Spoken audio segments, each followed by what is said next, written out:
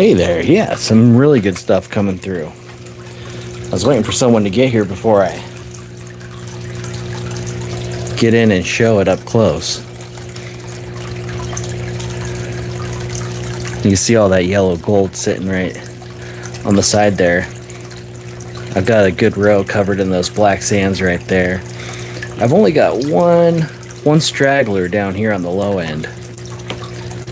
But yeah, this is all from that one with the little high banker that I was doing.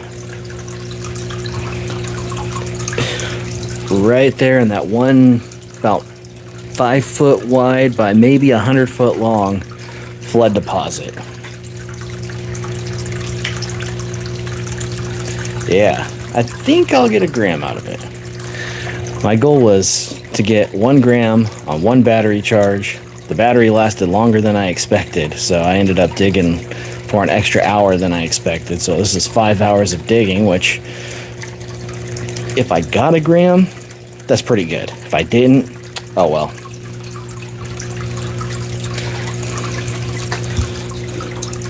Welcome. As more people get here, I'll keep moving it in and out, but I gotta add more material as the time goes.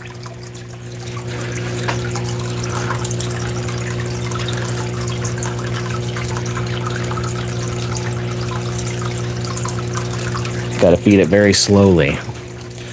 This is a little faster than the method I was doing before. Yeah, I remember you had that same Miller table. So I'm using it right now with this gold miser sluice to get it further concentrated, and then I'm gonna migrate it to the table itself when I can adjust it better level. Right now I have it pitched steep and I'm just using it as my platform for the gold miser.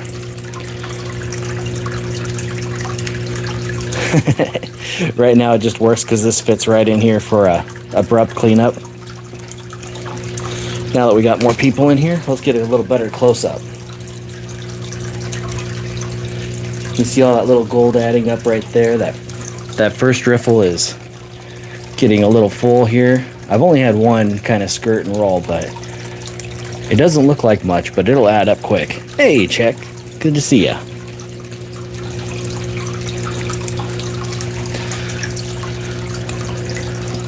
So what I'm doing roughly is I'm running till I see the gold maybe making it midway to the sluice and I see some more stuff coming out.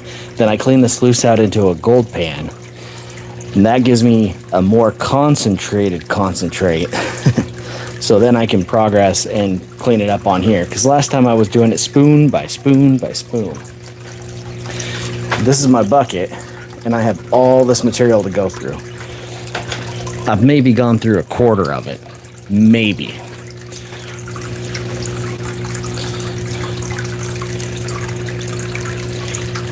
Up here in the slow spot of the flare of this little mini sluice, I like to just kind of draw and stir it up a little bit. I don't mess with the ribs. I don't mess where the ribs are. Only where the flow is slow and my thin little mini paintbrush won't disturb it too much. It helps let the lights separate out a little better. Now I already removed the magnetics mostly. I did one good run of the magnetics on this. So there's a lot of non-magnetic metals present. What is this? We are cleaning gold. So I ran for about 5 hours on the creek on Friday, last Friday, and the river, the big one. And I did that while live a couple times. Sometimes I had to get it off so I could rest my arm and keep digging. We are cleaning little bits of gold here. I'm sure some people have cycled in and out, but you see those little metal gold flakes. There's one right there. There's there. That's all gold. There's a couple right up there. So we're just letting the water carry these black sands down. And then they run through this little trough riffle. There's a piece on the surface there. This stuff's not dancing very well, so it's starting to pack up. When the gold gets to here, besides that one stray, we got 2 strays.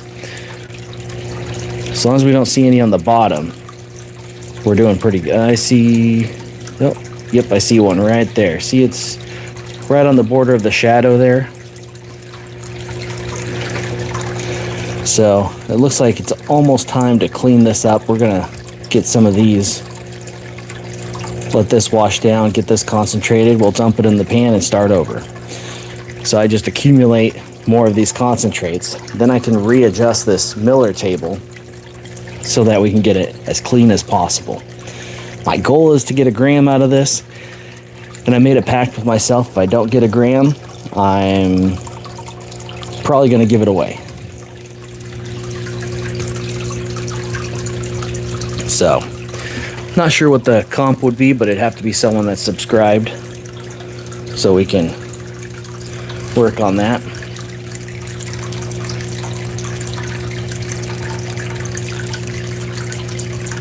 Just spreading these black sands out so they have a even little keel here. Once that front riffle loads up, I stop and let it do its action and separation. What's the metallic thing in there? All the black sands. They're a mixture of iron, tin, there's natural tungsten. There was a glittery pyrite rock I just swept out of there.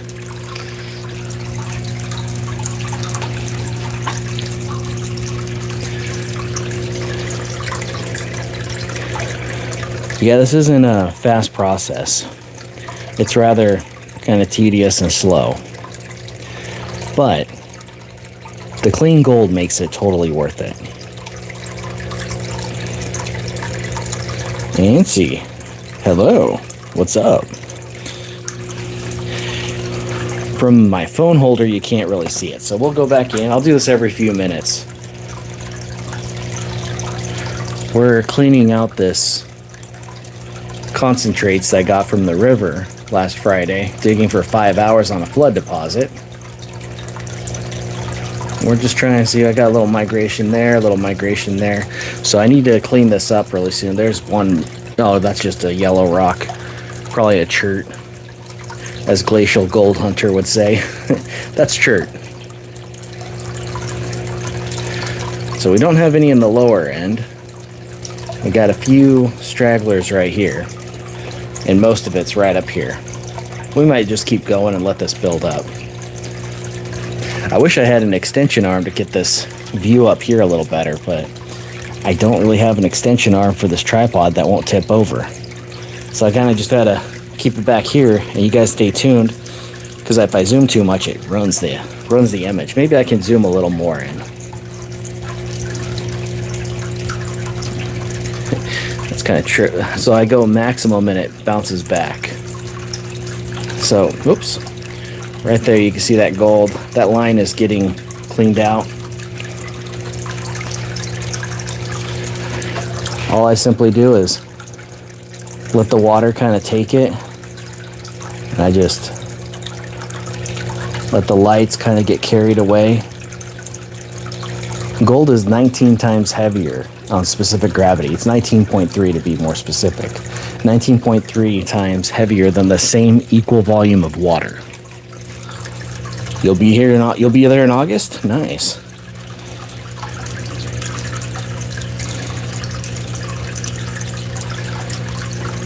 So now you can see this is just kind of washing down, cleaning the gold.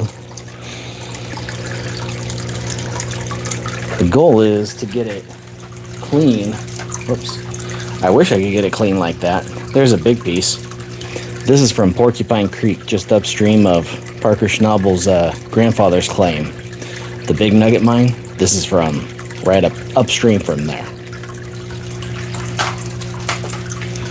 We're just doing some prettier, but there is big gold out there, but we're not dealing with that today. Sometimes you got to work the fine gold to get what you need.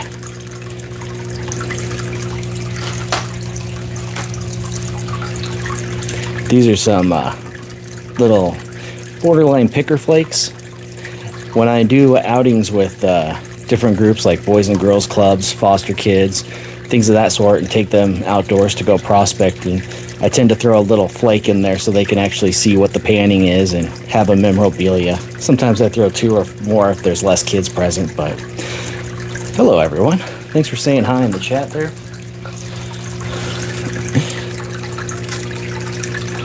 These are more of my smaller flakes here. I'd like to get this, I don't know what size this is, 124 ounce, 4 liquid ounces, 4 fluid ounce thing. I'd like to get that full someday. I'm working on it. I have a pretty good, I mean, you can see there, that's a good pile. It's about, I think it's like 17 grams. We're gonna move this around a little bit. Just kind of get some of those light sands off the top, let them catch the current. We've let the sluice clean out a little bit, which is good. The only place we really want to mess with is up top here, where the water is wide and slow. Because if you get into the channel part, you end up disturbing the riffles that are doing the catching of the gold. Nice. It's nice how it adds up, right? I know some of you have been in the live before and have seen that same gold, but that's how it goes. You just keep getting more, and it adds up.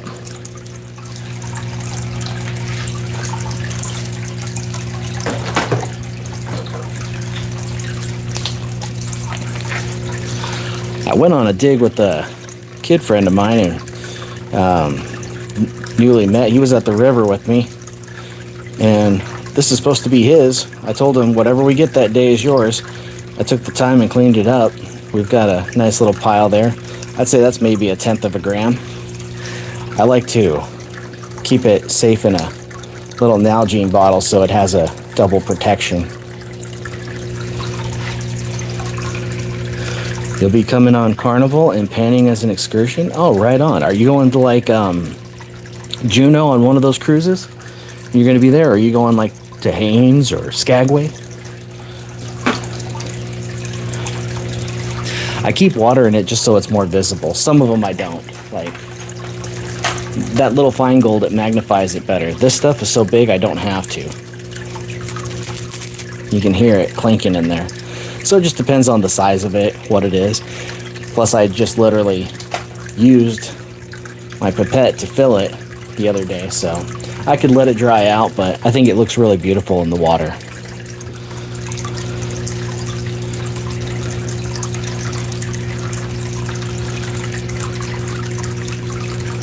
Always comes down to the fines in the end. Yep.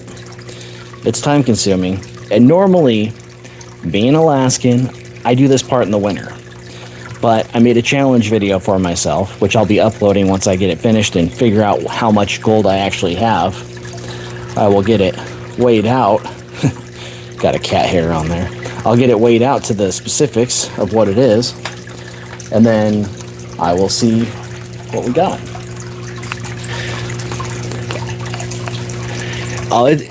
I love living in Alaska, but the winter is my burden.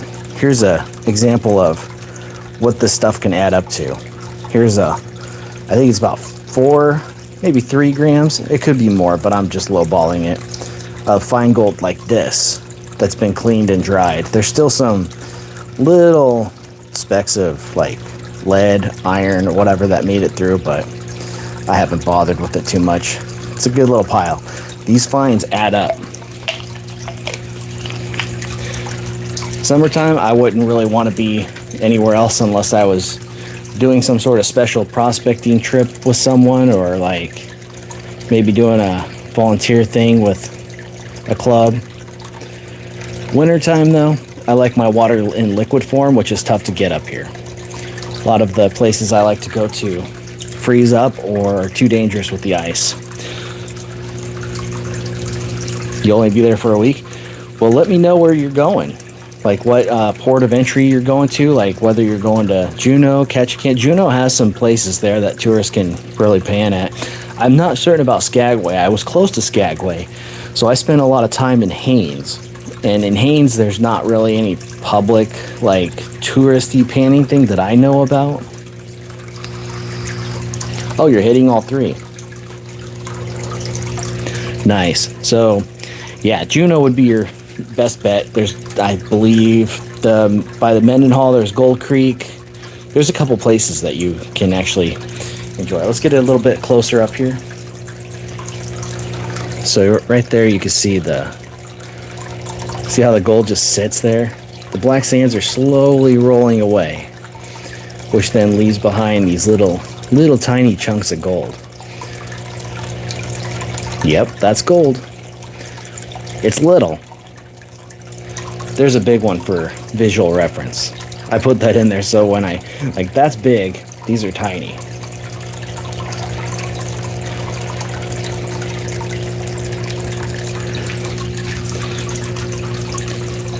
And then I take my hands off of this and I feed some more in.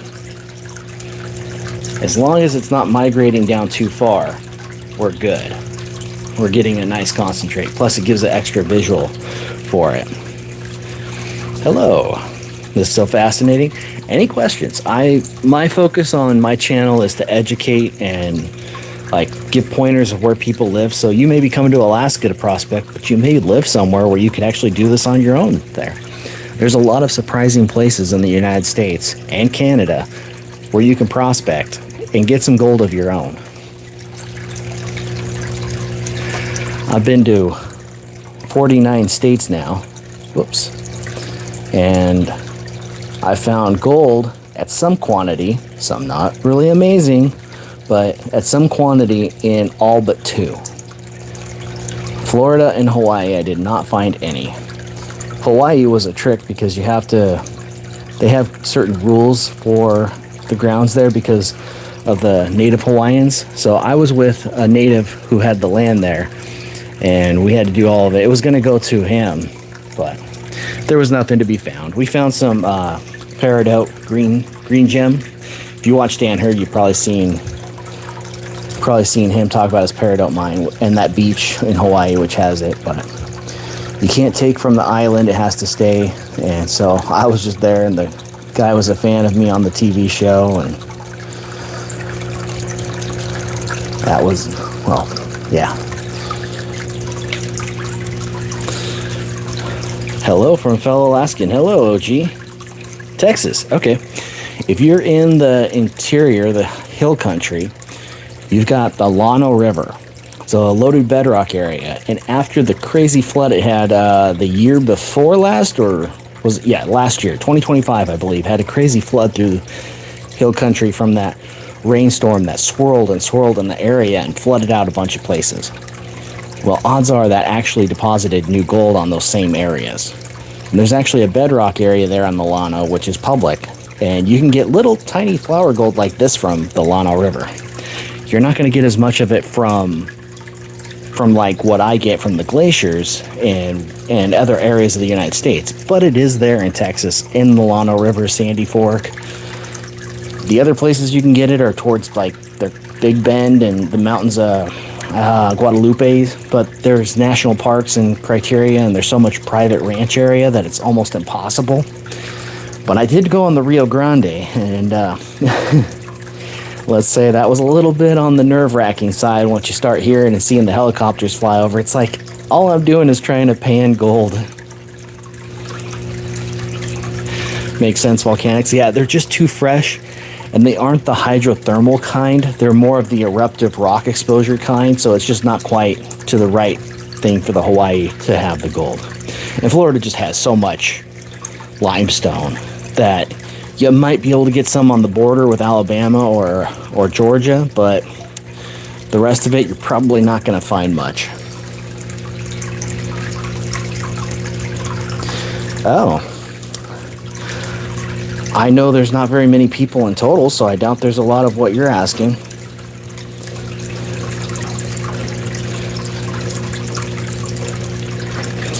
New Mexico. New Mexico actually has quite a bit. It's one of those kind of sleeper states where it actually has more gold than a lot of people know. And I, for one, have kind of been sleeping on New Mexico. I haven't really explored New Mexico that much. The gold I got was from near the Santa Fe River. And last time I was there in August of 25, I wanted to do some panning there because I knew this open spot, which was a public access by boat launch and stuff, where I'd got it before.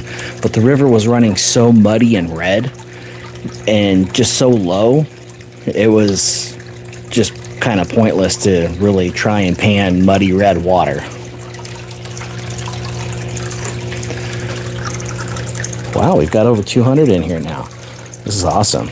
Welcome, everyone. I'm trying to keep up with any of the comments while I feed my sluice slowly. This is the gold miser sluice, so we're just trying to get the fine gold into good concentration.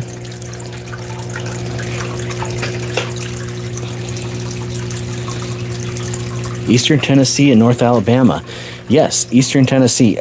Towards the center east, you've got decent areas that you can go. There's Coker Creek in Tennessee. That's a campground kind of place, but they also have panning options there.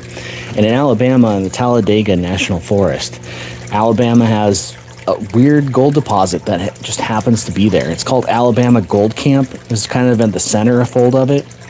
There are permits you need to get in order to pan or prospect in the Talladega Forest. I think they're like $25, but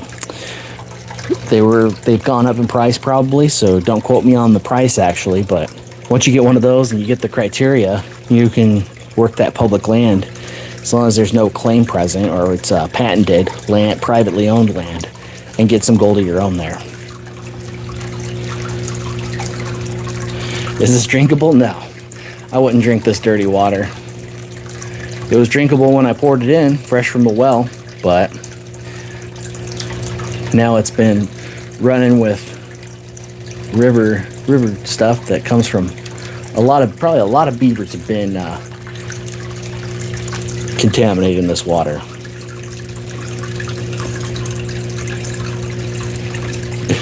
It's scary down there. Oh, metal detector for both the south.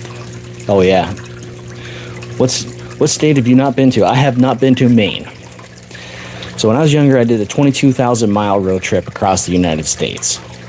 It was one of the best times of my life. I was doing it in a Suzuki Sidekick, 4-door. I was camping out of it. I would occasionally get a room to shower or do laundry and just to like stretch out a little bit, but I wasn't broke, but I just wanted to get more miles than I did have more luxury, and I just drove up and down, dodging weather, or trying to dodge weather. I barely dodged the tornado in Kansas.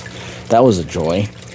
And so I just hit every state. When I got to New Hampshire, I was young and kind of silly. I heard there was a party going on, and I was like, oh, where's that at? And they're like, oh, Montpelier. So I ended up turning into New Hampshire and going towards Montpelier, Vermont, and I never saw Maine. The closest I've been to Maine again was in 2017, and we drove right up through New Hampshire to go to Quebec for a work thing.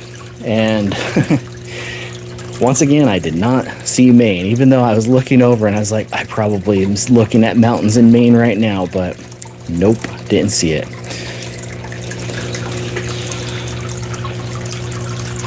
They used to get a lot of gold out of the San Joaquin. Yes, the San Joaquin flows down from, you probably get fine gold like this from the San Joaquin. Most of the heavy stuff would still be stuck in the bedrock and the gravels at the base foothills of the Sierra Nevadas, but I wouldn't doubt the San Joaquin or I know that the Sacramento River has good color in the gravel banks like this. Does it miss any gold? If I make a mistake feeding it too fast, yes. Or if it's a really pounded down flake that'll flutter down, yes. No gold system is absolutely perfect. No method's going to be absolutely perfect. You've just got to do with what you have for the time you have and try and get the best you can. What about Michigan? I'm in Battle Creek. So I've gotten gold on the Grand River. And then the only place I've ever used equipment, like serious banking or anything like that, was out of Athens, Michigan. Athens has a actual gold camp kind of deal, campground with gold digging there. You can get some of that glacial gold that formed the Great Lakes. So if you look up there, look in Athens, Michigan. How do you think this table compares to a blue bull? Blue bulls are slow. They're mesmerizing, but they're slow. And they're great at recovery, but you have to do multiple runs with the blue bull in order to get each cleanup cycle right, because if all the materials are the same size, the gold will win. So you put one piece to another piece of gold, the gold will win unless it's like platinum or osmium, iridium. But those are the criteria, kinda. You have to do multiple runs at multiple classifications in order to properly get a blue bull to run and capture the gold right. We're at in Alaska. Do you do your mine? I do it all over.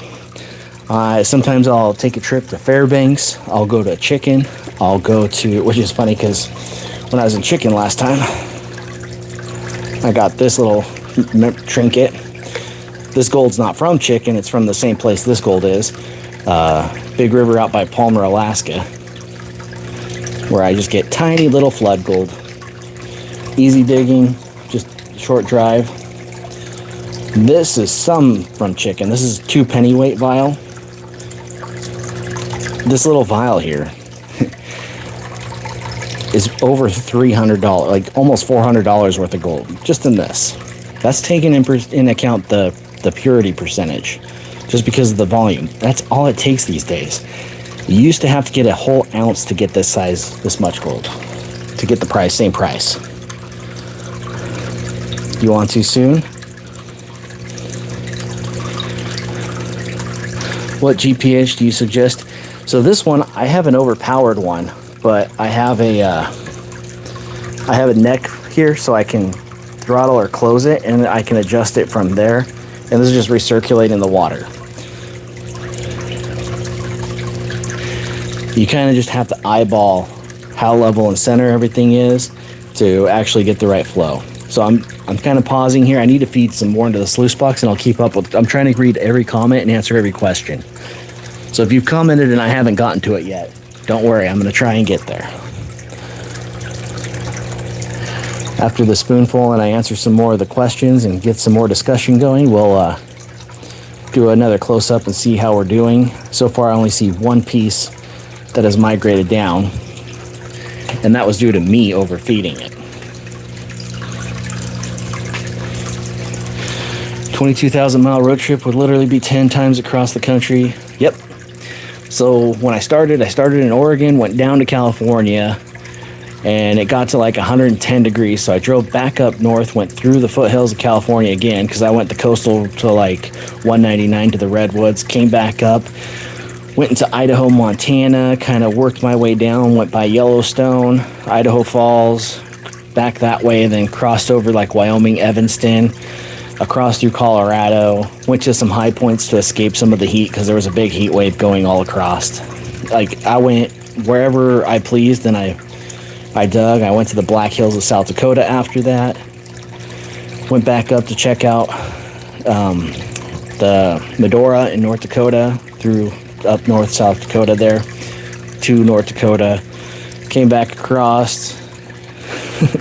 Like I went all around. I tried on the Red River on the border by Fargo, didn't get diddly squat. Went over to Minnesota, got a little bit near one of the lakes there, went to Wisconsin, cut across, tried Iowa, got a little bit of powder, like even finer than this stuff that you're seeing. I went all over on that 22,000 mile trip. And sometimes I went past places again, and so when someone says, oh, I'm from here, you've probably never been there, I might have seen a sign for it because I've driven all around.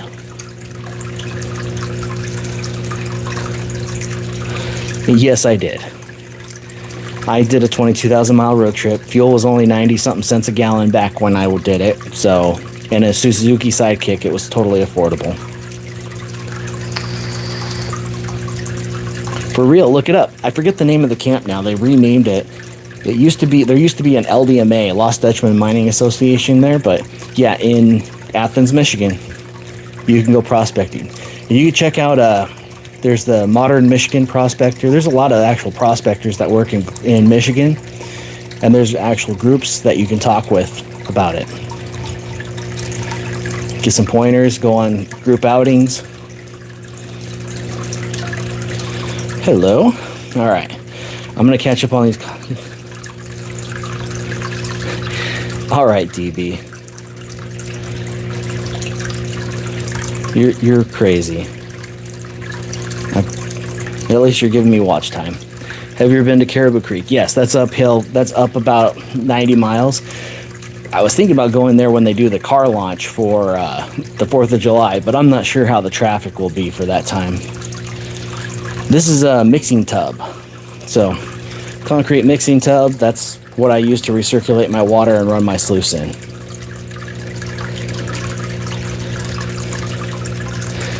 All right, have a good night, Kamudge. Use gold to remove black sand. How long you been gold mining? I started when I was 9, but seriously when I could drive. When I could drive, it was game on. I had been hooked ever since I started watching the gold prospectors on Gold Fever on, it was the Nashville Network back then. I'd rode my bike many times to creeks trying to get some color and gold from there without much success as a youngin'. I was using a metal pan at the time because that's all I could find. All the other ones you had to do a mail order from a catalog. The internet wasn't around back then yet. It was like early 90, 91. And finally you could hear the "you've got mail" in 92 if you were lucky enough to get accepted into the limited number of phone lines for your dial-up. This is a hard form sluice, the Gold Miser.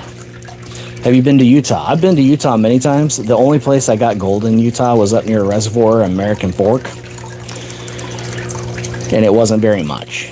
Utah, I'm sure, has a lot of good potential and really good spots, but I don't know where they're at. And Utah's kind of one of those I always end up skipping by because I know places in Colorado, or I already was in California or Nevada detecting or whatever. Hey, I got caught up with the comments. Right on. I've got good gold from Caribou Creek. Nice, nice. I need to explore there more. I ended up just doing more rock hounding on the low end. I know that upstream is really good, but when you get into that glacial fan, that open area where it's so broad, this is probably came from Caribou Creek. A lot of this gold probably came from there downstream on the Matanuska where I got this, but 9 grams. Hot dog, you did well there, OG. Nice.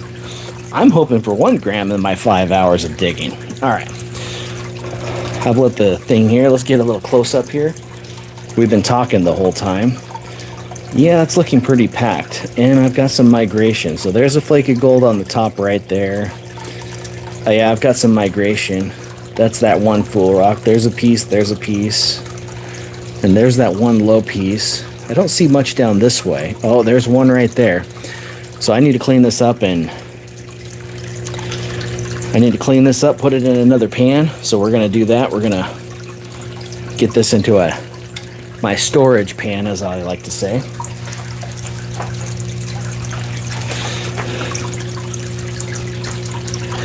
It's all part of the concentrating. So I've ran this stuff already.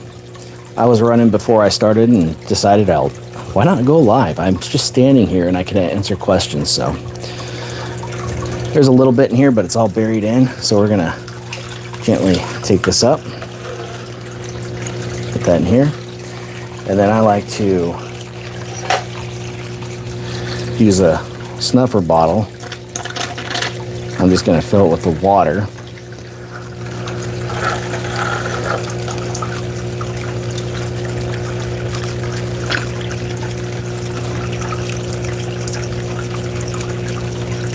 I just rinse every riffle down.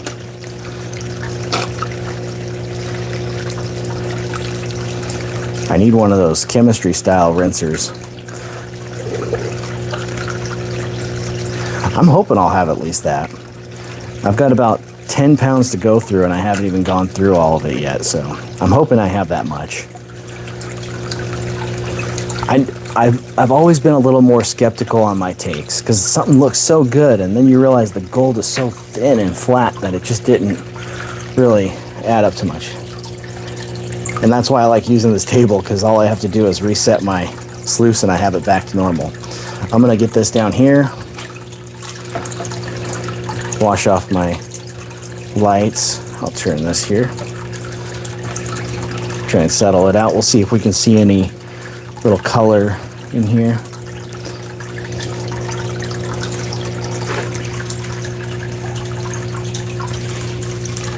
And that's just what's poking through the black sands. There's more as you get down here and it exposes, so there's going to be a lot more cleanup to do. There's going to be a lot more cleanup to do. But that's the name of the game when it comes to fine gold. So now I'm going to set that to the side.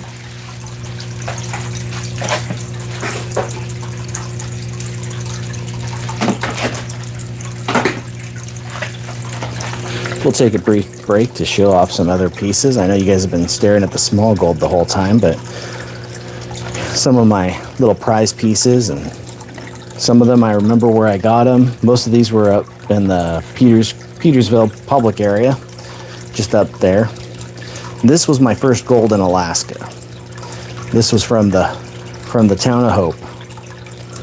My first gold in Alaska, and it's never left this vial ever since. It's always going to be having memories. Hey, thank you. I see that little gift popped up. I appreciate that. No need to do gifts. My information's free. If you sub, that's free. If you like, that's free. I don't really expect any gifts, subs, or anything. I mean, subscribers are great, but no, like, I don't need any monetary stuff, but I appreciate it. Let me catch up on these comments. I'm hoping I have that much. Tony hiring? I don't know. Clapping Seal. Bonnie. Thank you. Up by Peters Creek. Yeah. Most of these came from Peters Creek. I like to save and hold on to my character pieces. I love to hold on to character gold. I'll sell the smaller stuff or put it into pay dirt bags for like foster kids or different group outings I do to kind of promote the kids into loving prospecting. But how is the Petersville use? Easy to get to? It depends on the time of the year and how they maintain the road. Let's get some spoons.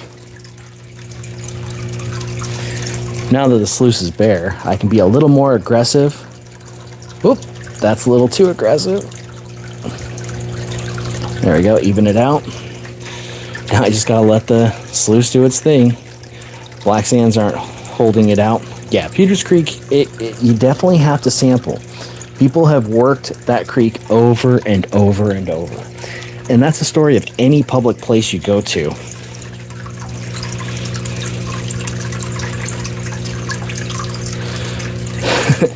We took gold from them? Okay. I mean, yeah, then the disputes, they didn't realize what California had, and then they did their treaty stuff, and then realized later, oops, kind of like the Russians with Alaska, you know, things happen and things get conquered, bought, taken over, just how it is. I wasn't part of all that, I'm just living where I live. Let that do its thing. Oh, sounds like they cleared the washouts. Cool. I would like to get up there before the season closes, but because the working season where you can actually be in water dredging is May 15th to July 15th. And a lot of times you barely have a week or two because of the snow, the road conditions, because when the snow melts away, the road still has to be repaired. And then the road is a mess. And then you got to wait for that. And by the time it's almost July already and you've got barely 2 weeks to go.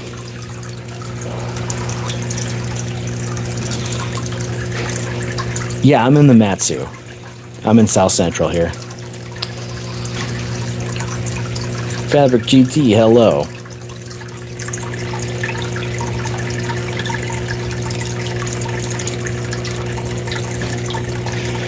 So I'm just kind of rustling this up so the lights get carried away.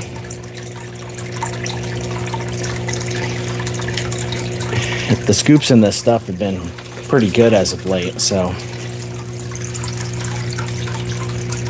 I was using my Crux high banker, which I do have affiliate links for, but I love the equipment and I don't really push it. But I mean, if somebody's already going to buy a high banker and wants a nice lightweight one that's really rugged and durable, that's what I recommend.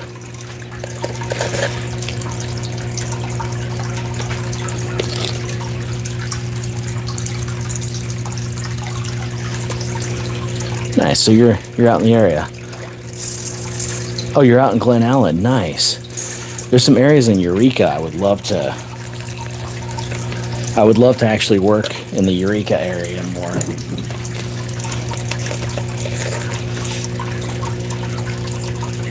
So, where is the weight? Fine gold or nugget? I only have fly poops. Biggest find is 2 millimeter. So a majority of your gold's going to be fine. That's what I'm doing here. I normally do this in the winter when everything's frozen, but I got a video to post that I need to finish, and I need to get the weight, so that's why I'm doing this right now. Usually, I just set all this to the side. I mean,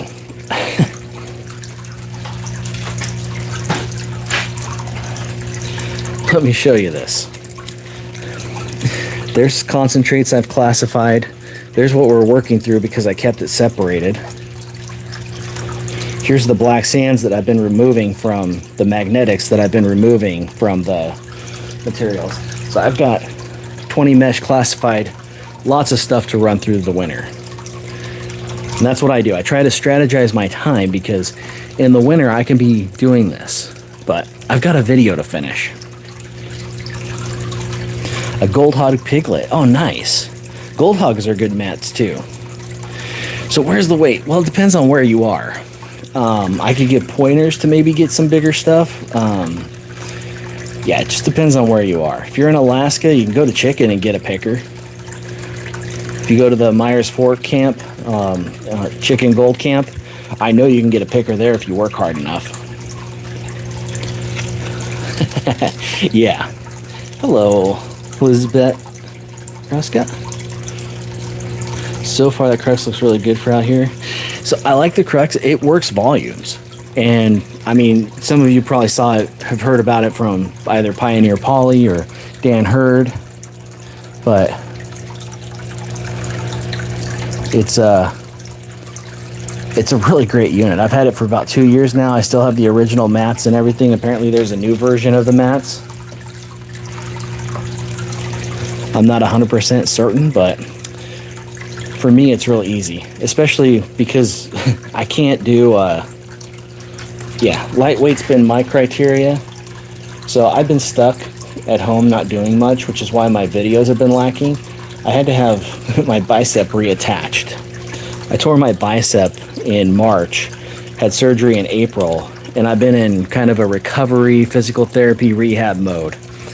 And so I can't lift heavy things. It's been very mind draining on me. And that's why I've gone live more and just trying to...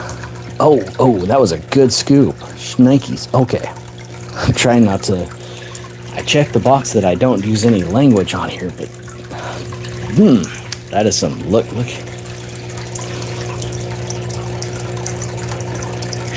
In just like 2 scoops or 3 that I've done so far. Nothing's migrated down here yet.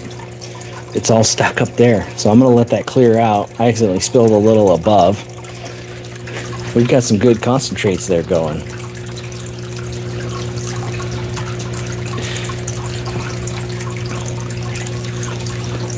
If you decide to get the crux, I'd appreciate if you use my link. So Kyle apparently removed my logo off the page. Like, I wasn't expecting to be a affiliate or anything, but I just loved the unit. I wanted it. And I did multiple videos. I do a lot more video. I used to do a lot more videos on the other platform with the TT. And I was like, why am I just doing one? I need to diversify and spread out. I need to teach more people, and not a lot of people like that platform. It was easy to start, but... Oh, I need to move this camera so you can see better.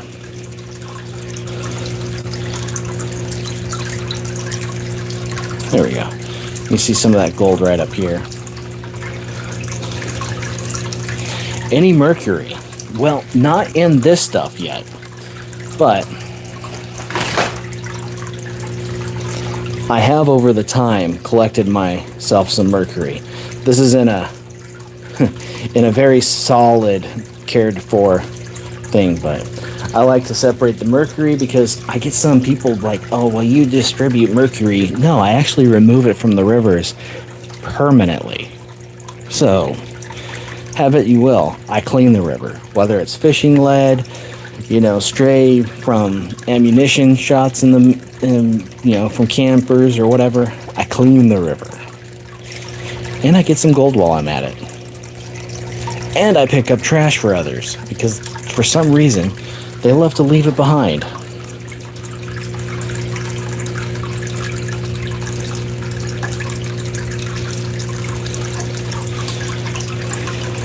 What GPH do you suggest? For the crux hive anchor, I use a 2000 GPH, which pulls about 6 to 8 amps depending on the water viscosity. So I got some glacial till silt water, which was giving me a little resistance.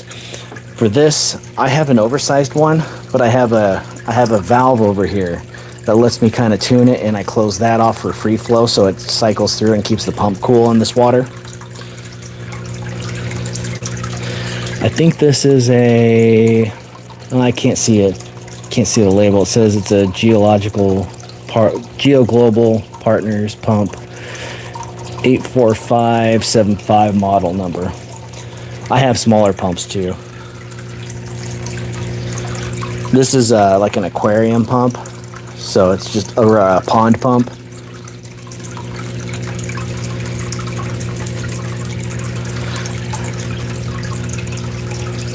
Yeah, the trash gets on my nerves. One time I was at a claim in Oregon way back when, 2003, I believe, and I was bringing bags up. I had to hike it was about 100 foot down this hill slope, and then about 200 foot walk to the river on this big bend from the roadway where you could park.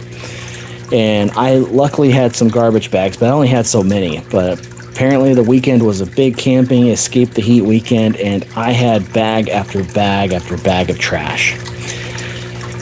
Every time I'd come up with a new bag, I'd set it, go back down, grab a new bag, set it. Well, some road workers came up there, and they're looking, and they're like, "Why are you dumping trash out here?" And I'm like, "I'm dumping trash by coming up the hill with a loaded bag." Put two and two together here.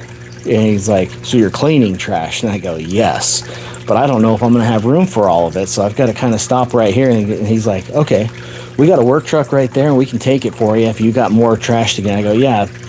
So this is the claim we work down here, and apparently all the campers, we can't keep people off the claim because they're welcome to swim and, you know, use the river, fish, whatever. They just can't. They just don't have the mineral rights to be there, like digging.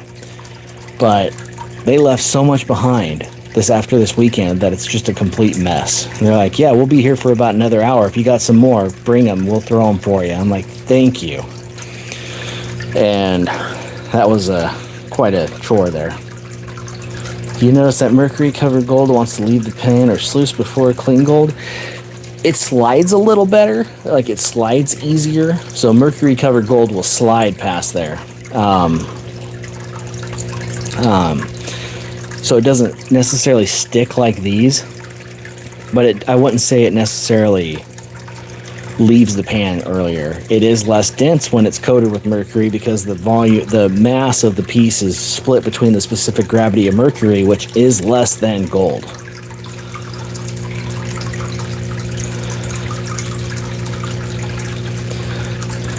I appreciate it. Most weekend warrior. Yep, that's definitely the truth. Have a good one, No G, if you're heading out.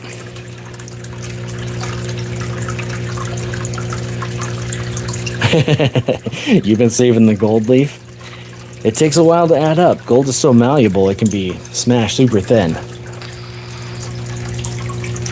So I've done about 3 spoons here. I've been letting it kind of flow to clean.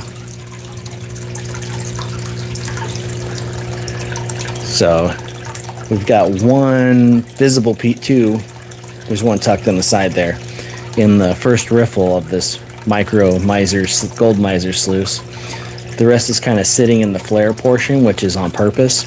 So it lets these black sands, as you see here, they're just kind of rolling down. They're just slowly rolling down and leaving the gold free. I'll probably push those around to get them a little bit more separated, and then shoot, with the way that gold is right there, I could probably just snuffer it up.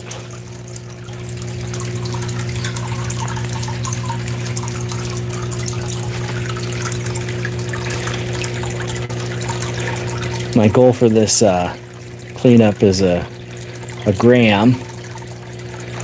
I'll probably do another giveaway. Oh, I need to do that.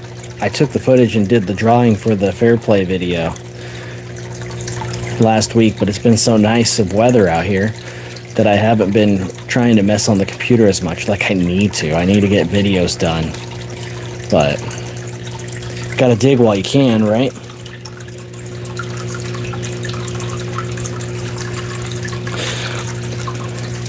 You have 50 acres with a stream running through it in New York. What are the odds gold there? Depends on where.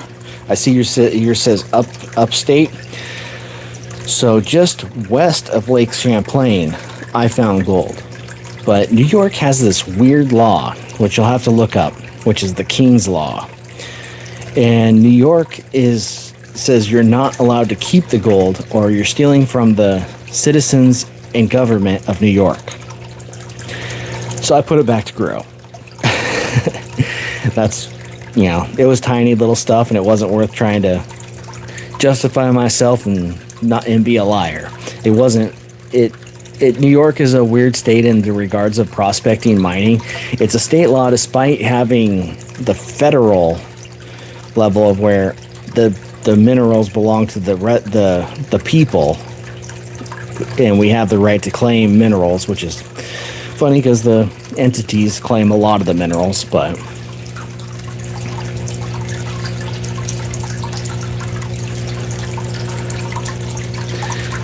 hey, Snowman, you aren't a gold hunter, you're a gold digger. I mean, yeah, I dig for gold. I like the part of hunting down where the pay streaker line is, so once I have it, it's still fun, but it's finding that one, it's searching the treasure hunt for where is this going to be. So like this stuff came from a glacial fed river, a big river, and I rarely ever find quality gold like this.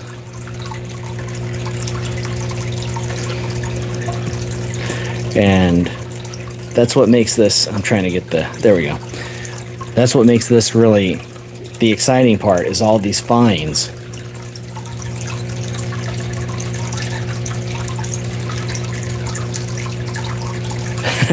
Yeah, definitely don't. But that's just a fair warning for you. Like if you're finding it there, don't be saying, "Hey, look what I found" to everyone, because you tell the wrong person, then have at it what you will. If it's on your own property, I mean, what are they going to say? Oh, I dug my dirt on my property and found this on my property.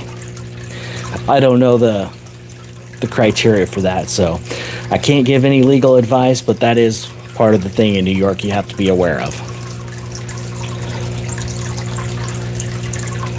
Was actually catching fluid mercury where I worked out of 16. Oh, dang. Yeah, just make sure, yep, with a retort, bingo. The retort's the responsible way to separate the mercury. Keep it contained, don't just vent it off into the atmosphere, retort it, recapture it, and you can turn it into somewhere that'll dispose of it properly, but most places don't do that. So they'll resell it to industry that uses it, which is kind of irritating, which would be for either compact fluorescent bulbs or whatever. We turned in a gallon of mercury to a Washington department when we were trying to prove that we clean the streams of mercury, we clean the streams of lead, and we even used various demonstrations of a dredge to show them that it won't harm fish. And then they go and they use the same methods to move fish from one part to another to transfer them from trucks. And they still were like, nope, you guys definitely harm fish. And it's like, you are so blinded. You got your blinders on.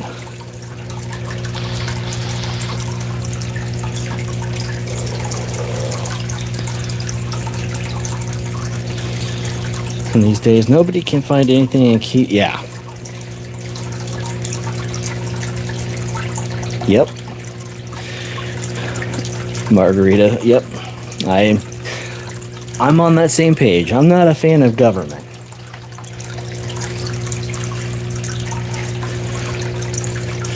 They like to get involved where they really aren't needed and overstep on their stuff, but they feel so justified in doing so.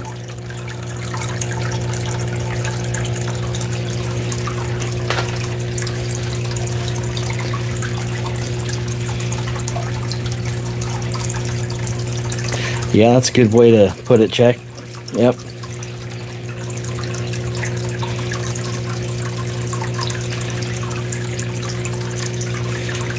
Yep. We're gonna gently push these lights around so they start to roll down the sluice a little bit, get that separation. I can't really push the pump any further or flow any faster. I need the recovery to be good for this fine small gold.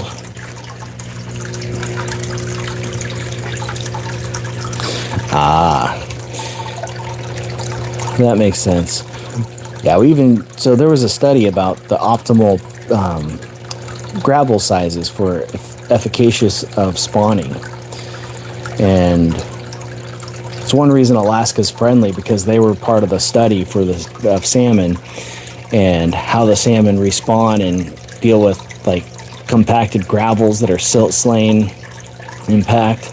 Because Alaska has a lot of glacial silt, but somehow this area has been great for salmon over the centuries, millennia.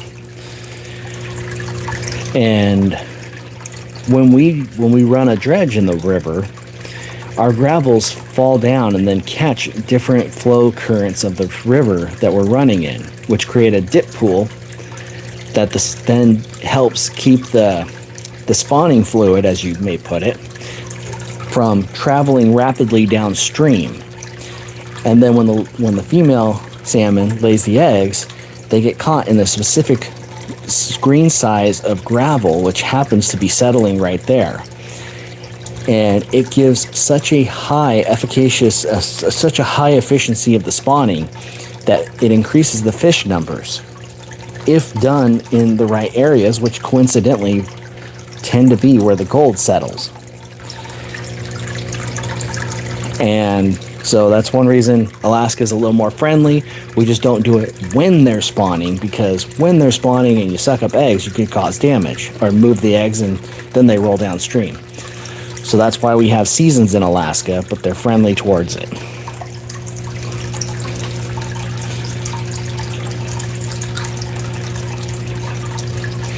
Yeah, it's maybe it's a matter of control, maybe it's whatever, but I just love gold.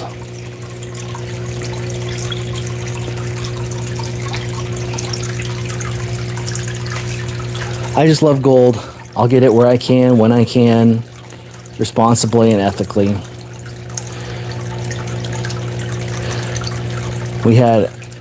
I went to DC and did lobbying back 2003 as well. And I was trying to fight for the small scale miners. And let me tell you, the amount of money that the big operations put in to fight against us, it was amazingly, like, they don't like having, think of us like little worker ants. There may be 2,000 or 3,000 of us at a time in the country going out, maybe more. This is just a lowball estimate. And we're all working for a little tiny piece of gold. And what we get in gold ends up being an economic boost because it's values from the ground that are valued by other people. And when so many of us are working like little ants, we leave barely to no impact on the environment. We're direct competitors to the large ones who, yeah, they produce a lot more gold for industry, for jewelry, and all that sort of stuff. But they leave impacts, which is why they have to have environmental impact studies and all that other stuff. But us small-scale miners, what we turn over in rocks and gravel will wipe away by the winter's raging water. You know, some of those mercury creeks are being used. Can you filter out mercury? I don't think so. I know you can't do the methyl mercury, which is what happens with mercury when it's eaten by some specific, I can't pronounce it, bacteria. So when mercury is sitting stagnant in the water, there's a bacteria that'll eat it and turn it into methyl mercury. And that mercury is pretty hazardous. But fortunately, because of water volumes, it's rather dilute and won't immediately cause problems. But the fish that deal with it all the time on a constant basis, they will get that. But you can separate it through RO and different processes to clean the water. I know there's a heavy mercury-laden stream down in near San Jose, and there used to be a mercury mine up there. And we offered to go in and try and remove a lot of the sitting mercury that's in the river. And they said, no, we don't want to touch it. We don't want to disturb it. And it's like, we will capture it and remove it so that it reduces the amount of mercury developed for the San Francisco Bay. What do? They bring in excavators to scoop it.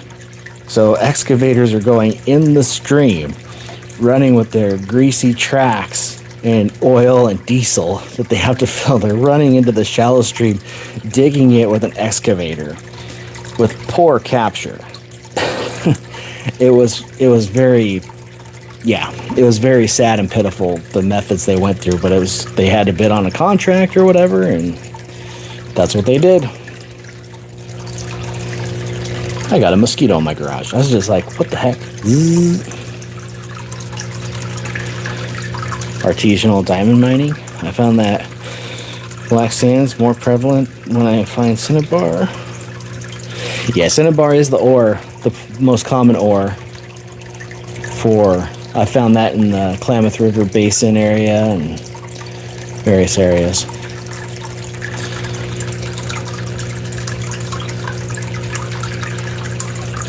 Counterproductive.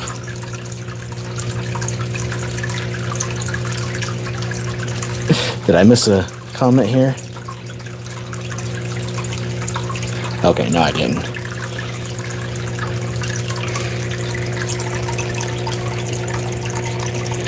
Yep. And they like to use they call it their environmental cleanup. Now there's gold dredgers doing it in, they're cleaning the streams with dredges, because California did find that. But it takes a little getting around the rules and using the same policies that the environmental groups that argued it had to do. Let's get another scoop in here. Actually, before I bury it, let's take a look at what... So you saw me, if you were here earlier, you saw me clean the sluice out into my other pan. And little by little, we're just getting more of this tiny... Oh, there's a piece of lead. That gray, that's a piece of lead. And there's another piece of lead right there sitting amongst the iron black sands. And where's that other one? There's another piece. The red rocks are a pyrite iron oxide.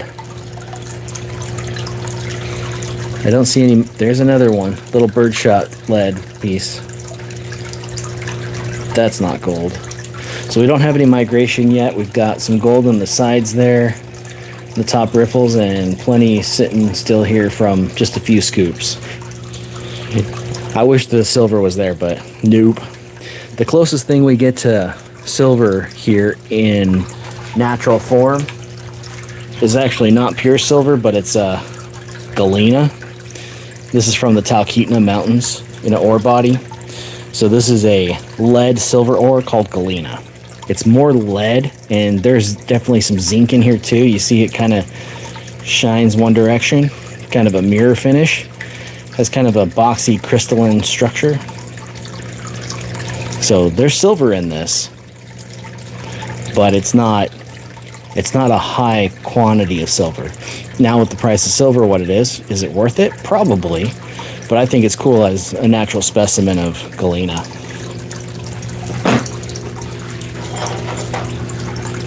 It kind of resembles pyrite.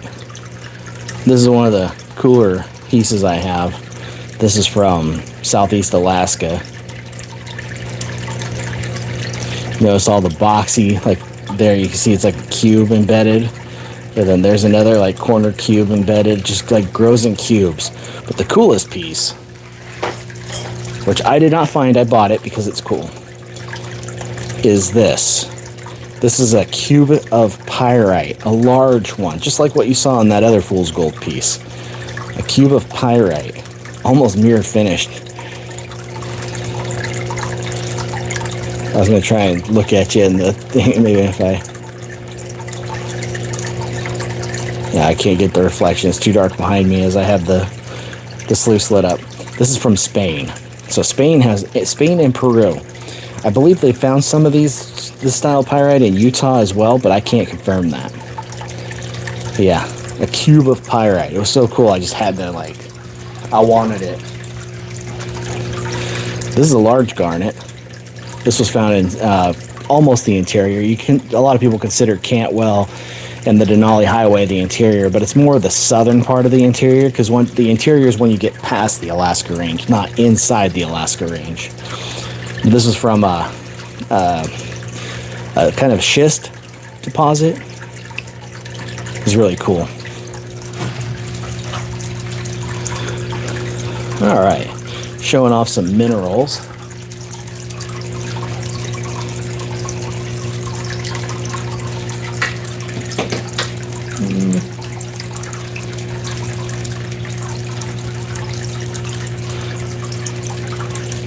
This is a larger piece where we were getting that galena from.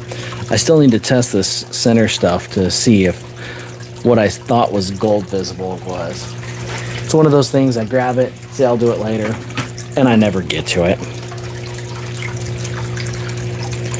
All right, time for more scoop.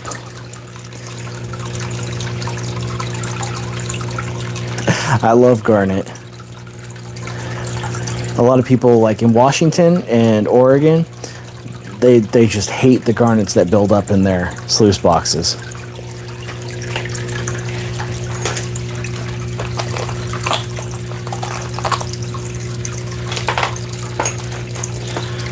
That's a Arizona amethyst chunk.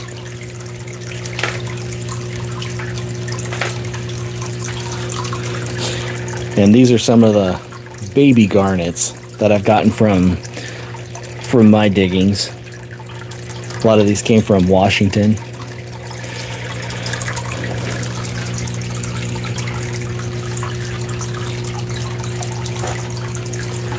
I want to eventually go to Garnet Beach that Dan Hurd has talked about, because he said it in his video, you don't have to ask me, you're welcome. He said it on video, so I know that he's letting people do that. If I can find it where it's actually at, I want to go visit there when I get my camper van. Take it up back there, and I want to do the gem sieving and getting bunches of gemmy red garnets.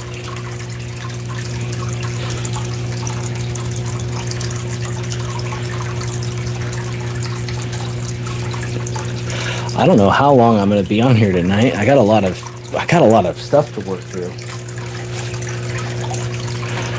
I need to get this gold all separated, and I need to get it weighed.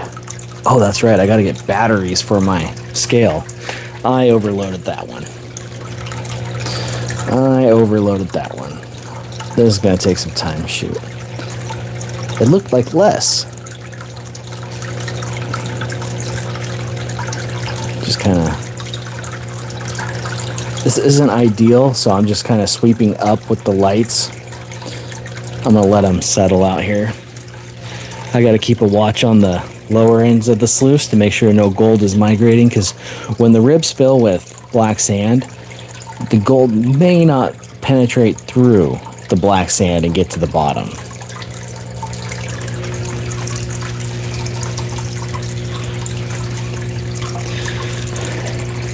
So how many of you are prospectors in here? I've seen a few comments, and I recognize a few that are repeat visitors that are prospectors.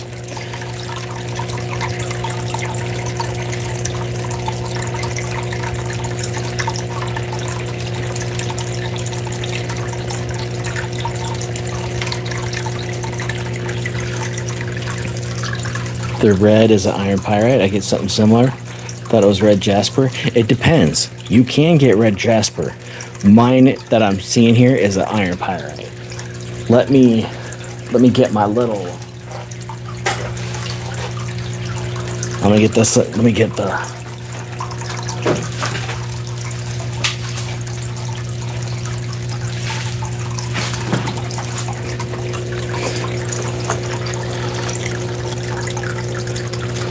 You can kind of see this. This would be, instead of looking so brown like it is, this is a bunch of pyrite and lead from another cleanup separation I was doing.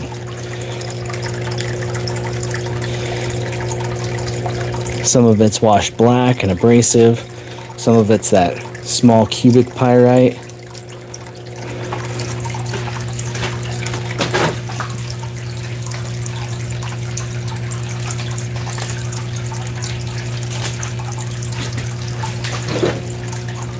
Here we go. I got a better scoop of the material. So right there you can see a little cube, which is like a miniature one. And all kinds of pyrite.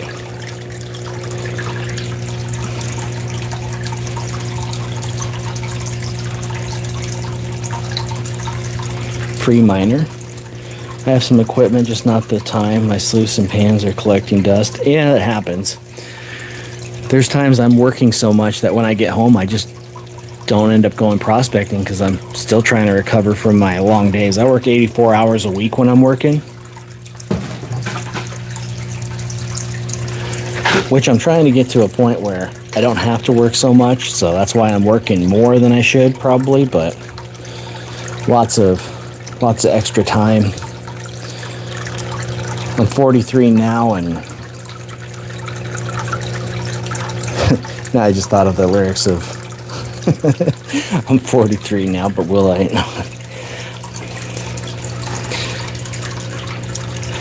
Oh, you had a GPA certificate card long ago? Nice.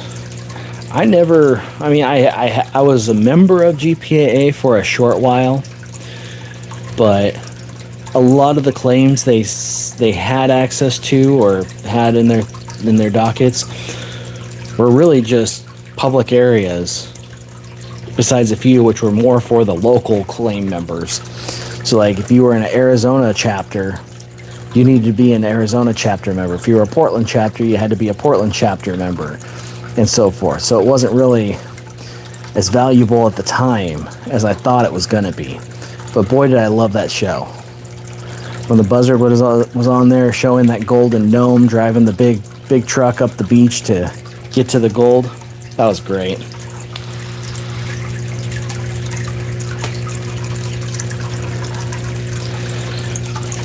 The problem with that show was it came on at 9:30 p.m. for me on the West Coast. And being on the West Coast, my bedtime was 9. So I'd have to be all quiet and sneak into the living room to we had a 60-inch projection big screen TV. And I'd have to be very quiet and sneak my way into the living room there. And then I would turn the TV on with the volume down. I even mastered turning the screen brightness down so that it wouldn't light up the entire room and it could be seen under the doors. I would open a closet door so I had a block shadow so that my parents wouldn't see. It would dampen the light. And I would sit there trying to watch that show. And I got busted so many times, but despite good grades, good behavior, doing things, it didn't matter. They wanted my bedtime to be 9. And it's like, of all things to be disciplining me for watching a gold show. Hey there. Drop bear prospecting. Oh, I'd love to go to Australia again. That was back when I had money. And a GP 3000. I wish I had never gotten rid of that, but nowadays the technology for metal detectors is so great that GP is really outdated now.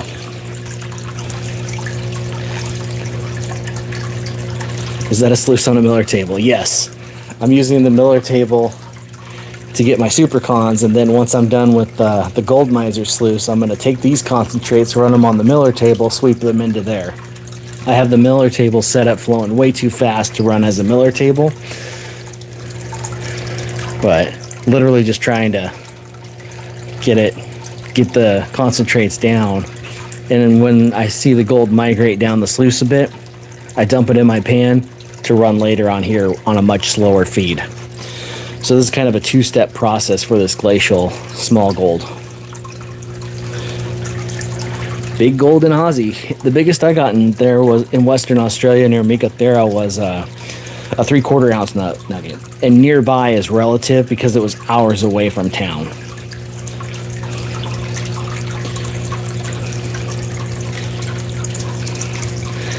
I've still got Dad's old pan from the GPAA. Oh, right on. Do you save your black sands, roast it, or using a tumbler? I save my black sands because I'm kind of silly like that. Like maybe there may be gold in there. I have some Chapman flux actually right here. And I've got a double forge furnace down there, and I've got new crucibles, but I just haven't set them up. and I want to get a good run, and I need to build myself a cone mold, so then when I get the ore deposit and all the flux drop out and I pour it into the cone mold, I can get a decent read on it and have that bottom stuff, much like what Jason with Mount Baker Mining Metals does. And I'd like to see if there is in fact gold in all the black sands that I've, the super concentrates that I've built up over the years. Hey there, Alaskan Assassin. Good to see you here. Love the thought process. Yeah, it's a lot slower. I usually do this in my winter time because it's frozen and the water's not in liquid form. But the reason I'm doing it right now is so I can get the way out from my trip, because I'm doing a video on can I get 1 gram in one charge on my battery. And I dug for 5 hours and found out I still have extra charge on my battery, but I don't know the gold I got. I did sample pans and was getting 20 to 30 colors in every sample pan. And I ran my Crux high banker out on the river trying to get as much volume worked in those 5 hours as I could, one-armed digging, which I did in another live. So if you scroll back in the videos, you'll be able to see when I was working for this stuff and the sample pans I was showing. Now we're doing the cleanup.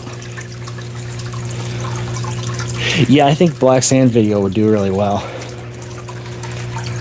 So, I don't remember where exactly, but I have like a 4 kilo and a 12 kilo crucible that I've got.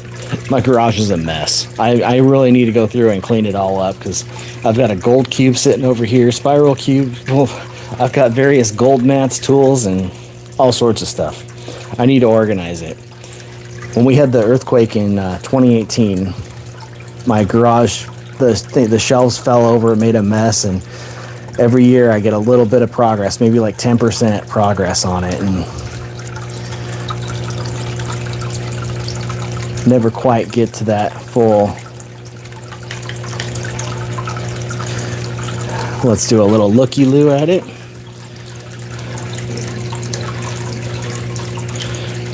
How'd you rip it? I was going upstairs, using the handrail, going upstairs. Yeah, it was like 30 below that day, but why it ripped, I don't know. I think it was a previous injury during strongman competitions, because I used to do a lot of strongman activities until my family required me to not be injured or I'd lose work. But luckily I have my short-term disability and long-term disability insurance, so this injury didn't wreck my family financially, and I'm doing okay. But yeah, I have a new scar from mid-forearm to mid-bicep from my surgery. Not the most pleasant, so I'm limited on lifting. I'm limited on things, but you see, I can't tell in those. It looks like one little piece on the left there, left center of the screen. I don't see any other down here, so we're not getting a lot of migration. So we're good to feed more. Most of it stays right up there. As long as I feed it in the top 2/3 of this flare, it's not enough active flow to get the gold to move, but it's enough to let the black sands slowly roll away. You see how they kind of, they've slowed down quite a bit. They need a little bit of movement, and do that. Thanks for subbing. We're gonna add some more material. I still have probably 9 pounds. 9 pounds.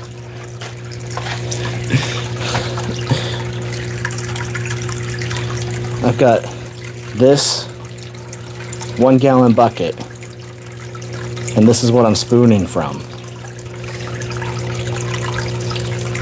I've got the concentrates wet so that it doesn't cause a floating action. Oh shoot, I missed the top there. But that's why this has been so slow, because I want to recover every bit of gold to get an accurate amount of what did I get from that dig.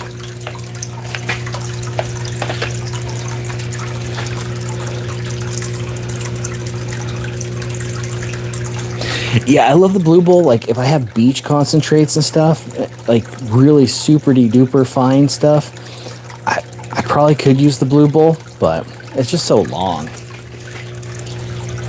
Last time I was doing the blue bowl, I used this 60 mesh classifier, which is super tiny stuff.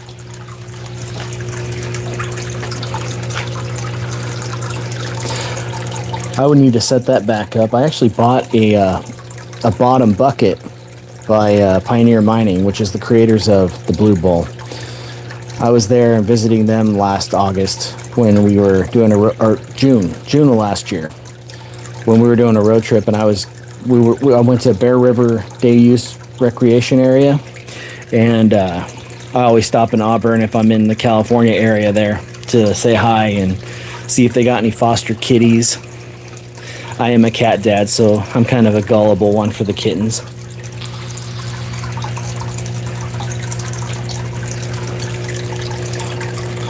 But while that sluice cleans out, I know a lot of new people have rolled through the area, through the live stream here. Some are just in here, some are out. Here's some of the pickers I have accumulated over my time. I've had to sell quite a few. My best year was 100 ounces in California, but for one summer.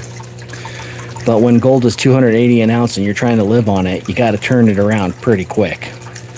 Now with gold at 4,000 plus, you can manage to hold on to a little bit more and make it up. Sell your little stuff like this and keep your big stuff for show-offs.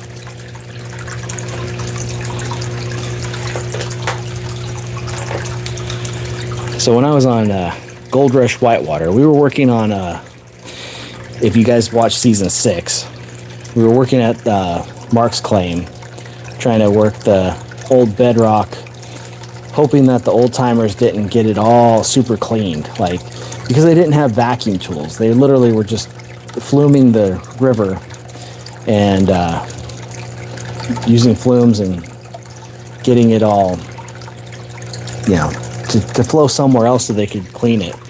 And this came from Porcupine Creek, just upstream from Big Nugget Mine. I got this in a couple hours of shoveling into a fluid bed style sluice.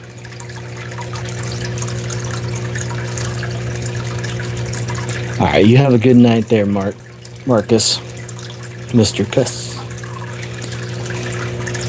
Appreciate you stopping in and subbing.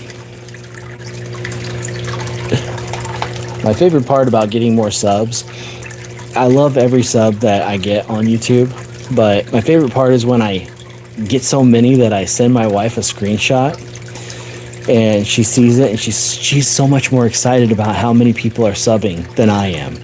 I want the views, I want to help people, but she gets so excited about subs. So if you want to make her day, you can do that.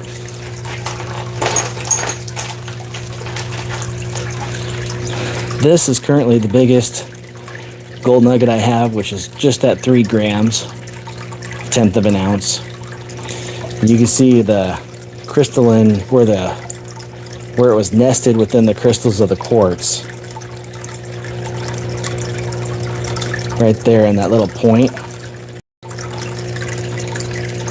Oh, thank you for that coin gift thingy there. No need for that, but I appreciate it. Thank you very much. Was there much fine gold at Porcupine? I think there was, but I think the miners didn't really care about as much fine gold recovery. So I ended up working, Paul on Gold Rush Whitewater and we were helping Mark fix some things. I actually did some welding for him to fix up some of his buckets, hard face, and clean up things, because he actually has a decent sized operation going. So I was helping him do some cleanup and fix up while I was out there in my spare time.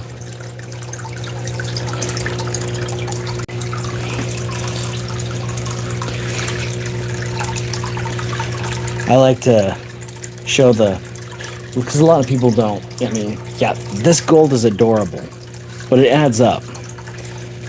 There's about, I believe it's 11 grams of smaller flakes, maybe match head size pieces. Keep that focus on there. I'd love to fill this 4 ounce. This is a 4 fluid ounce Nalgene. I like to use nalgene because they're very resilient, but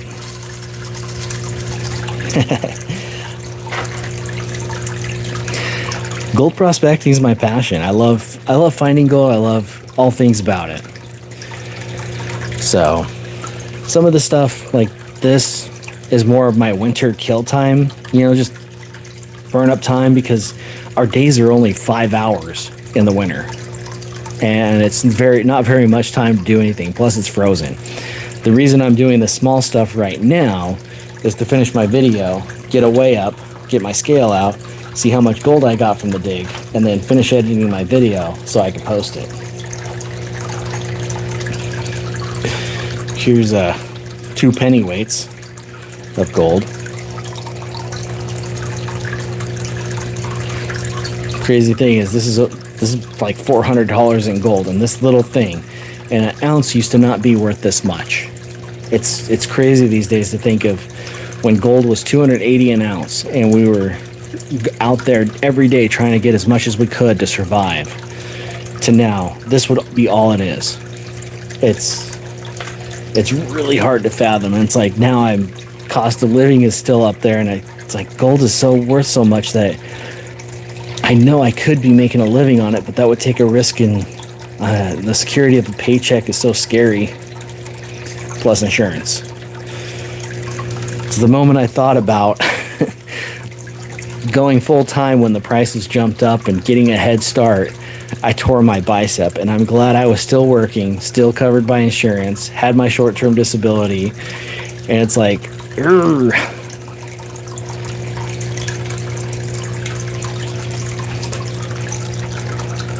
We're gonna add some more here. As soon as it starts migrating down, I'm just letting it wet and collapse into the sluice here on the header. Yeah, nice pile. Don't get me wrong, it's taking some time to get this. This wasn't like, all right, I did great in one day, I did great in one dig. I'm not as fortunate as like Dan Herder, Pioneer Poly, with so many connections and having people help get claims and getting these stellar, you know, crazy claims. I'm not that fortunate right now. I don't have the network, but it's doing well. The network or the money.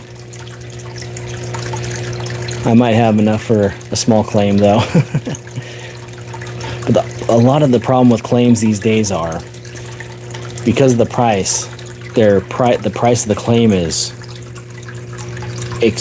You listening voices? Lame? What's lame about it? Talking about lame of that gold? Yeah, it's kind of lame, but this is pretty good. That's pretty good. That's pretty good.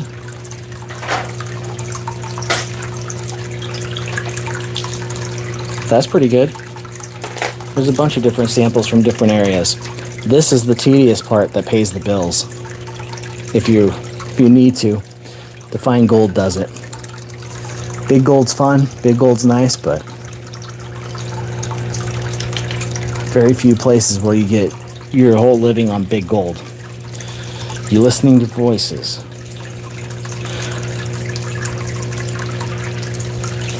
I'm reading comments, answering. Hello, Keith Pierce.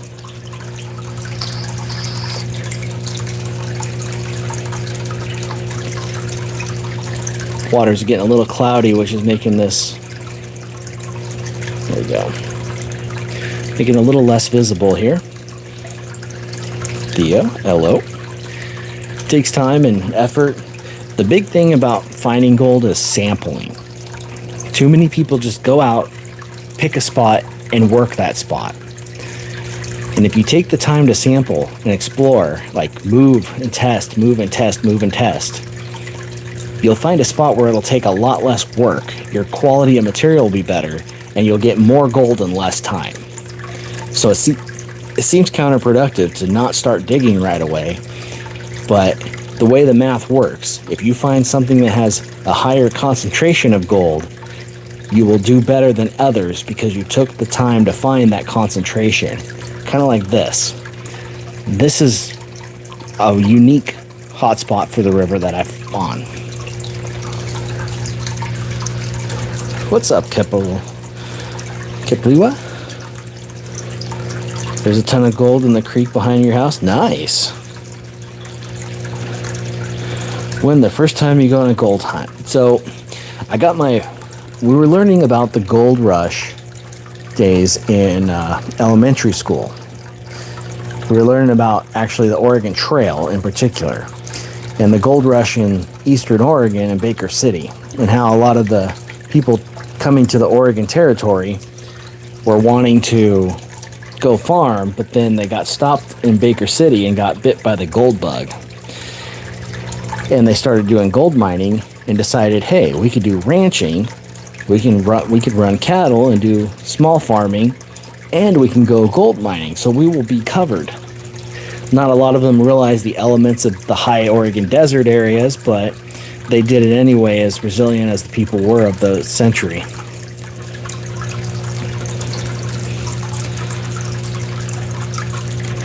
And so at 9 years old, I was 8 years old when we were going through that. We had a little demo about panning in the, we had a little demo about panning in our little Oregon Trail display, but they had pyrite, adorable pyrite in there. It's still exciting as a kid. I was like, oh, I've got gold. It wasn't really gold, but it was still fun nonetheless. And then finally my family were in Central Oregon, and at the sporting goods store, there was a metal gold pan. And I was like, oh my gosh, that's the pan I see on TV. That's a gold pan. That's a real gold pan. It looked like a glorified heavy-duty pie pan, but I wanted it. And I was asking my parents for it. I was asking them. My dad was telling me, it's a waste of time, Justin. You don't need to be digging for gold. It's all been found. And I was like, please, I'll find some. And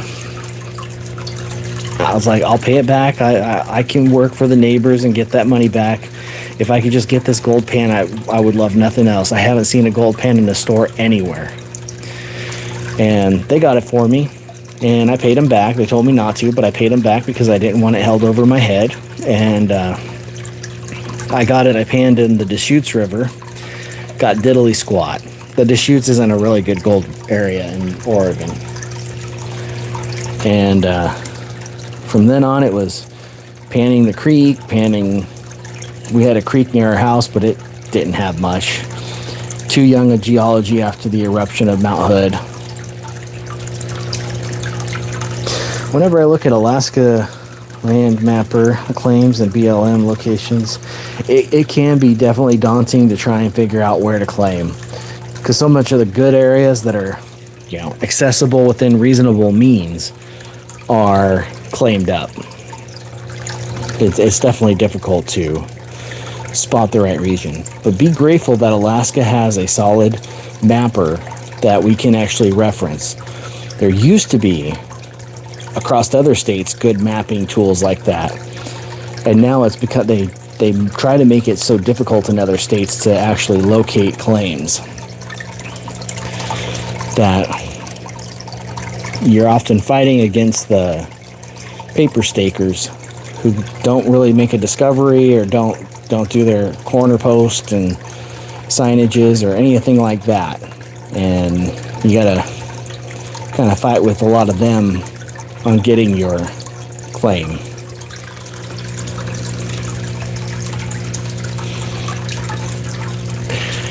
This is small time stuff here. Will this add up?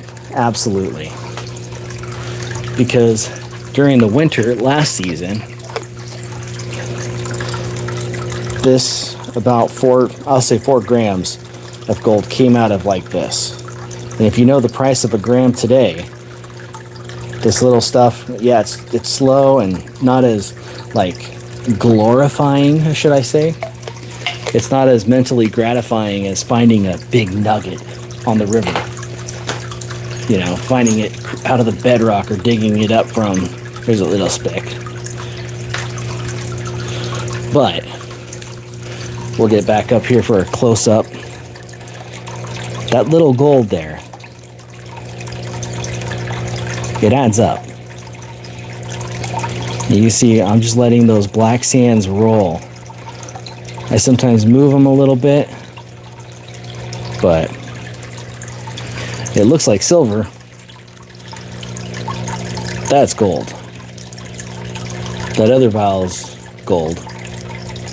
You want to see what silver ore looks like. This is an example. You don't find pure silver naturally. Silver oxidizes. The reason we see gold is because gold is a noble metal. It doesn't tarnish and it's resilient. Silver tends to come in different ores of such. This is one such ore called galena. This is a mixture of lead, zinc, and silver.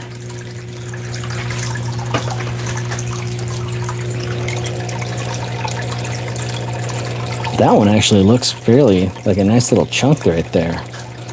That's not usual. See how flat the two on the bottom center there is? L.C. Smeaton? That name seems familiar, but I'm not... You might have to refresh my memory. How much is a gram? A gram is, last I checked, it was like 140, somewhere around there. But with the price fluctuation, I'm not 100% certain. I haven't kept up. I just know it's pretty good. So there's a chunk there. There's a little one on the edge up there. I overspilled onto the top there. We've got a couple flakes there. You can see the riffles are catching the stuff that migrates down and locking it in there.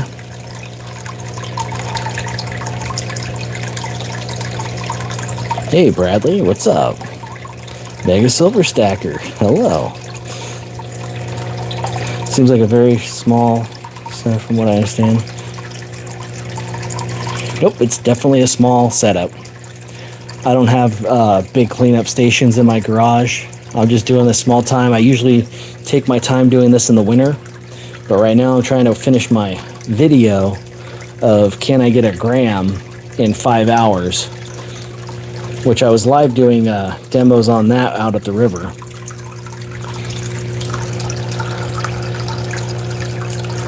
So I was taking sample pans about every 20 scoops to make sure I was still on the pay layer, the pay streak, in the glacial gold deposit that I was working.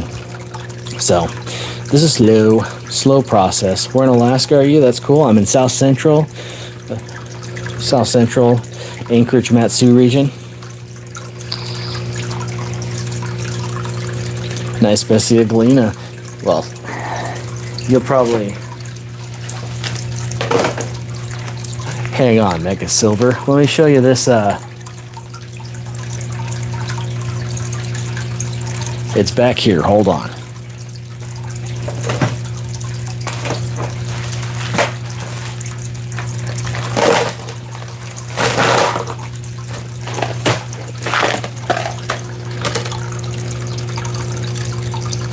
This came from the Talkeetna Mountains.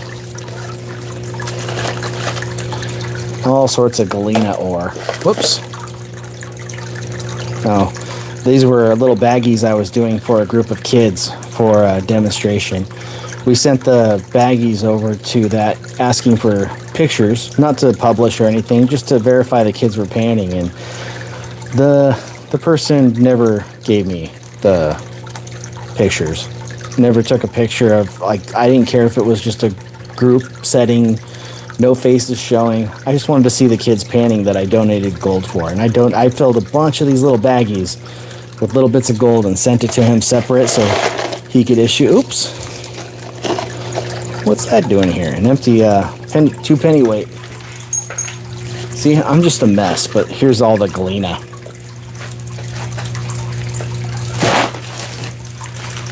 I had to get it out from my Oregon Sunstones. The ones with Schiller or copper tone.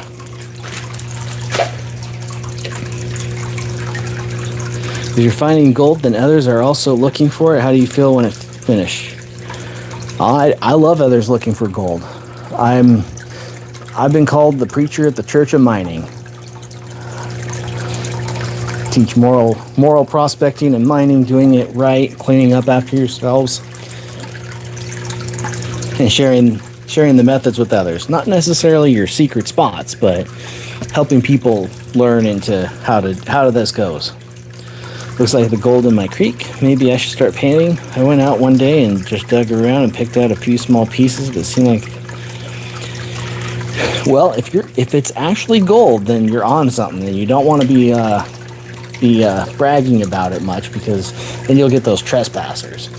But odds of just picking it up, unless you're in a very special place that is known for gold and hasn't been touched in a while, it probably is more like something like pyrite or mica, which those are forms of fool's gold, like so.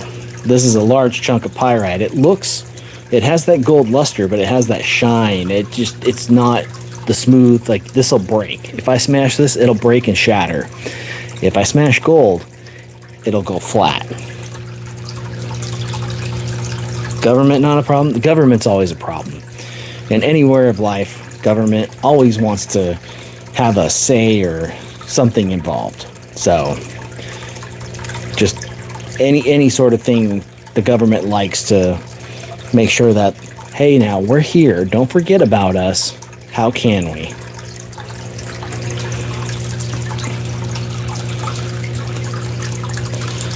Who's been doing much better? Oh, yeah, I hope your dad's doing a lot better. Ooh, Jemmy? Here's a polished garnet. I kind of like how it forms that light refraction. Like, it only gives me 2 lines in the polished garnet. This was much bigger, but it was so cracked and ugly that we'll tumble it. Like there it gives me that like opening. But here it's like, it gives me cross light, like X marks the spot. It's so strange how it does that. Really cool. So we've let that run a little bit. I'll give another little close up here. There's our fine gold adding up, getting accumulated in the sluice. This is a miser gold sluice. It's a little cleanup thing. I love gold and I love other rocks. Growing up in Oregon when I was younger, before I came to Alaska, it was, I always wanted to go get those Oregon sunstones because they're the only place in the world to get that kind of stone. And it was just so like, just something I really wanted to do. Now I've got, now I've got a whole tub of yellows, which I'm gonna have to go through these, clean them, and see if any of these are like facetable, good quality. These don't have any of the red in them. Maybe not, maybe some do, but they're so minute that they won't show up on camera. But I got pounds of Oregon sunstones. I'm gonna take a little sip of water. My voice is getting a little dry and cracky.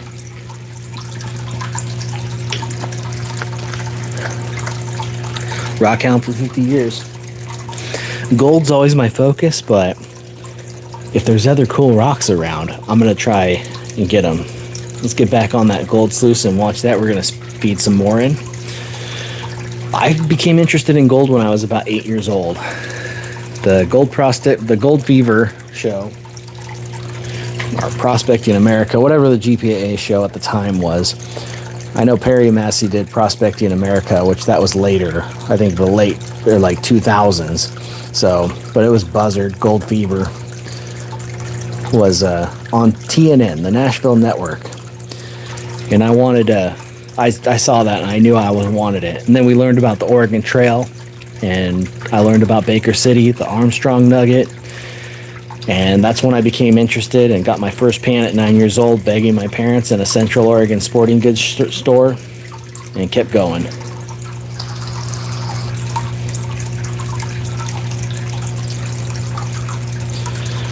We've all got rock. Yep. I mean, there's a lot more people that go, ooh, look at that rock, than, ooh, look at that gold. But those of us that know, the gold and the rocks tend to be around each other. So now I'm just gonna kind of work this material up higher, which helps liberate the lighter stuff that rolls down.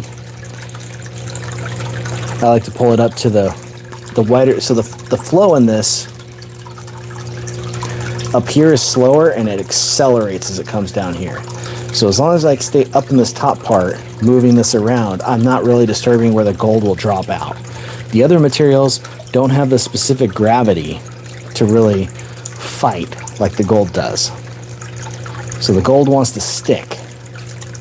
The rest of it wants to kind of get freed and free to travel. So I just kind of bump it around, and then I lead this part from the neck here of the sluice portion down undisturbed. And I use this thin little brush so that I don't create too much flow disruption.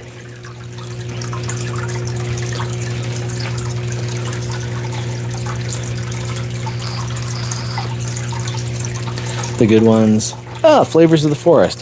Hey there. Good to see you back. Have I ever mined the Nome beach sands?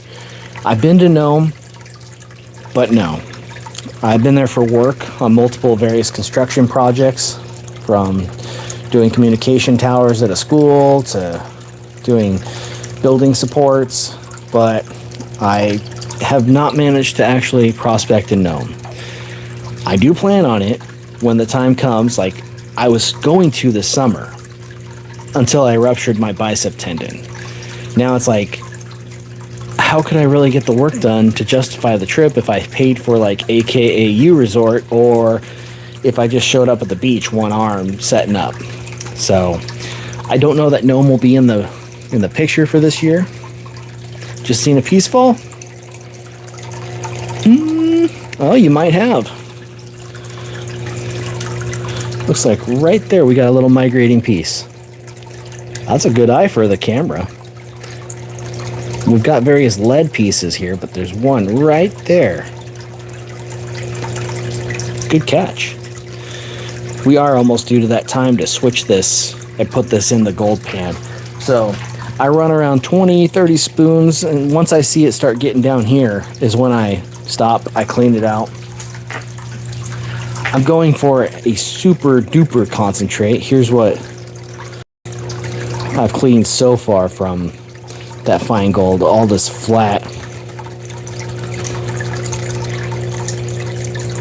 So this is what we're going to add to this to get more, and then eventually we're going to convert and run it on the miller table to get it really clean.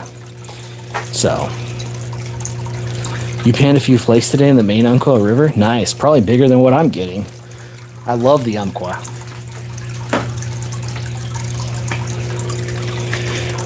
I don't think we're quite to there yet. We'll just kind of gonna look over these riffles as they clean out. I see a little one right there, a little one right there, there.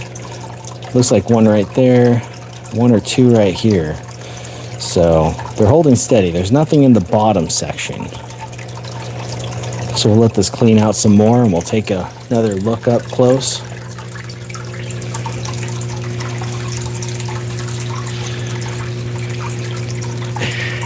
Yeah, the Umpqua all the way down to its intersection with the North Umpqua. There have been some beautiful moss pieces that have held a bunch of flour. There's been crevices that we were there, and it was 2002 or 2003. When the years go by, you lose track of which year it was. But we were at the Rivers West RV Resort, where they had a group dig called Dredge Earth First. And one of the guys was dredging in the middle and found this pocket. Oh my goodness, 12 ounces mixed with different platinum flakes. There were some mercury covered pieces, but he had a pile of gold. It was so beautiful to see. It was a great time. And there was an old guy I wanted to keep in touch with, but we didn't really have social media back then. So phone numbers change, you lose contacts. There's no like reaching out to anyone else to find out where'd so-and-so go unless they were on an online forum. But he did about a gram just on his chicken legs. Oh, way down by Elkton. Okay. Wife and I went through there in October last year. That was when I went to Lawson. We crossed over from Reedsport towards that way.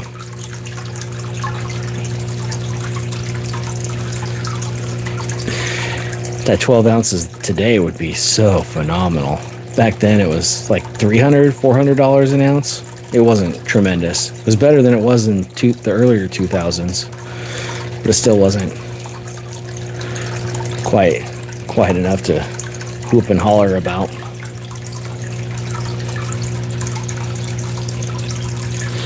Yeah, by the time they get down there, they've either been really washed and done by that, but it's still a good little area. Definitely still a good little area. We have 148 people in here. That is crazy. Still. I think the highest I had earlier when I was showing the gold was 300. I was like, whoa. But 140 people. If you have questions and you're in some area, if there's gold in your area, let me know. I can maybe point you in the right direction. I've been all across the country prospecting, and I plan to do a lot more once I get my Class B Sprinter van RV, which is the goal. Once I get that Class B Sprinter van, the wife and I are going to travel across the country, marking areas and finding gold. I plan on being free labor, helping people find their own, teaching sampling, doing all sorts of various prospecting adventures, trying to teach. Cow Creek is definitely nice. And now, so were you on Myrtle Creek proper or South Umpqua at Myrtle Creek?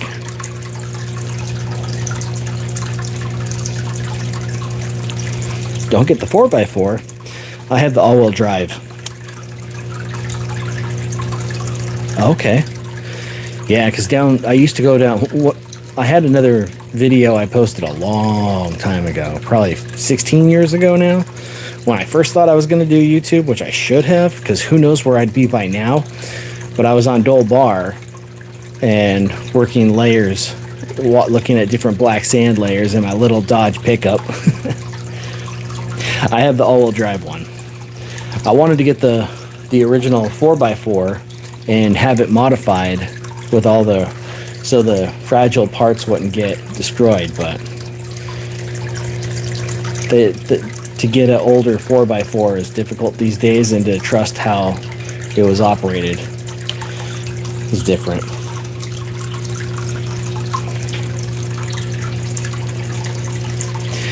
Yeah, it'd be nice, but being up here in the snow, it's difficult just to get around with a lockable rear, or you kind of need that variance of all-wheel drive, especially with a heavy van.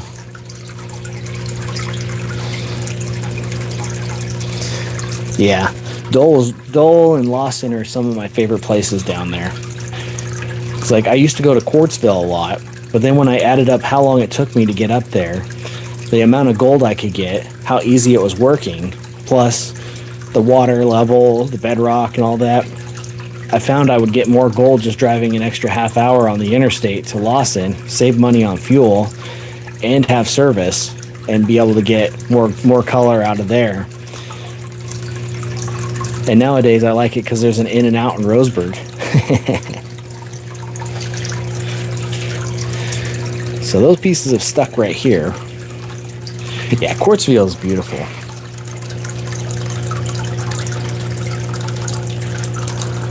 When I started like my breakout, trying to do this social media stuff, and it was one of the first places I recorded.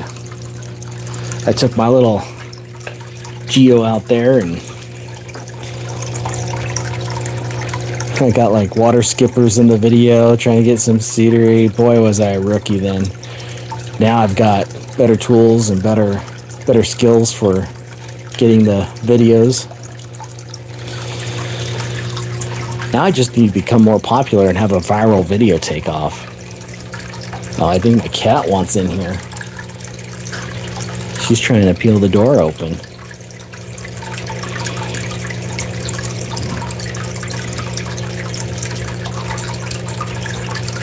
Used to import salt and Unimogs. Operator screw them up. Yep. I found some nice gold down there. Yep. Elk Island in high school. Huh. It's amazing how many places have, like, even the Willamette River in Oregon. You can get gold like this in the right flow area at the right time if there's been, because the Willamette hasn't been dammed up. It's all above. So whatever flowed from the upper reservoirs before they were dammed up has been a really good thing. If you also are like Quartzville, for instance, since it's a public area, when the reservoir levels fluctuate, you have full running water, typically during spring runoff, winter, when the waters are raging down into the reservoir to help control the flow for downstream for flood control. It's moving a lot of gold down with those high waters. And if you can get to where in the summer when they drain it down to prepare for the fill up and find those spots when it's flowing slower, it's a great area because we call it the golden halo. So when the water hits a certain spot, it creates a little circle plunge. Watch this. So like here, waterfall. See how that created that crest? If there was gold right there, it'd push and there'd be a halo of gold right in the front edge of that black sand. That's the golden halo. When people talk about, like, even on the TV show I was on, plunge pools, the gold's not going to be in the middle of it. Unless you have a boulder of gold, it's not going to be in the middle of it. And if it's a boulder, it probably stayed upstream. All that gold's going to form a golden halo downstream of the water flow's impact.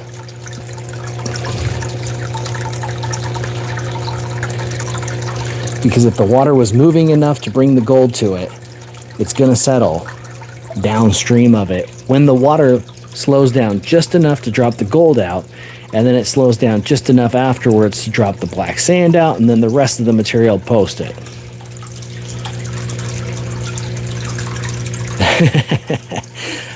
I should get a little cat leash and bring her with me. But sometimes the weather's just so, should be all dusty. When we get the van, she will be in the van with us, and we'll have plenty of content on our other channel, Miles of Maybe, that I haven't gotten quite ready.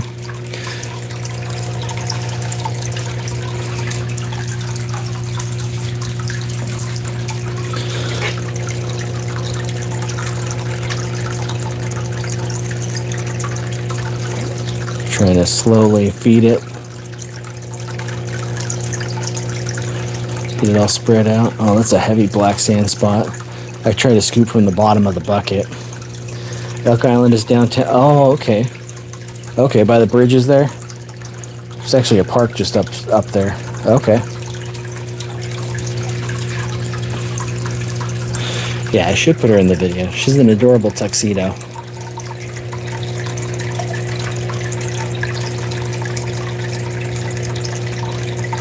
I think this will be the last scoop we do on this grouping, and we'll put this in the gold pan, get it tightened up, because that's all we're trying to do is get a super concentrate. That makes sense. I know what you're talking about then.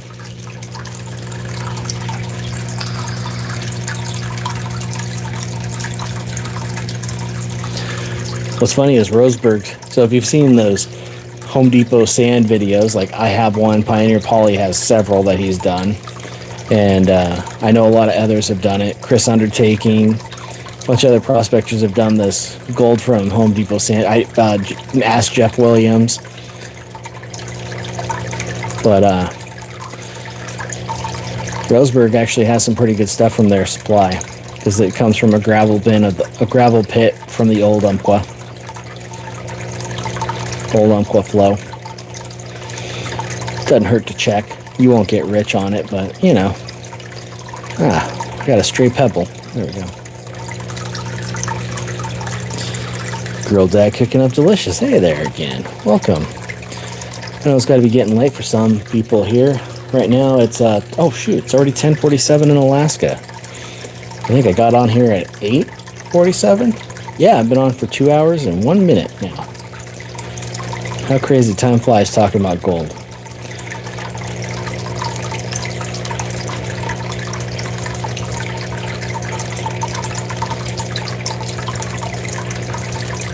I have a few bags. Yeah, I always say if you need the sand already, like for ice or filling in a spot in the yard, leveling, work it for the gold first. See if there's anything in it. If you already have to buy it, don't buy it for the gold, but work it if you have it. So like in Alaska, we use sand for traction on ice. So sometimes it just gets so sheeny, especially in the early fall when the temperature is borderline to late, like early spring when it's breaking up. And we have those times where the ice is just so slippery. Well, I'll work the sand, see if there's some gold in it. Maybe it's 50 cents of gold. Maybe there's 20 cents in gold. Who knows? And then I get that satisfaction of finding the gold in there. And then I spread it out on the ground to give me traction. So, covers both bases.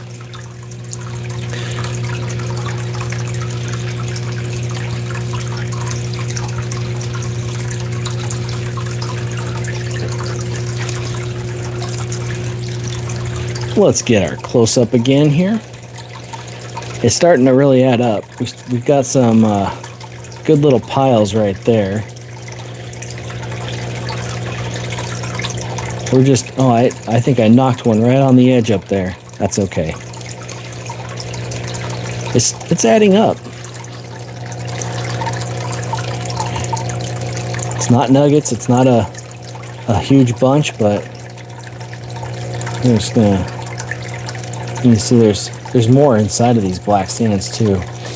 This was from 5 hours of digging on a spot that I sampled out of nowhere because I got flooded out of my other spot. When on the video I posted glacial gold hunting when I was looking for flood gold, I ended up finding a spot with some decent little color like this. It was like 20 to a pan. And Prince Albert, Saskatchewan. I've been close there. I see the signs when I leave when I travel from Regina up to Saskatoon, all the way to Lloydminster. I'd see the signs for Prince Albert, and I was like, man, I want to see what's up there. And then I see some people traveling in the area. Oh yeah, I'm up there. Of course, down by Esteban, across the border. They talking to me in French to avoid me.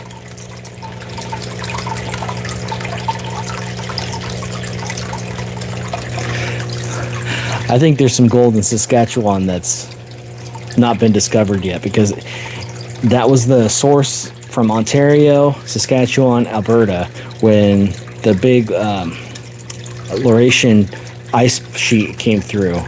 That was all pushing down from up there.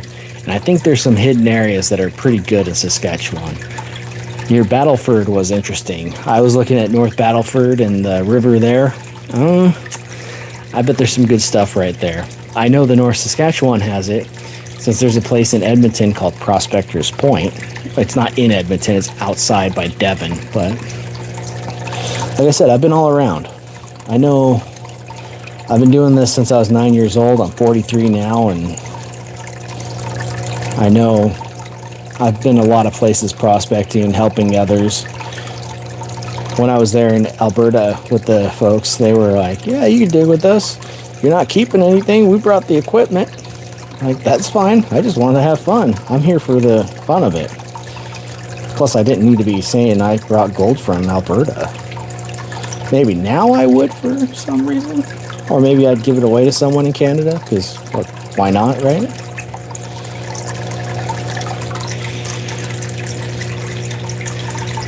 Watching from Everett, Monroe. Go over towards Index. Were you ever at the, so Christopher, were you ever at the Monroe Gold Show put on by the Northwest Mineral Prospectors? I was there for 2 years with Carlos. Aberdeen. We got a lot of people here.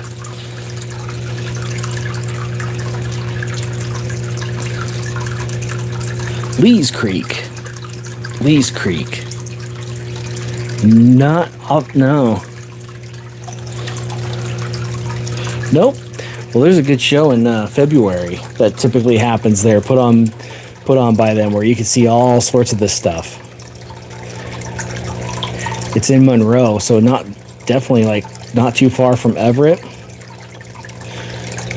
And there's plenty of clubs that have claims like out near Index, Sultan, and on the Skycomish. Some claims up in further up north, I believe on the Nooksack and maybe the Sauk.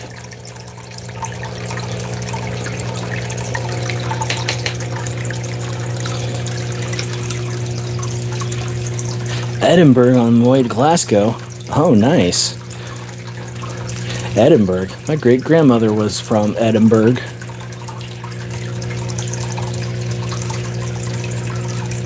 Aberdeen. On the coast there. Hoquiam, Aberdeen.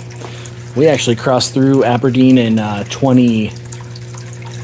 was 25. February of 25, which is when I was getting the garnets in Washington. We went through Aberdeen. That's where we had to fuel up the first time, because this van we rented had a 45-gallon travel tank. It was beautiful. We were able to go so far.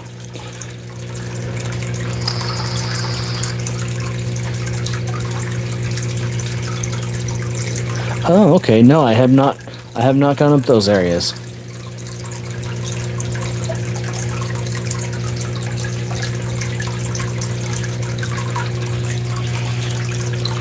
I'd love to explore more areas, but it's like there's so much to explore and so little time in life to get everywhere. Now, granted, I've been a lot of places in my time. I love traveling and I love geography, so I was a geography bee champion, not on an official scale, but school-wise and other areas.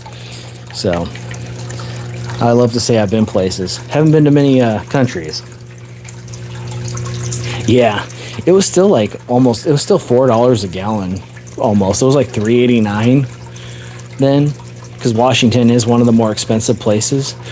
But at the 45-gallon tank made it so nice because we could skip the very expensive spots on certain coastal towns, or like high traffic areas where they know they're going to get people that just don't want to waste the time.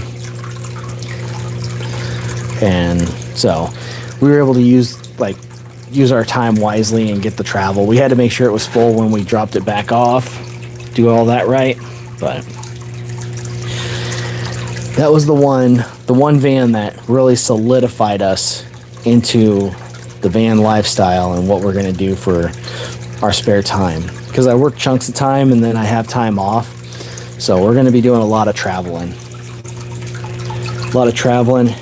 Escaping Alaska during the winter, enjoying it more in the summer.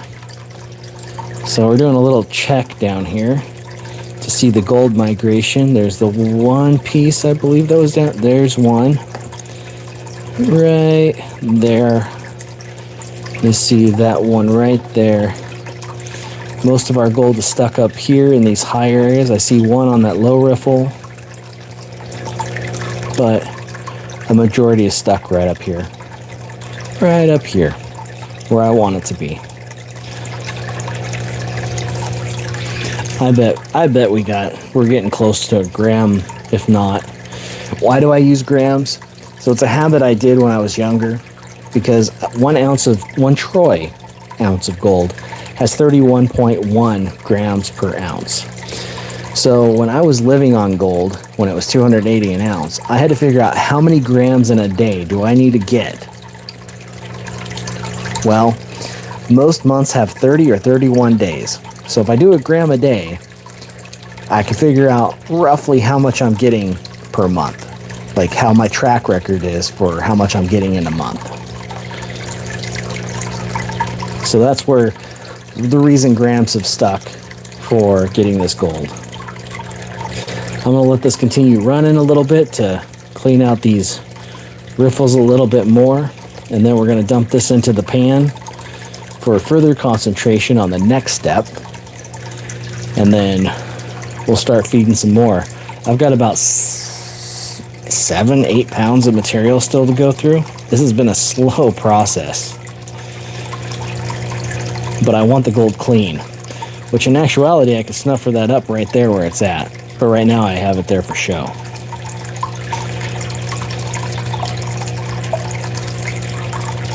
A lot of people like the sound of the water.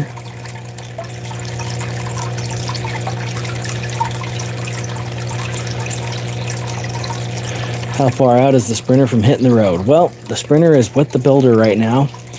We financed that expensive beast. We put the down payment for the builder's specs. We're waiting on parts and custom stuff to come in so it can be built out. And then we'll be getting that hopefully August. It depends on the build schedule because we had to run late because Alaska's difficult with financing for these things. Like, if I lived in the lower 48 again, I would have had no problem. They would have been like, oh, you're getting that? Cool. Your credit's good? Oh, wow, it's exceptional. Great. No problem. But Alaska, they're like, oh, you're buying this and it's in the lower 48? I'm like, yeah, it makes sense, right? It's $10,000 less than up here because of delivery fees.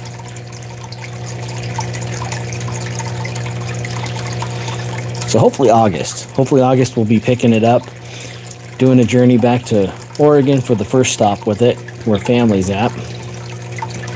And then who knows? We'll have to take the Alaska Highway to bring it back to Alaska. We'll probably have it back up here for the winter. And then we'll have to plan our journey for next year, and maybe this winter driving it back down on time off and finding like RV resorts for the wife to stay at so she's not stuck in the house all winter. We'll still have our house, we won't be full time in it, but we'll definitely be using it quite a bit. Oh yeah, I was hoping to go to Colorado this year in August, but Brian Shaw canceled the Strongest Man on Earth, the Shaw Classic, so that's not happening. That's usually what we plan. So we're gonna add this. Here's what the progress so far. Get this tapped out. Here's the progress so far on the color we're separating out.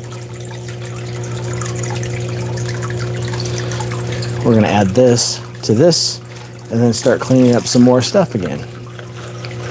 Let me back this back out. Actually, while it's not under that cloudy glacial silt water, I'm trying to get this one-handed without dropping the pan. You see all that gold just stuck right up there, and there's definitely some more into there. I need to set the pan down just safely. There we go. But yeah, Colorado's a definitely return to. I know my wife wants me to go to Heidi Mine so that we can, she wants to feed the chipmunks at the gold mine there. I will say that was pretty fun. Those little chipmunks all just coming up for peanuts. I'm just rinsing this down. Let me back it out here, a little zoom. We're cleaning this sluice out. You can see there's some more that showed.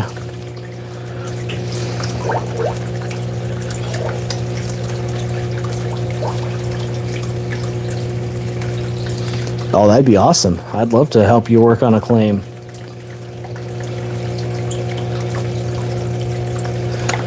I don't even need any gold. I just want the opportunity to help people.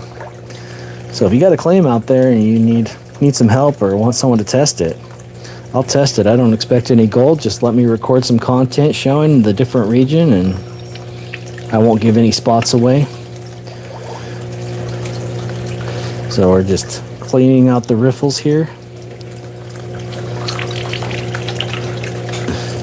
Some of that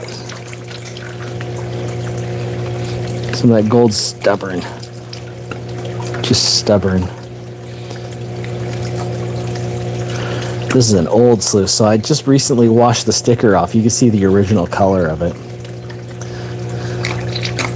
I was just using this to squirt water on there. We're gonna set this pan right here. Put that sluice back in its little spot. There we go. The sluice is ready once again. We're gonna feed some more on here.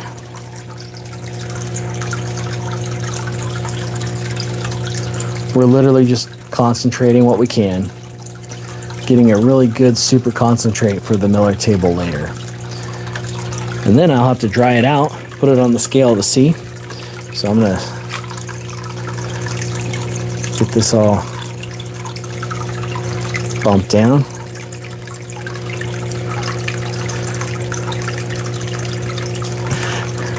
I like a little keepsake or something, but if you got a claim and you got some gold there, we'll show it off and you'll get a pile to show.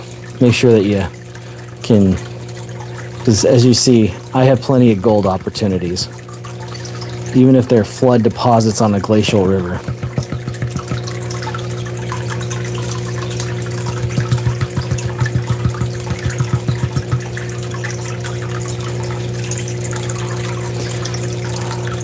And there's more in this, like,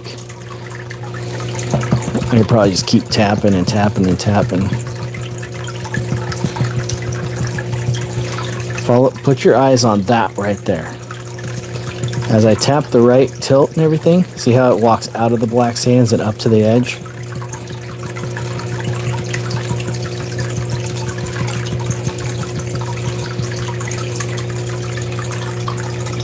Like I said, it's slow.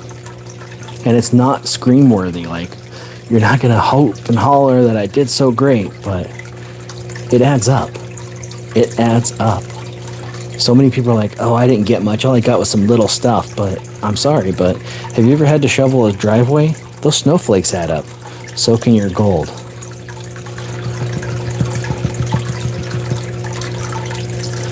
Let me check on this here while I was doing that. Let me spread those out so they can diffuse a little better. That's what it's about. I did a little in Douglas Creek, Wyoming. Look right here, we got some more walking out of the pan. And really right here, that's so nice and clean besides, what is that, a garnet? Dirty black garnet?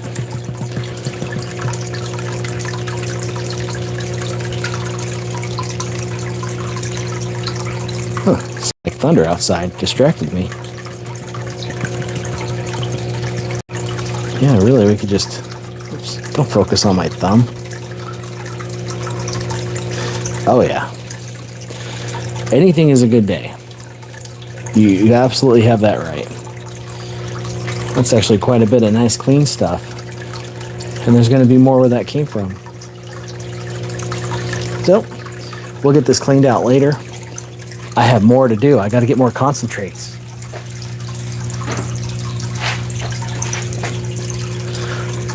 So we've been live for 2 hours and 19 minutes already, and I've barely made a dent.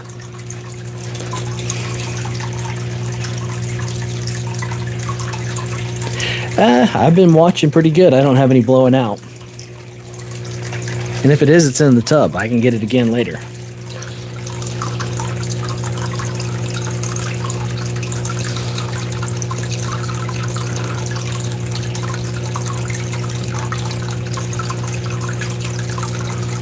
Kind of overfilled the top there, but that's all right.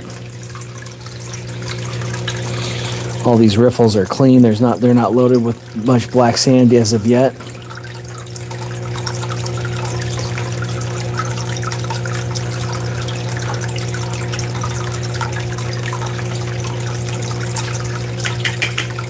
Oh, I know what it is. The sun was taking the trash, and the garbage bin was rolling, and that's what sounded like thunder.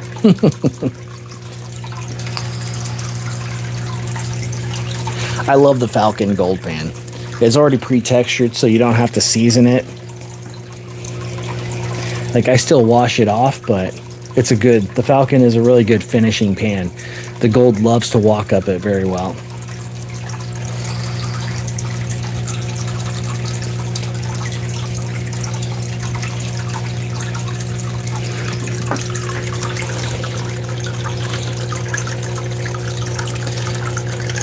I stay in the upper third of the flare here.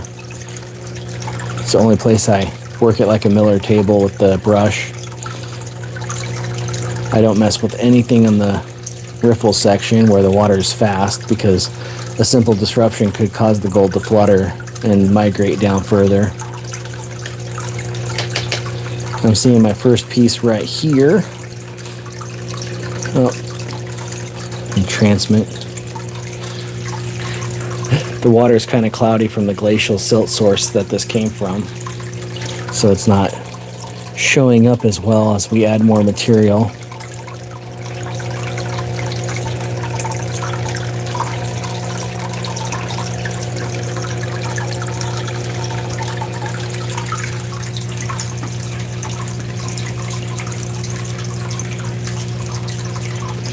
This is all classified to -20, so there'll be no nuggets. If there were nuggets, they're in the other gold pan, which... Where did I set that anyway? So I classified a pan... Oh.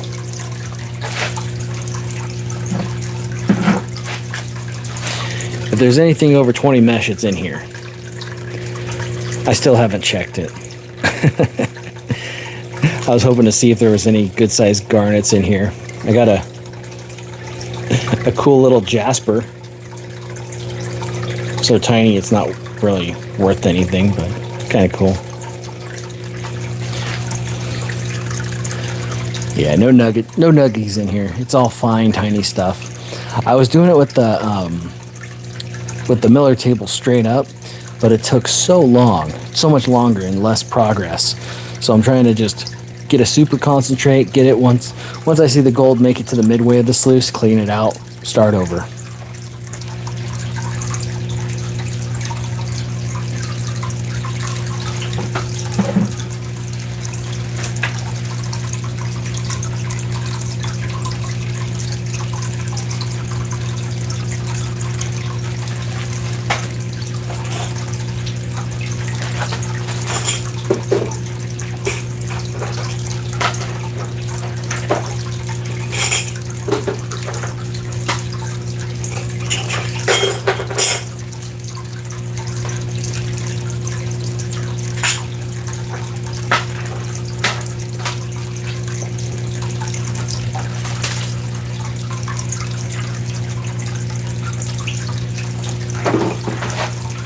Let's do some show and tells.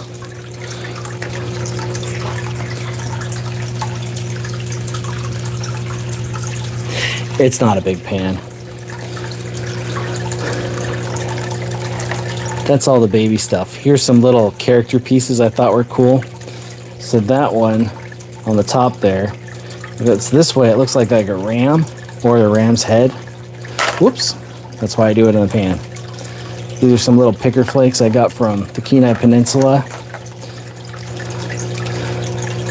That's a nice little chunky. I've had this for probably 15, somewhere between 15 and 20 years old. Nice little chunky. This one. So back in 2009, I was working on the Klamath River, and you ever see those rocks that are so set into position, they're like slate, like puzzle pieces? When I pulled one of those puzzle pieces off, this flat, like I saw it from the side and I was like, oh my gosh, look at that. And then it was so thin, I was like, oh, bummer, but it's still a beautiful large flake.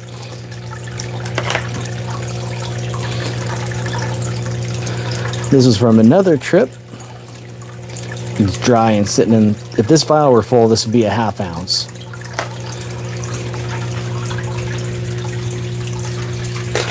You think that clunk sounds good?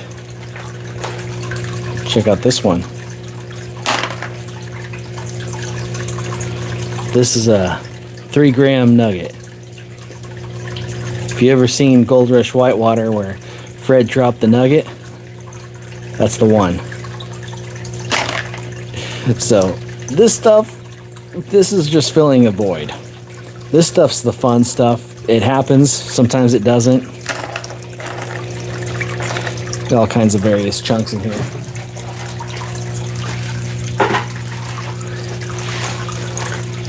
And then you get pickers like so.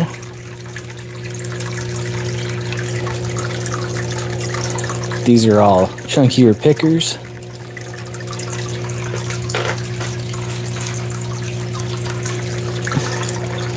Two penny weights of medium fine stuff.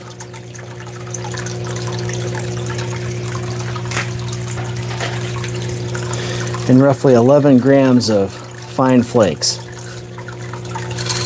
They're not as fine as this stuff. All that stuff is in a different one. That's why we classify.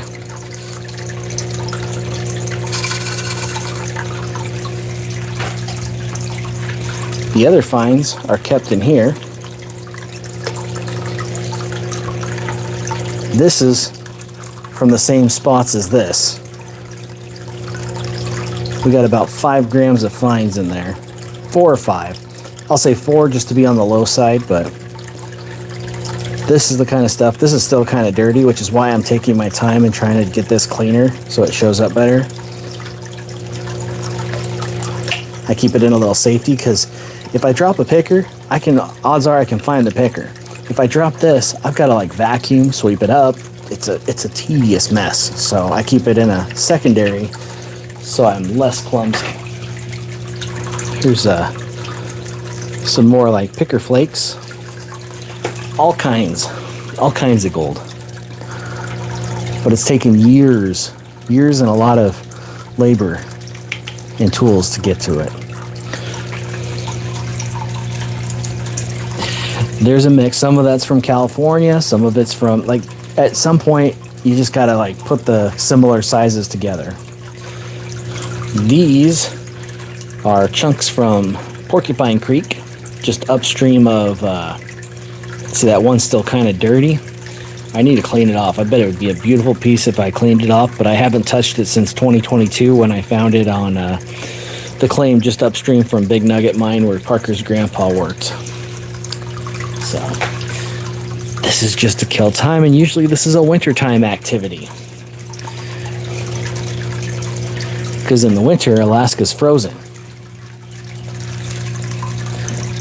I thought I had another scoop, but I didn't. We're just gonna...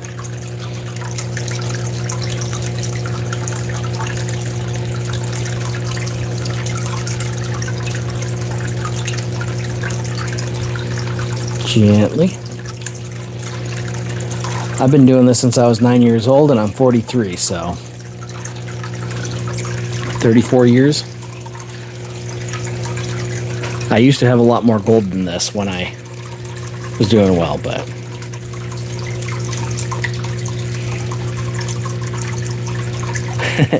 flavors of the forest. Now, I know there's some good spots where you're from.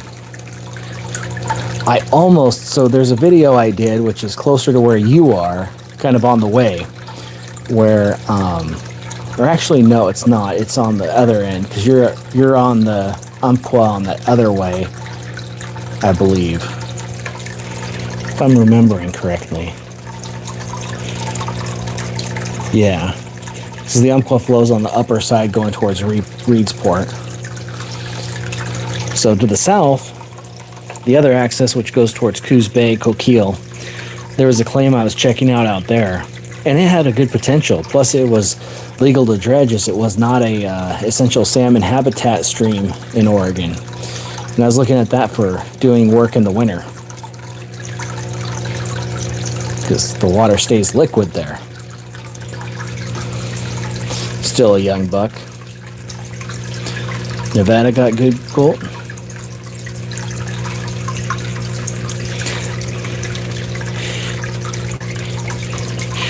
I love other prospectors, Zeke, so yeah.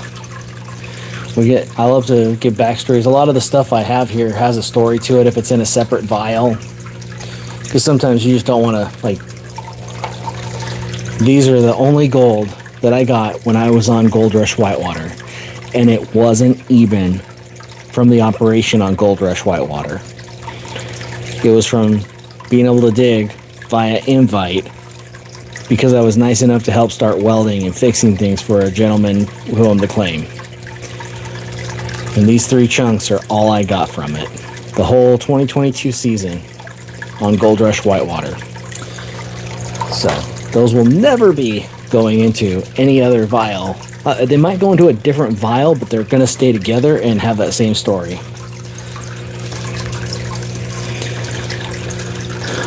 Oh, you're in Nevada?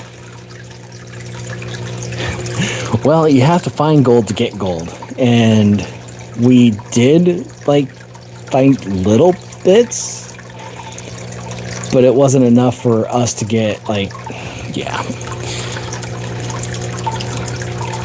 I wasn't even allowed to look or poke in the box. We got little gold like this when Kayla and I went to go sample. So we had to, when Fred was there, we ended up crossing over. Fred was on his way out to go work the pit with Scott and Paul. And I had just shown up and just started working. So, but they wanted experience, which Kayla and I are the best at finding gold naturally by sampling and testing. We know what to look for. And Kayla's a real good gold getter. If you don't follow Kayla Johansson, that's a gold getting lady. She doesn't really post. She was doing YouTube for a bit here, but then she just kind of, it's just, she's making her jewelry, she's doing her mining and to get the filming. Plus there were some creeps out there.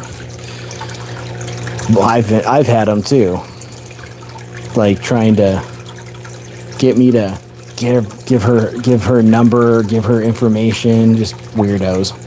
So I don't blame her, but she's doing well. She knows how to get gold.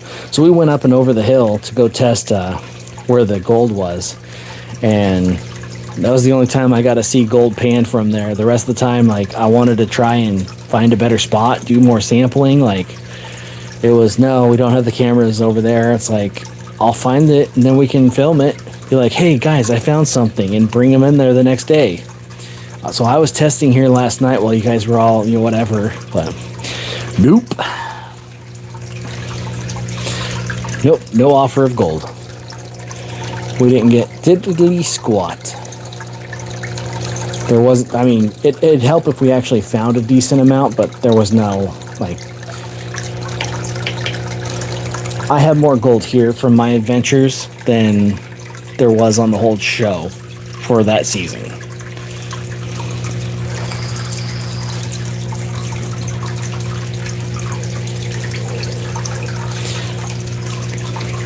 I will say, was it worth it to go to the show? Financially, no. I took a huge pay cut. Like, I did get paid from the show, from the production, but I did not get near what I make as a welder. And they cut me from episodes because either, one, I made a promise to my son that we were going to go to Colorado to do the Strongest Man on Earth. And I told Dustin that. I was like, I'll be there the whole season. I won't quit. I know what I'm doing. I know the work. I know it won't always be glorious, but I'll be there the whole season. I just need these 4 days because I made a promise to my son, and I don't make very many promises, and I don't break promises if I make them. He's like, I can respect that, and so he had no problem with it. So I got to town. I flew down, met with him. We went to Colorado, did our show, did the thing together.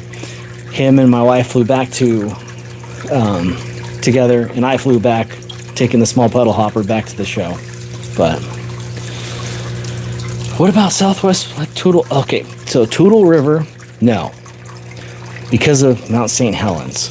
You'd think that with the lahar and the vast water that happened in 1980 when that happened, it would be glorious.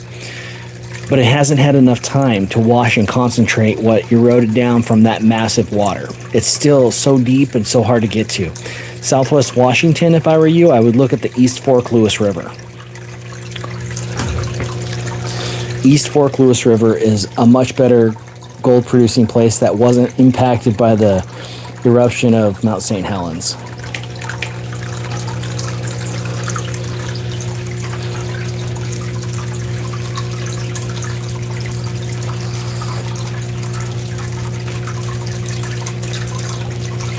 It's, yeah, like this took 5 hours on a flood deposit, and I had to I was walking around. I probably walked about 3 miles that day testing pan. I finally found the spot with it, and I chose to work it 5 hours with a high banker. And all I get is this little tiny stuff. It adds up, makes good videos, but I try to be legit about everything. I know so many that, like, you see this video and they're like, look at all this gold I got. Yeah, my videos that I posted, I don't have a crazy amount of gold, and I'm excited about a little bit of gold, but that is the reality. You're not going to get piles of nuggets, super stuff, unless you have a very special location. And it takes a lot of time, research, and luck to get those special locations.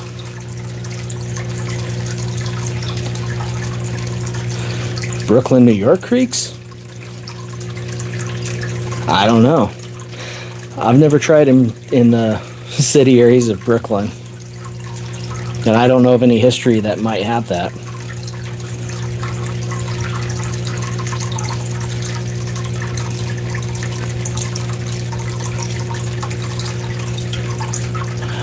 Huh. When was the first time seeing this? I am a metal detectorist. I need to get me one of those now here in California, the 49er trail. Oh. So the hot ticket item right now, there's two. So from Garrett is the Garrett Axiom, which is a really good detector. And the newest kid on the block, well, there's two, but one is, if you're really wealthy, I would say do it if you wanted to. But the Gold Monster 2000 is the next hot one on the market. The Gold Monster 1000 was a great machine, but apparently the Gold Monster 2000 has different sets for frequencies that help isolate the gold better in detecting, and the sound is more clarified. I don't have one to verify that. This is from people like Mountaineer Matt, Dave Verabioff off of Gold Bay.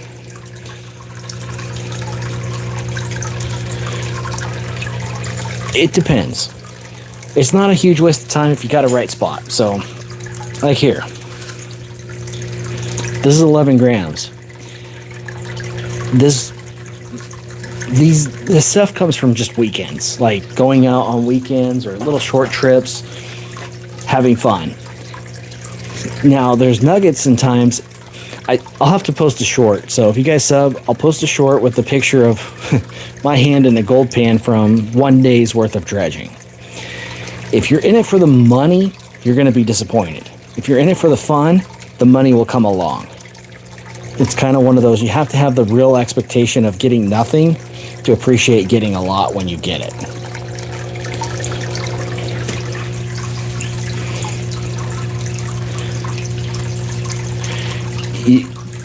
Yeah, so I mean, here's like $400, maybe $500. It's 2 pennyweights, which I'm not sure of the conversion. A pennyweight is 1/20th of an ounce, so this would be 2/20ths, which would be 1/10.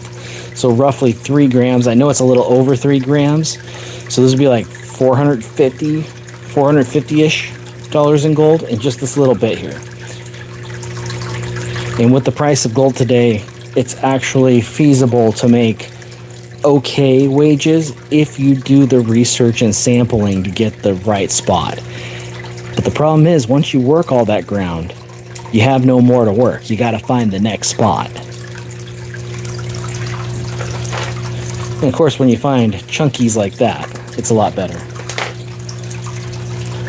And this is all gold I've found in the past, all sorts of places. That's why they're all divvied up in different stuff. Some of them are just by size. Like these are small picker flakes, tiny ones. I tend to use these for like boys and girls clubs, foster kids, when I take them out prospecting. So they have a little trinket to take with them.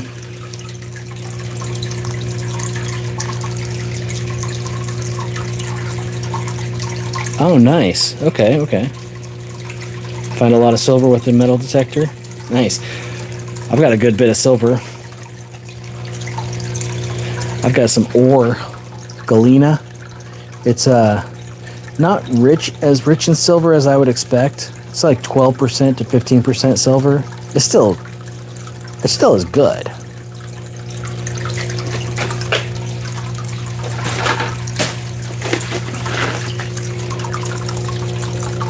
That's all galena, which is silver ore. This came from the Talkeetna Mountains. We didn't find a ore body with gold adjacent to it. Sometimes you find this galena stuff and you will find the gold nearby. So the silver and lead and zinc, which forms this galena ore, will end up being next to or nearby the gold deposit, but we never found that ore vein.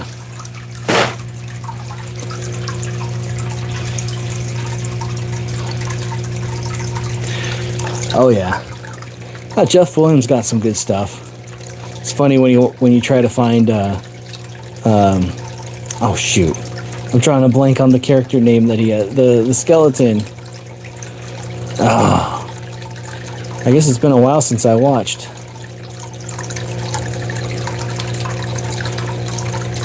I actually have a new melting furnace coming in. It should be delivered. It was supposed to be delivered last Saturday, but they like to delay shipments to Alaska. They're like, oh, well, we don't want to send this by itself. Let's wait and get a few more packages so they can all go up together. And that holds the slowdown of all that.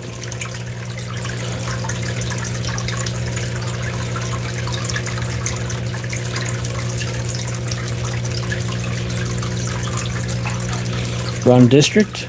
Slim. Thank you, Mega. I was drawing a blank. Well, it was Amazon free stuff, so it's what they do. There's some things I'll probably have to use Carlisle, which Curmudgeon was telling me about for shipping, which I'll probably use for lithium batteries the next time I need one brought up here. Because I overpaid for a retail one up here, which I'm sure I could have got for less money down.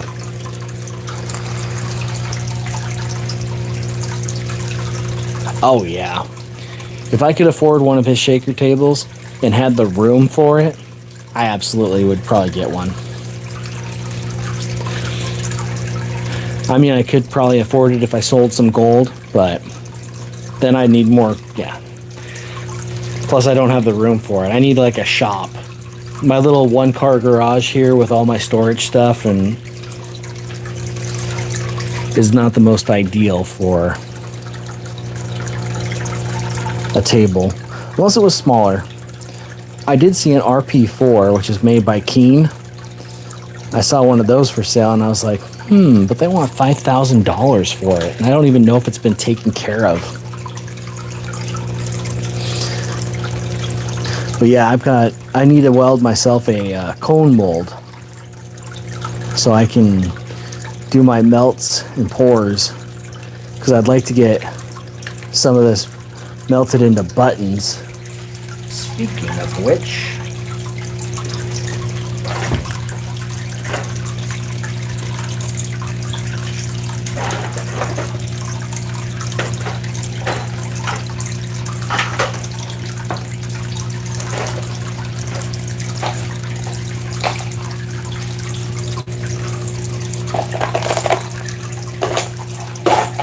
I was just looking here somewhere.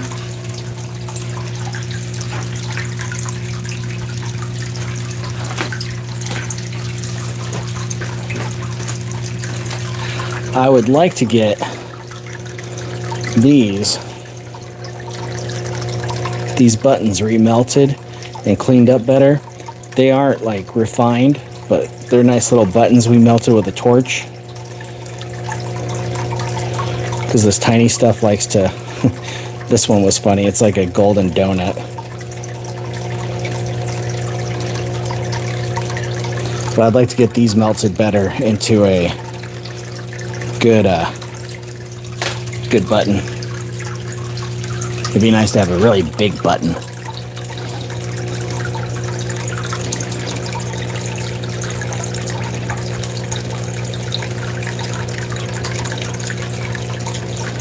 Yeah, I'm gonna make a cone mold for myself. Eventually, I mean, the shaker tables need that like special grid and all that, plus a good mounting base. I can make the base and all that, but that the actual table itself, the honing, the setup of the shaker, the guides, that takes a skilled builder. I could do it with time, but I'd rather buy it. But I usually have about 6 months where I can't do diddly squat when I'm at home because everything's frozen. So I have plenty of time to do this if I need to. But I will say that a shaker table would be a lot more exciting.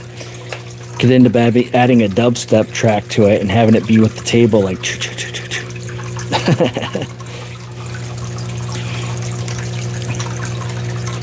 a joint episode conglomerate where he lets you test it out. Oh. Okay. Well, that'd be cool. Yeah, I don't think I'm big enough to, a lot of the bigger YouTube guys I don't know. They talk with other big YouTubers, so like Jason or Not Bigger Money, but like they'll do that kind of thing. I don't know if I'm on the scale yet with my measly 1,800 wonderful subscribers. My view count's not been the glorious yet, besides my lives where I have thousands of people roll through, but that's because I get to give them all personal information on prospecting.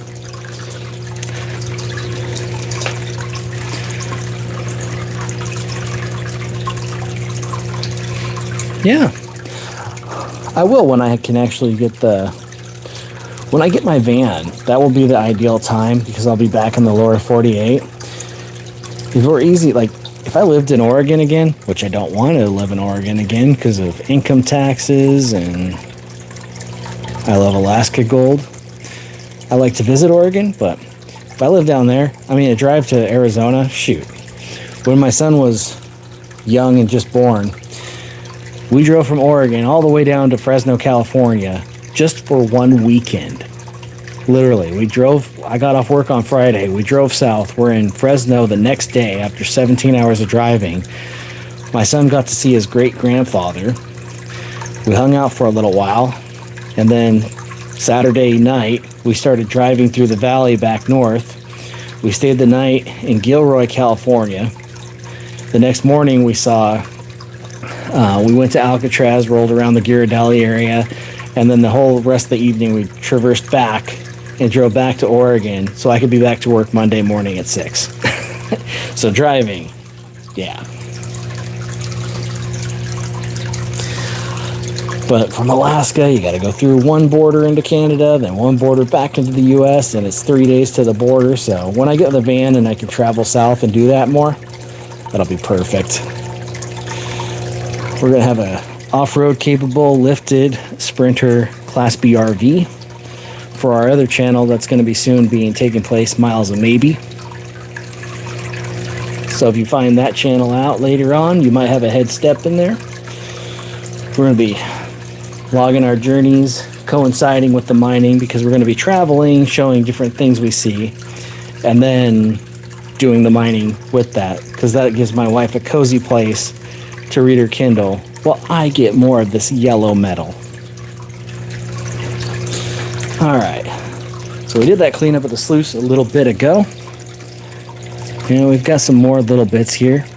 Obviously I haven't ran as much material as the last point we were when we dumped that gold into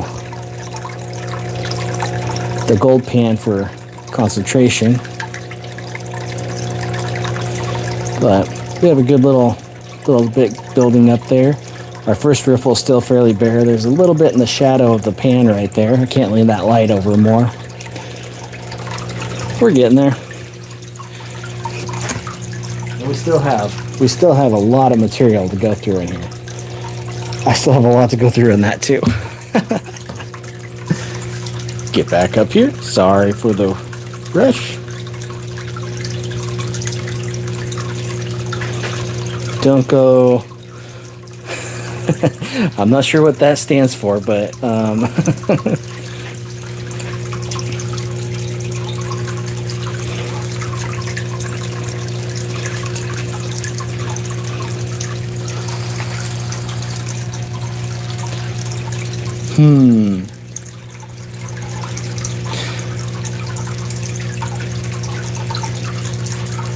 I am drawing a blank. I can't think of what that would safely stand out for. What that would mean.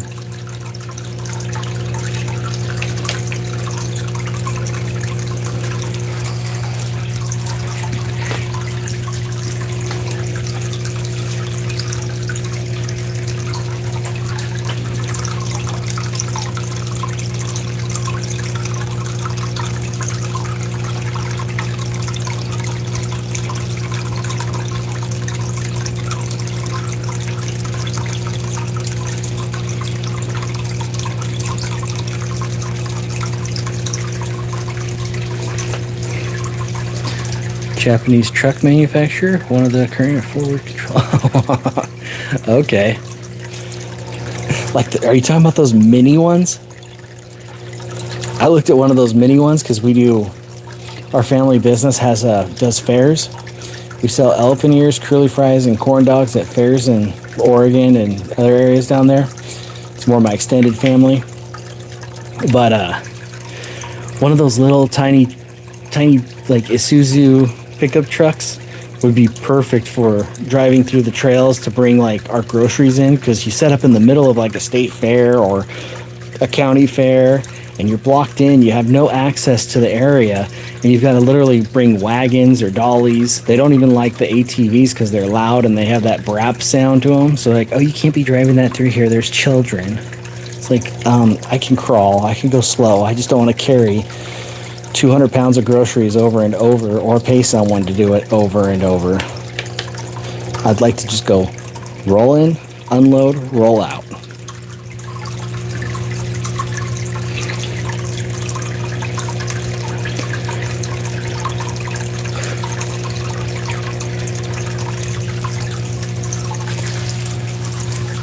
Ooh, we're approaching hour 3 of doing this.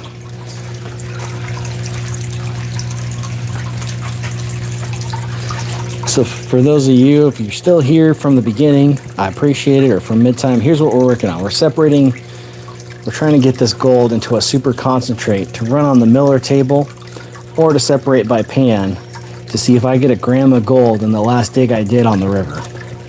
I have about 10 more pounds, I don't know, 8 pounds, I don't know. It's roughly 8 pounds of concentrates to go through to get all this fine flour gold into one thing. And if I don't get a gram, I got to give it away to a subscriber.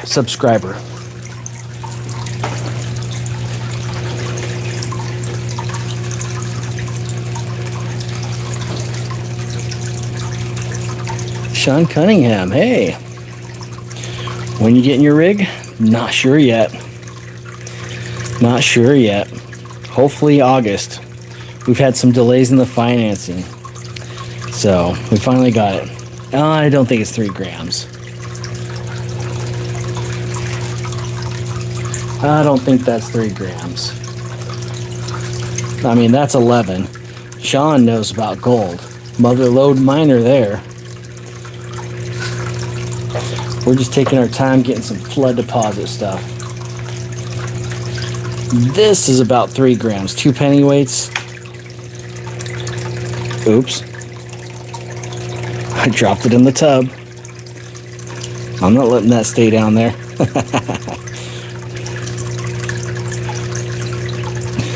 Oh, I remember, Sean.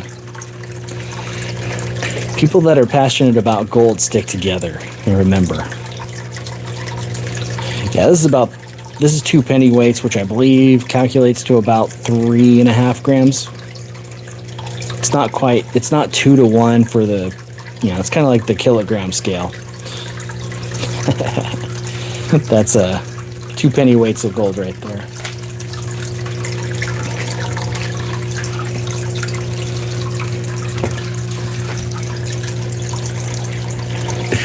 Yeah, we got more there. We'll check the riffles to see if there's a piece right there on the right of that riffle. Looks like there's one tucking its way underneath there, right about there. If there's more down here, I've been feeding it too fast or doing things wrong, but These riffles look pretty well dancing and cleaned out. No various gold stuck in there. But we've got our gold, our little flower gold sticking here. Got one piece up there. You even see a little straggler piece on the from when I accidentally spilled on the top. So we got one there. We're getting some. It's building up. We're getting more gold. That's all that matters. Hey, why gold?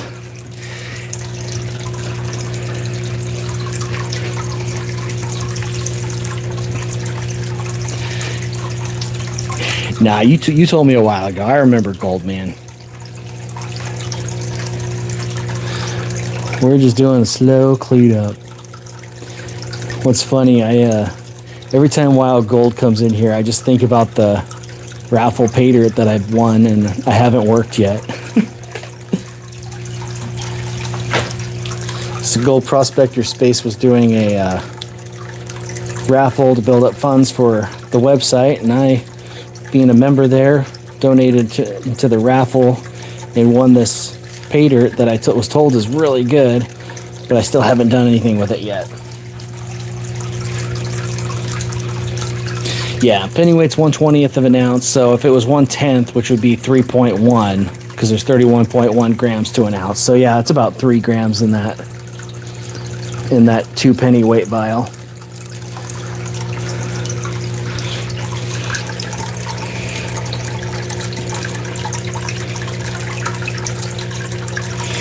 So a pennyweight is 1/20th of an ounce. It was the easier way for prospectors to actually get a clean measure of their gold for the troy ounce versus doing the conversion. And an ounce of gold has 31.1 grams of gold per troy ounce. So with 2 pennyweights, that would be 2/20ths, reduce the fraction, 1/10 of an ounce of gold. And that would be 3.1 grams. Hey, thank you for the gold coin. I do need to get a chest mount for the phone outdoors. Or, yeah. I was going to try and do this live with my, so I've got my ZVE 10 wireless mic and all that, and I was going to try and do the live with this, but I need another cable for the HDMI, and I need to find my old video capture card so then I could run this to the computer safely at a distance away from being wet, and then I might be able to have some better quality horizontal video for this. But a lot more people scroll through and get stopped by the gold. So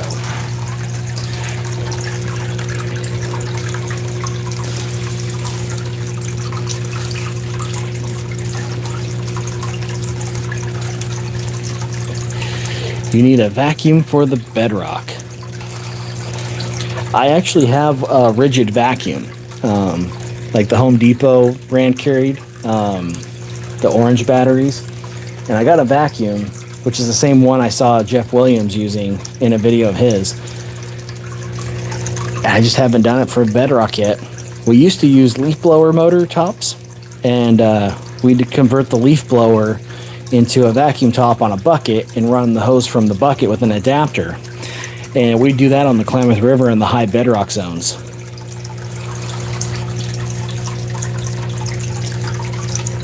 They were noisy as heck, so it always drew attention. People would be like, oh, what are you doing? What are you going after? What are you trying to do here?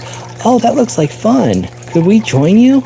Oh, can we split that? Can we get half of it? I'm like, how did this happen all of a sudden where I have the tools and I'm doing this and I'm on the permitted property, and now I'm getting people asking to split gold that they didn't even work for? Yeah, because I had one of those little ones that go on the bucket top, a little bit too weak. We'd run it on a Honda inverter generator, which was fairly quiet, so it wouldn't be so loud. But I've got the little hand vacuum one, which works pretty good.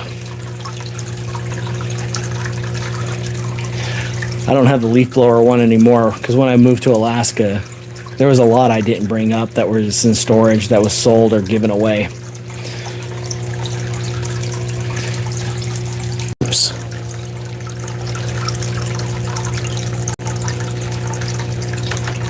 And of course there's a pebble. Ooh!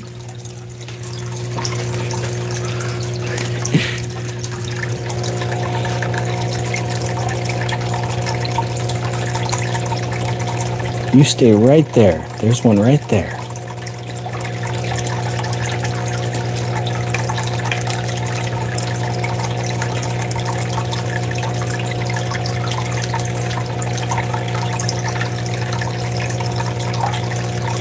Spread these black sands out. Try and push that gold up to the top.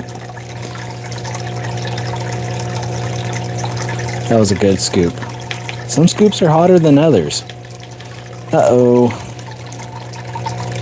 I'm saying uh-oh because I think, I can't tell if that's a pyrite. I'm going to shadow it. I think it's a pyrite. I think that's a pyrite. Right there in the riffle. I think that's a pyrite. Because when I put my finger in shadow over it, it darkens. It doesn't quite keep that yellow glow. So when we're up here, well, look. You'll still see sort of that yellow highlight to it. It still shines.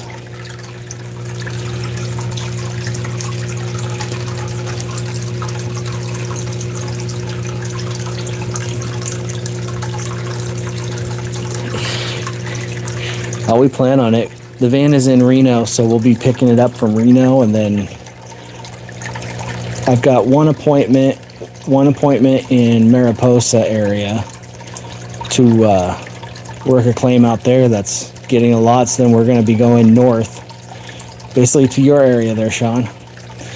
That was kind of my plan. Hit up the Mariposa site that I was invited to,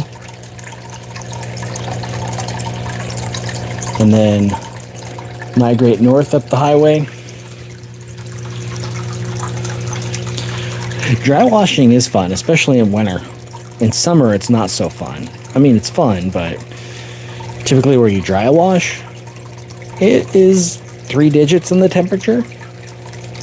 At least in the US, it's 3 digits in the temperature. And I start getting uncomfortable above 65 degrees. I'll deal with it when I'm traveling, but I like 65, 58, because I've acclimated to being an Alaskan.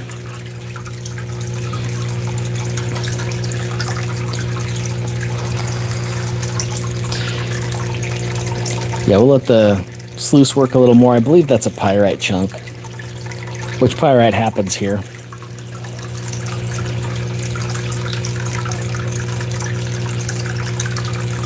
Yeah, it'll be fun.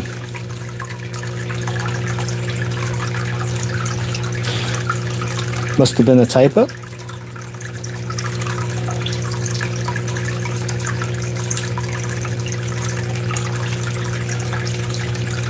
Yeah. That's perfect.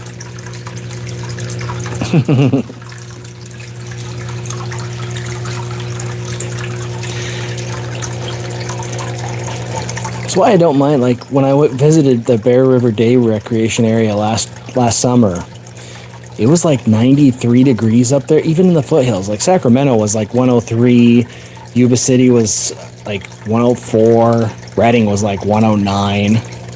It was miserable. It was still 90-something degrees up there near Colfax. But as soon as I could get in that water that was still cool from the Sierra Nevadas, I was like, I can handle this. A little dip in the cold water, a little brush on the legs, a little bit that. It wasn't too bad with the ability to cool off.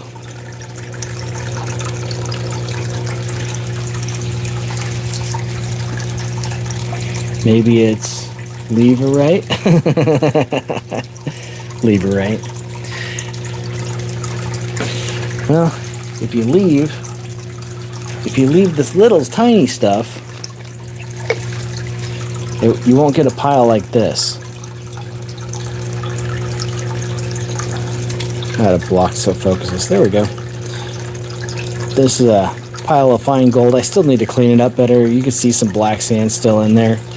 There's about 3-4 grams of fine flour gold in here from little stuff just like this on the flood banks of the rivers.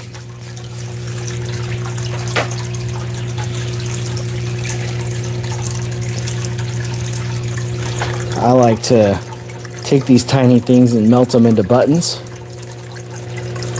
Alright, have a good night, Mega. I'm probably going to be calling it a night here soon, too. I was hoping to get through more of my concentrates, but I've been too busy talking. Here's my donut piece. The torch, it was funny. We had the torch on it, and it was blowing in a circle. And then I pulled off of it, and it just stayed. So I was like, oh, that's kind of cool. The golden donut.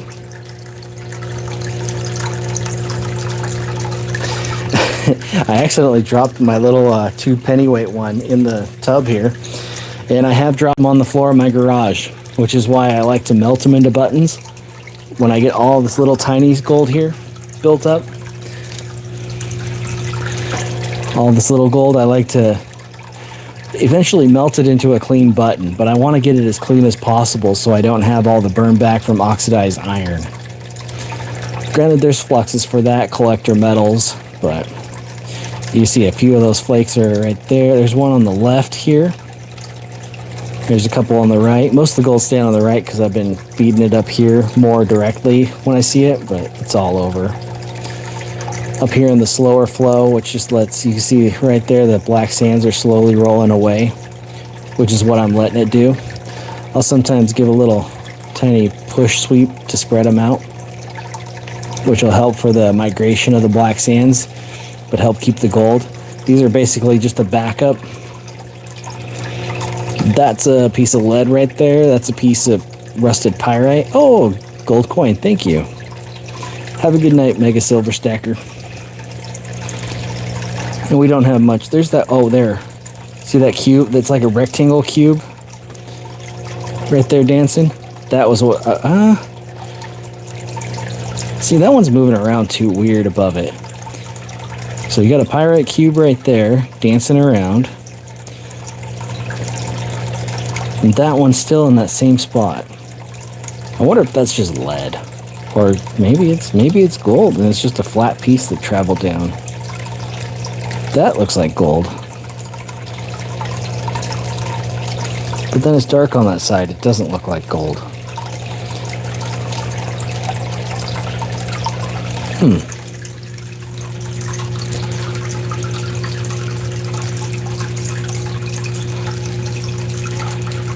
$103 in Elko. Ooh. I'd like to go to the Ruby Mountains and get some garnets from there. Or is that Ely? I don't remember.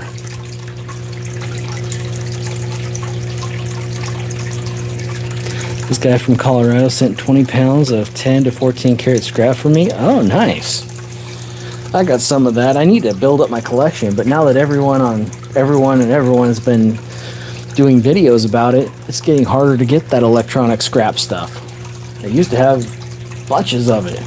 Like this printer, all these gold contacts on this point. It's a great source. Even right here along the sprayer, there's a clean gold area there. And the ribbon, like inkjet cartridges.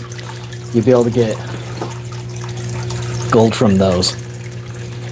76 here, muggy today. Oh, San Diego, yeah. Jason Walker.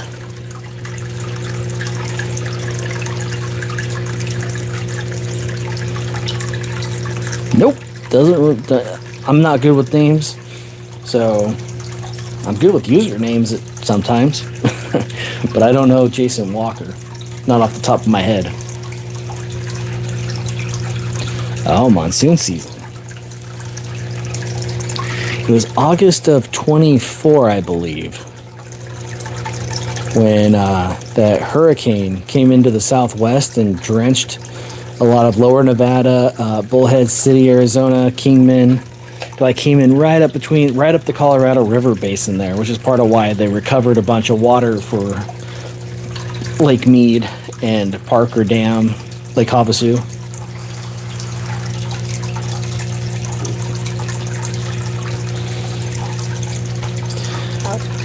I've been to Arizona when it's hot. The saving grace is I'd rather have 109 in Arizona, as long as it's not by Lake Havasu, because that water is evaporating off the reservoir there at a rapid pace, giving you this humidity that you don't get, 5-10 miles away from it. But at least your sweat does its job sorta. Versus like you get 100 degrees in Dallas or Houston when it hits 90. Ugh, just so sticky. Oh, 10 to 14 karat jewelry. Huh. Oh, nice. Well, that works. Oh, Bering Sea Gold. Okay, he was on the Ranger.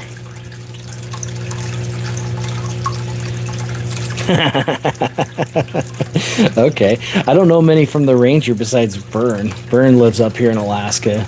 I know Brian Wilder is from the Northeast, New England area. I don't know him personally, like I've met him, but I've crossed paths with Bern before. He didn't.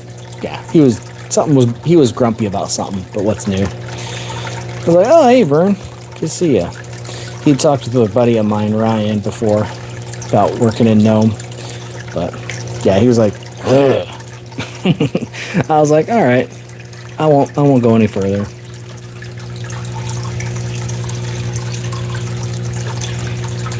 Yeah, I've never crossed paths with Brian Wilder, besides in live videos and chats with other groups like Gold Prospector Space.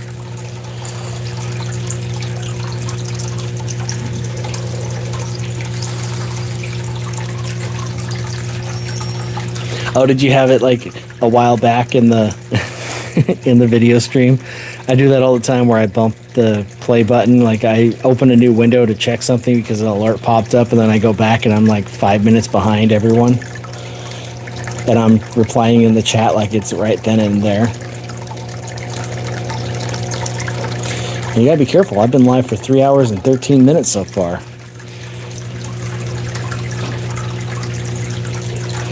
You wind up being a half hour back when you just get here and I'm saying hi to you and you're like, what? I've been here the whole time.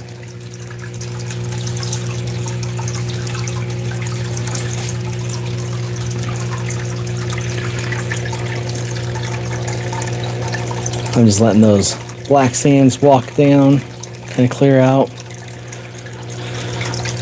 This flower gold just takes time. I might get the... See, I don't have that much room here on my workspace. I've got this toolbox that I have with a mess I need to clean up. But I want to get my...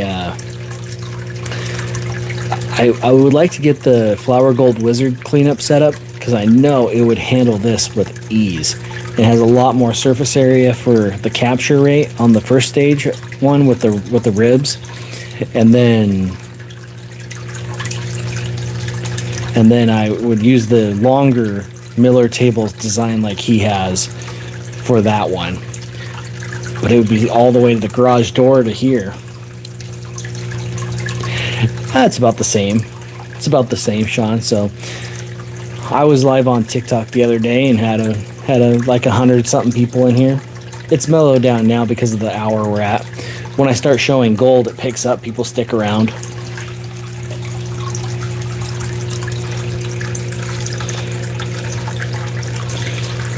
This would be more fun to be catching. Do you watch Street Tips? Yes. He has a lot of really good advice for like the gold refining forum.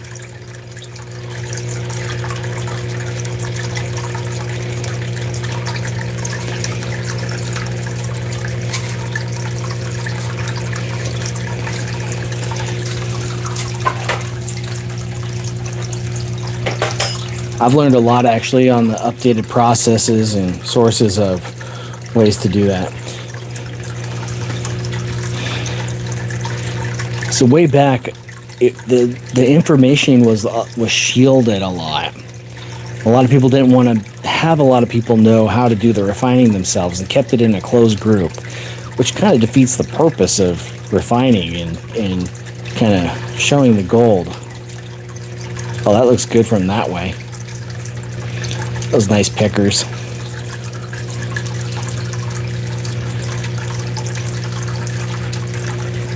Yeah, gatekeeping. That's the word.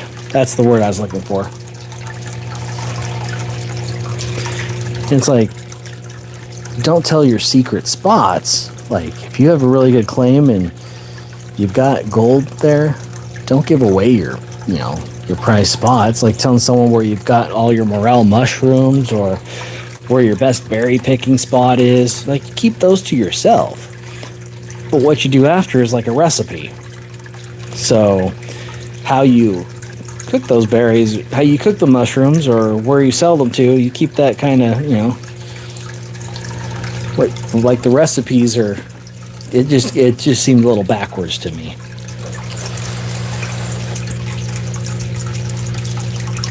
Keep your spots private, but what you do with the yields, it's like I store my gold. Most of my gold is not at my house. I just got some show tell pieces.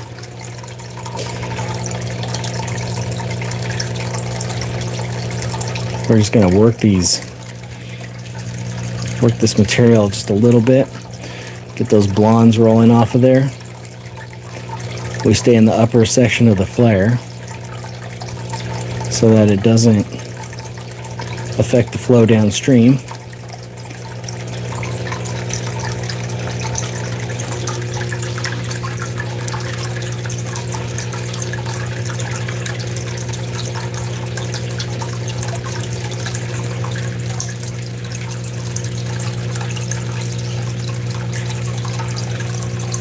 Make a mini version.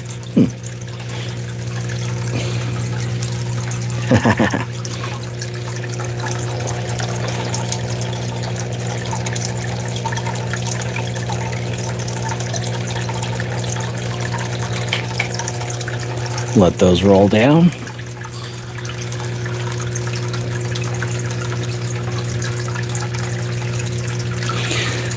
Yeah, Alaska, it's a problem with for the refining.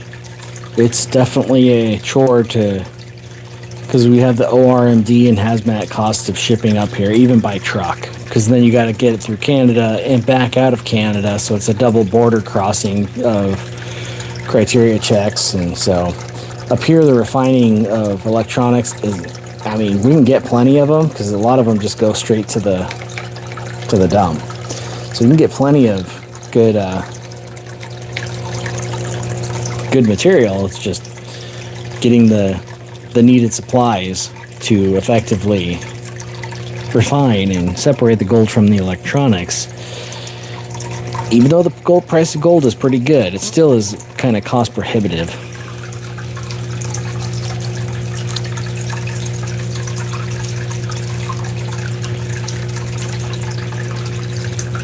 That's crystalline. Yeah, there's ways to make it, but even those supplies are kind of pricey for converting and changing it over. The joys of the cost of living in Alaska. Oh, Ray, okay. Yeah. Where are your Legos hidden? I think you'd have to check with bricks and minifigs.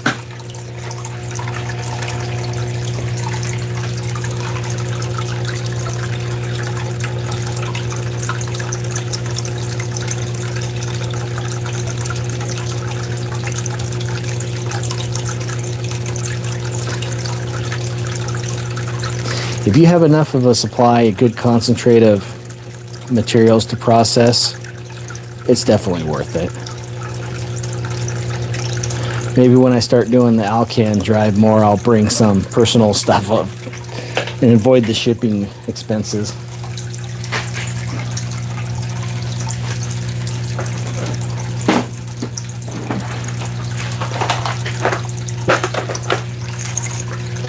Now here's some gold pins I've cut free and saved.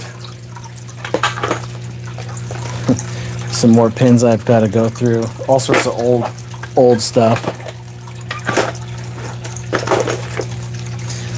This is silver and tantalum stuff from different MLCC capacitors and silver solder joints, silver focus stuff.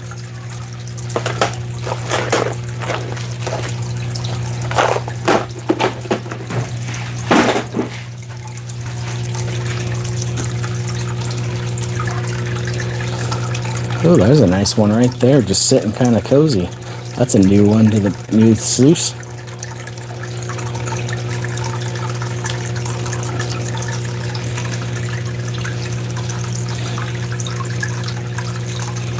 Oh yeah. Yeah, now red's pretty good. Yeah, Alcan has its cost for sure. I used to drive the Alcan every 3 weeks, way back when. I need to get this Mercury retorted and cleaned up, but here's about what feels like about 4 ounces of Mercury. Maybe more than that. I keep it in this plastic Nalgene base so that it doesn't slip. Stays in my safety drawer down here. Every time I get Mercury gold, I have to do a retort to get it up, burned off the gold and recaptured, so then I can add it to my total Mercury. Because I don't like just burning off the Mercury. I like to keep it separated, and then it's a cool show and tell and some. Yep, if mishandled, it definitely is. Mercury, if mishandled, is definitely dangerous. That's why you have to have it in the right packaging, the right storage, sealed, not fragile containers, but as long as it's cool and you don't have cuts in your hands and stuff, you could even play with it with your hands, but I don't recommend that because you can't tell if you have a little sever, and then next thing you know, you got problems. I was using a respirator when I was showing it off in a video of mine back when.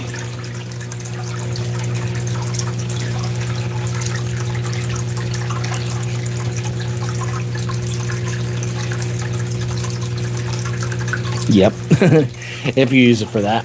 I usually, who knows, I could have probably put all this into a rock tumbler and tumbled it with Mercury and had it all into a little amalgam, but you see we got some built our, it's kind of right there. You can see that corner of the riffle there is packing in pretty good. We still have some more. So it's starting to add up again from all these little scoops.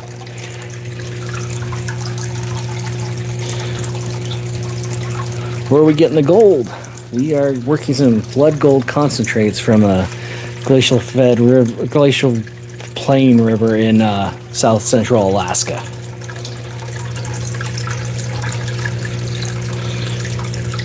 I've gone through about maybe a pound of concentrates today.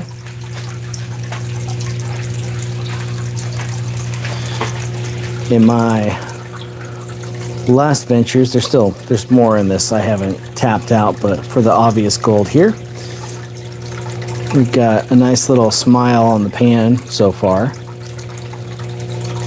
there's a bunch more where that came from. So we're running the sluice to get a super concentrate to get it to this point, and then we'll go from there. We'll be doing the cupellation here. I have a smaller melting furnace coming to get it to melt into like little pellets and shot and stuff. And then I gotta get the bismuth ordered.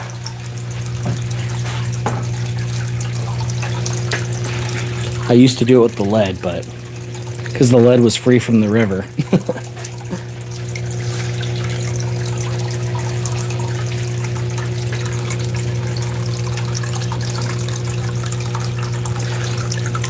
Oh, I just knocked my brush in the water.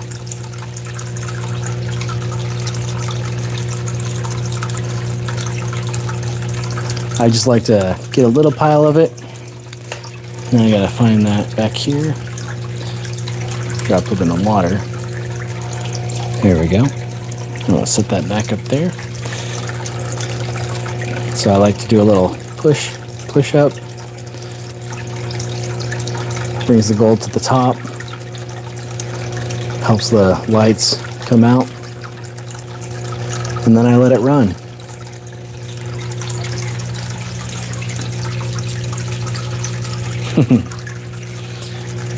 So I've melted in burning dishes before little buttons of gold that I've shown from time to time. These little buttons are pretty fun and cool, and it sure makes it a lot easier to handle the small stuff. When you melt them into little buttons. There's one stuck in there.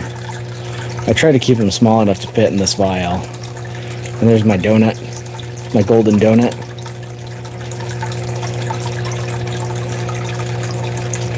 This is what I like to do with this fine gold.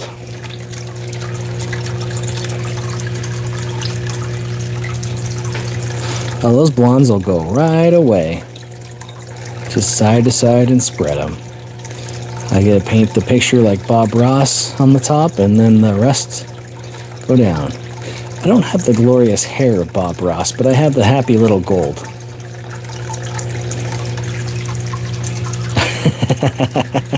Hey, you caught it. Yes, I am. I am missing a pinky. Had a rock fall on it here in Alaska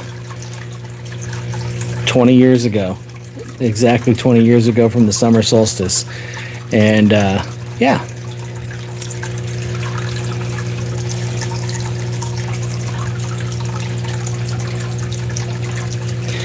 Had a rock fall on it. There was a small earthquake that happened, and it was one of those you couldn't feel, but you could hear it. You could hear the rattle of the rocks. And next thing you know, I was leaning on the wrong one at the wrong time, and I was pinned and stuck. I was stuck for 2 hours on the rock with my hand pinched. 2006.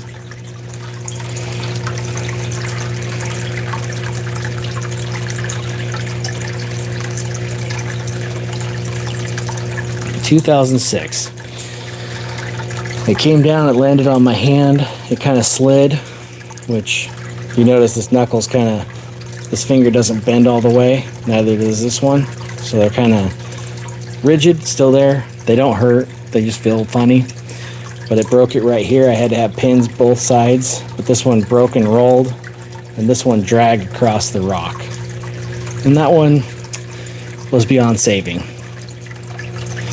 It was a lousy time. One of the first hard setbacks for my family because that happened. So from my previous job, I was too far past to get COBRA insurance. And the company I worked for, I wasn't yet to my 90 days for insurance. So everything was on me. After that, I ended up doing 2 jobs, one doing tech support for internet service, and working night shift at McDonald's at a 24-hour McDonald's.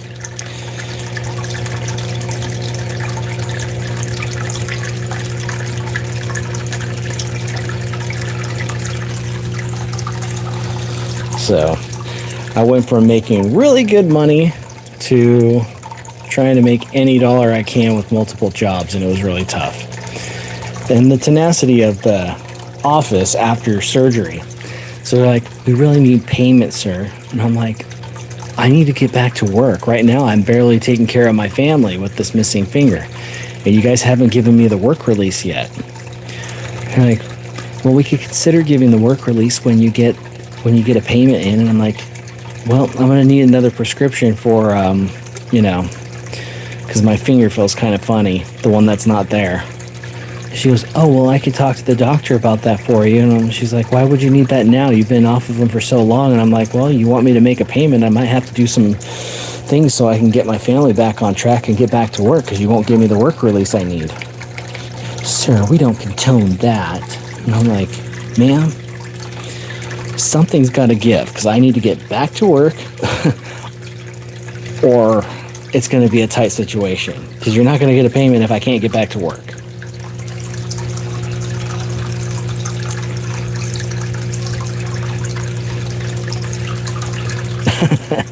I was not going to do that, but it's like, this lady's like, I think she was in the cozy zone or whatever at the time. This was 2006 anyway. She was naive. Like, why do you need to go to work to make a payment? How are you doing it right now? What are you doing for work right now? Making I think it was $7.20 at McDonald's at the time doing a night shift. I was doing the cleaning janitorial stuff.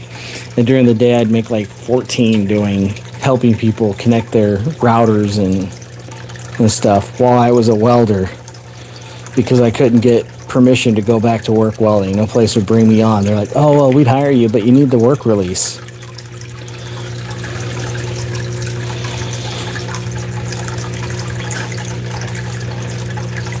I have my little dry electromagnet separator, which seems to do a really good job.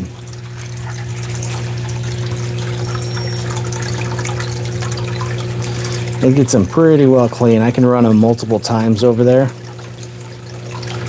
Quite crazy how, and some of them, it's like, what is that light thing magnetic for? But yeah, they're all magnetics.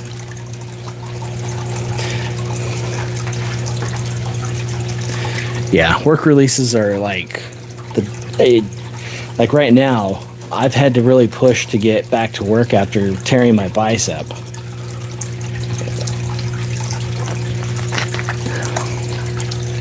They were telling me it'd be over a year, and I'm like, they only have to keep me for 12 weeks during the Family Medical Leave Act. After that, if they don't feel I'm safe enough for work or can't return in that time, luckily my job is really cool about it. I'm getting back.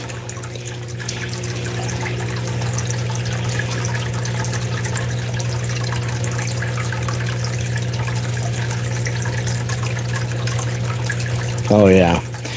Now, like, shoot, 20 years. The way the rate for McDonald's now is about what I was making as a welder 20 years ago.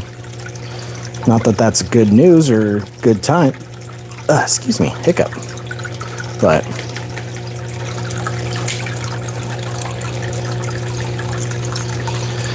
you know, got to do what you got to do when it comes to it. If gold were like $5,000 an ounce back then, $4,000 or even $2,000 in 2006, shoot, I would have probably been like, okay, I'll just go dig. I can't work here, I can't work there, I'll just go dig, because at that rate, I'd have been making more than those jobs. Hey. So we got a question. Howdy there. Had a question. Would any sand have gold or just black sand? So, the saying goes that gold rides an iron horse, but not all horses have riders. And the black sand is a denser iron-based sand, whether it's hematite, magnetite, or tin, tungsten. There's a variety of natural occurring metals, even tellurides, like calaverite, which happens in California, telluride, which is actually from Telluride, Colorado, excuse me. There's various dark metals that are denser than the surrounding light sands. So you want to look for where the heavier deposits are, which is why we look for black sands, especially if we're working on like a beach. So like if you've seen any videos by other gold miners, such as Flower Gold Wizard, he looks for the black sands on the beach of Lake Superior. If you go back to the videos in my past where I was at Whiskey Run or the Gold Beach, I was looking for the black sands because it's a great clue and indicator. Now, does gold have to be in the black sands? No. It just greatly improves the odds that you're going to get gold in that.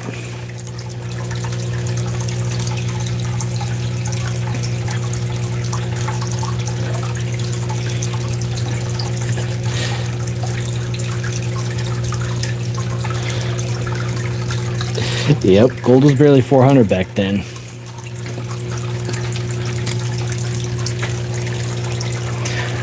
There's our, we're starting to get a little gold migration here. We got one flake right there, two flake right there. You see some of that red pyrite. So Chaka, where are you from? We've got plenty of gold miners here, and I've been across most of the United States and most of Canada. We can give you pointers as to where you may want to go to start if you've got the opportunity.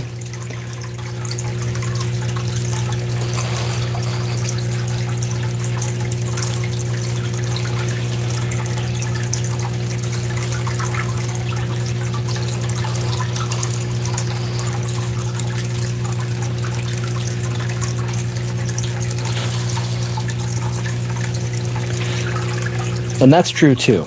So you don't necessarily need, so wild gold brings up a good point. You could also look for what they call the ruby sand, the red sand, which is basically crushed up garnet like this.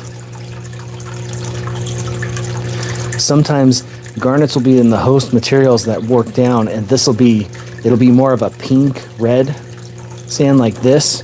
instead of the dark black. So you want to look for this as well if you're in one of the proper geologic areas for that. And that's for the fine gold. When you get to it, you get into some areas, you'll get bigger gold like this. This is medium flakes. And these are pickers. They're like baby nuggets. They're big enough to pick right off the pan.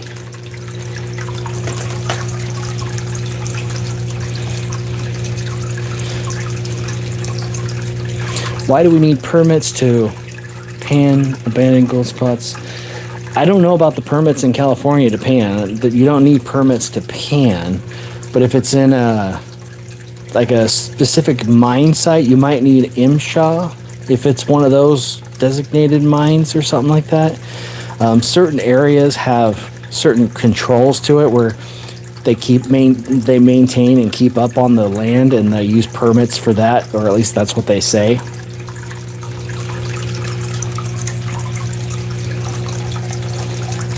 Oh, you're from Canada. What region of Canada, Chaka? There are plenty of places in Canada, all the way across from both ends. From Newfoundland, Nova Scotia, all the way to British Columbia, especially British Columbia. I know that one pretty good.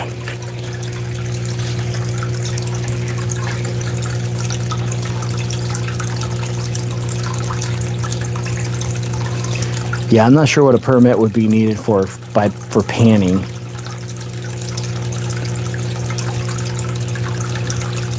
There's only select certain sites that I know you need they want you to get a permit, even though technically they're not legal under the Mining Act, but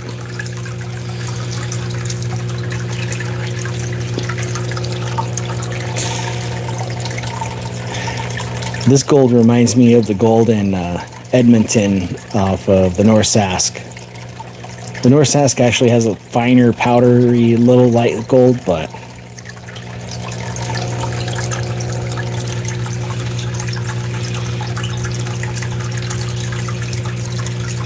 oh, you're in British Columbia.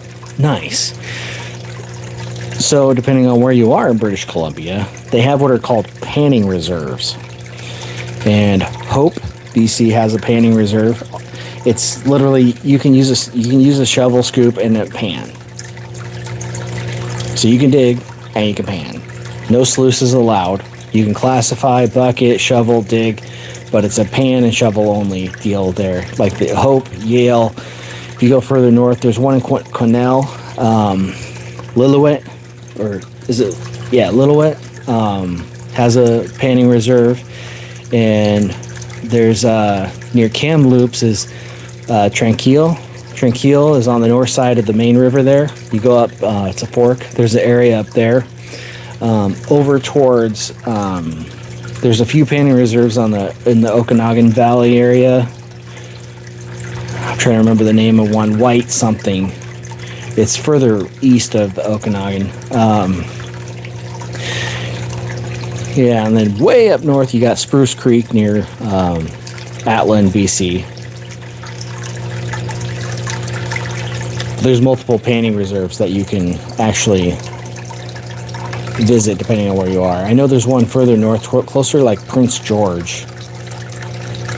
But I'm drawing a blank on the name, but Quesnel's the closest one I can remember off of in the Caribou area. Oh, I figured it was an autocorrect, because I get words autocorrect all the time. Pickers for picking off a pan.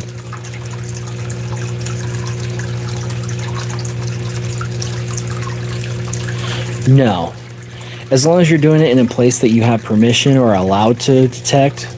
So some places they do frown if it's historical, which given the amount of time since the 1849 gold rush, there are some sites that are considered historical where you're not allowed to because they don't want you disturbing artifacts.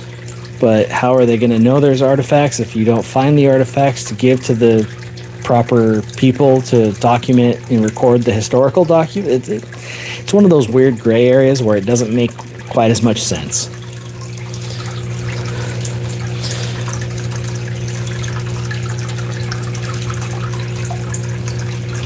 Yeah, if I were you, Chaka, I would go to Yale.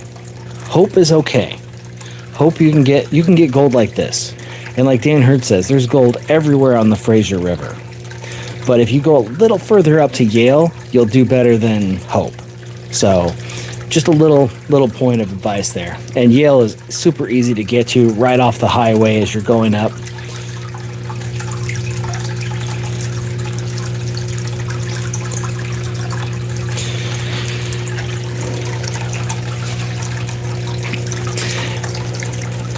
Yeah, they want to make everything to where it has a fee so they can get some monetary in a layer of government.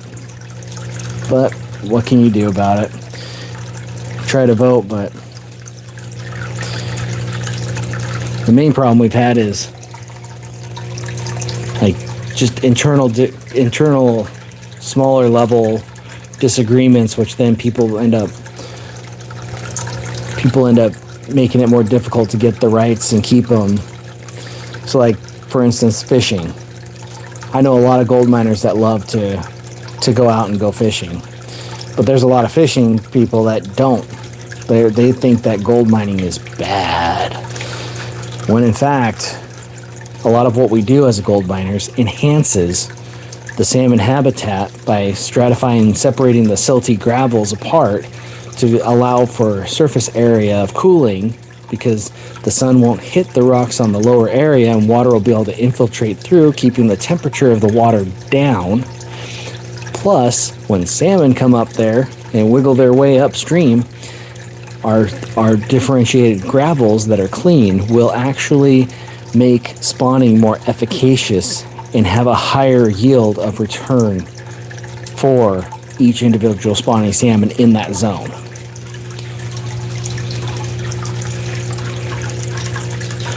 And so, Chaka, when you're there, you will see a ton of these. When you're panning, because the Fraser is loaded with these little garnets, you'll see a lot of these garnets there.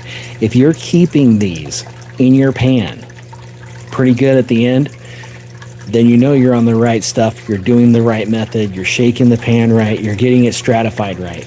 These will be just before the gold. So the gold will be underneath these garnets. These garnets like to roll because they're rough and charactered. Here's a larger one, for example. So let's use this as a larger example. Those are little. And this is like a big one. So this has been broken down, will create bunches of those little ones. But when you see these, you'll know, just like the black sands, that you're doing the right job for panning. This is a beautiful garnet, which happens to be the January burststone.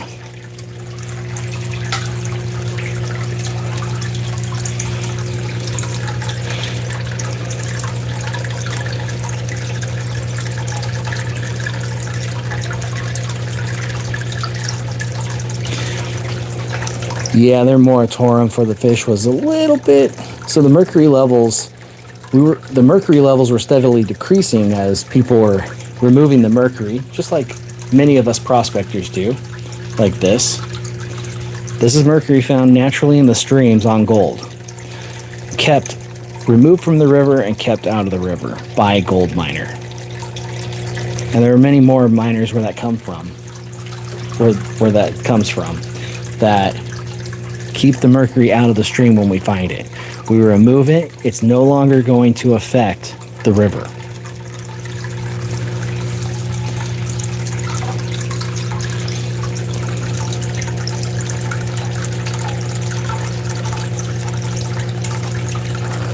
But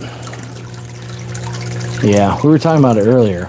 They now use excavators in the stream. They literally roll excavators in and start scooping the stream to separate mercury. It's like, you realize an excavator is not going to get that pole on the bottom where the mercury settled?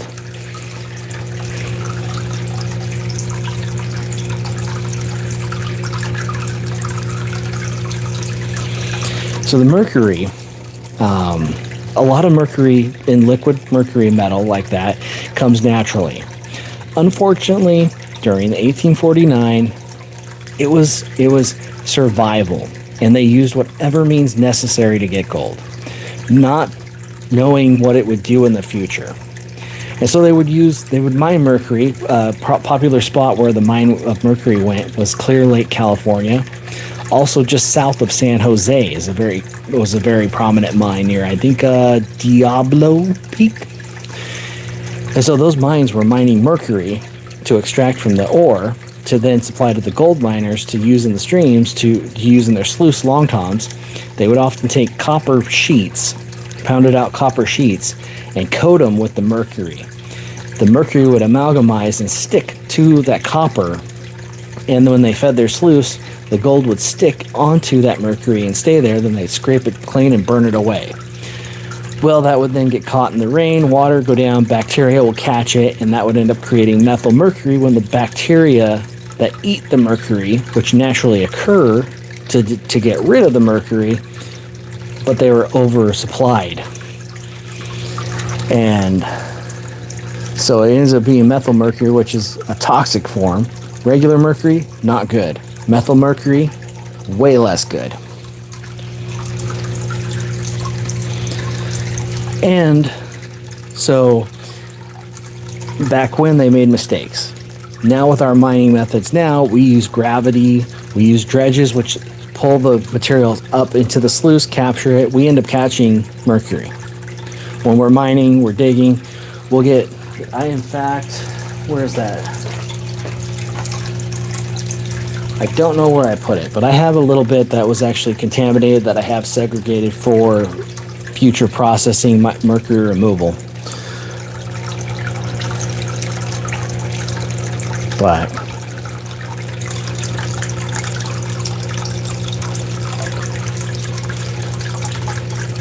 all right, have a good night, Chaka.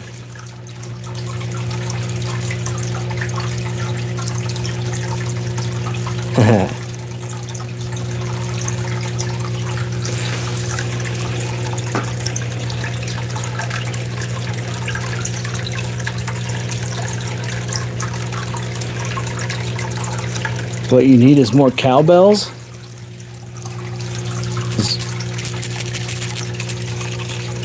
Like these? Does a little picker gold nuggets in a vial ring like a cowbell?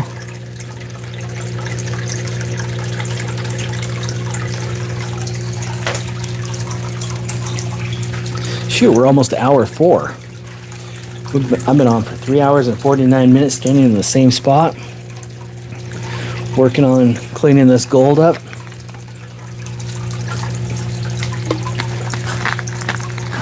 Right? Those are the nice chunky ones. These are kind of the baby flakes. These are a little smaller. We got about 11 grams here, my estimate. I think I weighed them a long time ago and forgot what it was. This is a 4 fluid ounce jar, so.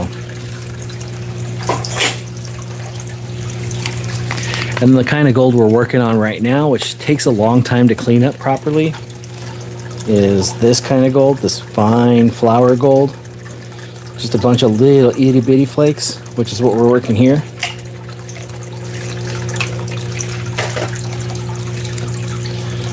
Get you in for a close-up here.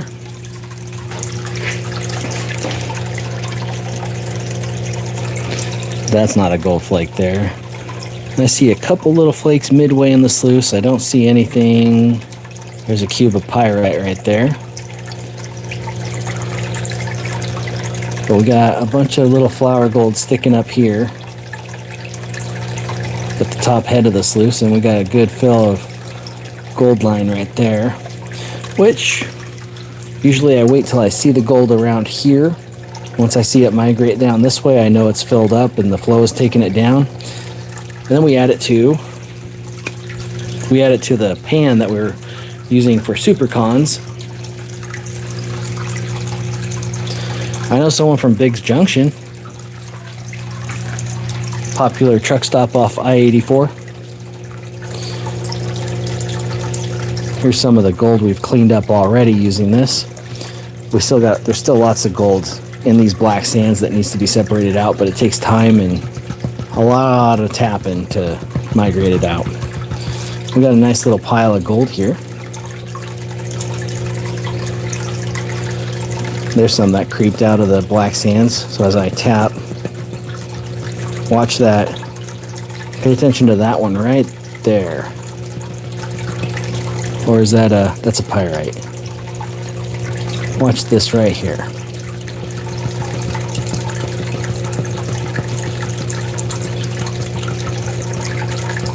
See how those are walking up out of the... Here, I'll do it again a little more. I'll spread it out. So we got some on the top and some there. When you tilt the pan at about 3 degrees roughly, in this style of pan, 3 degrees, and you give a certain little rhythmic tap, not too fast, not too slow. You have to find the happy medium. Your gold will walk up to the edge there. Kind of gets a little blurry from the tapping. Watch this one right here. See how it migrated to that line? Watch down here. I'm going to start tapping in the other direction and walk it up there. Just like that, we got all our gold from the rhythmic tapping. There's still more in here. These black sands are loaded, but it's a little tapping rhythm. When you tap it just right with a little tiny tilt, it's like the magician pulling the sheet out from under the dishes and stuff on a table. Every tap, you're sliding the pan under the gold as it's resistant to move. It fights the inertia.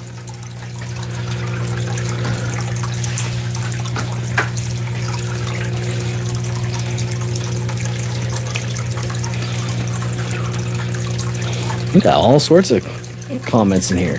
What TV show were you in? I was in Gold Rush Whitewater. The one where we dredge in the rivers in southeast Alaska.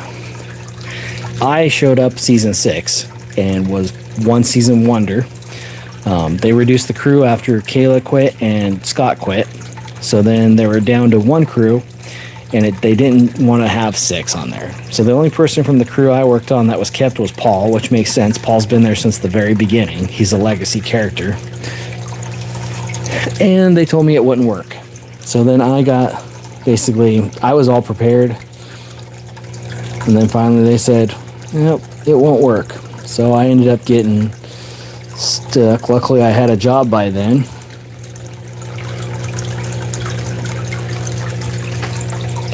Because a lot of places weren't hiring me, and I finally just didn't tell them, because how many really know that you're on TV? Not many. Even though the episodes were coming out, people were like, oh, were you on Discovery? I just saw someone that looked a lot like you. I'm like, oh, maybe.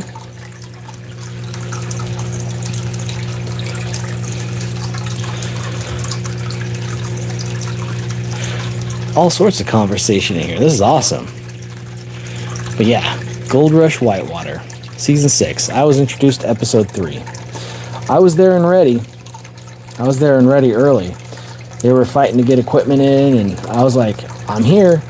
I'll dig. I'll shovel snow. I don't care. I'll do whatever to get ready. I'm ready. Like, oh no, it's best to introduce you when they need help. When they need help. They needed help from the very beginning.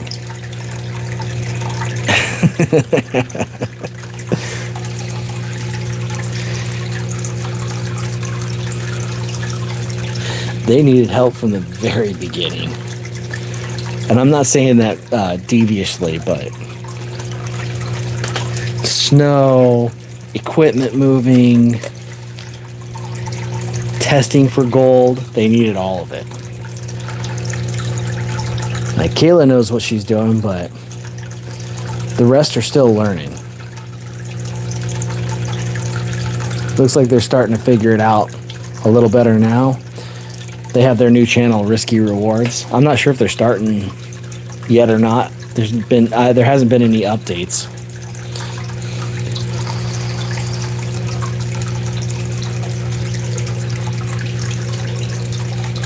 Julian has the good cider and orchards.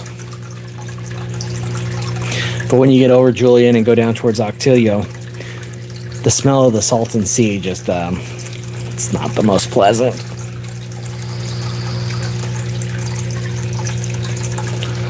There's some desert areas of California I'd like to explore more in the winter. We're There's some old like ancient riverbed areas there that were previously operated on, worked. I'm hoping with a couple others to explore the site and get the locations and possibly get a winter working operation there, because no way in the California desert inland am I going to be a good worker in 110, 111 degrees.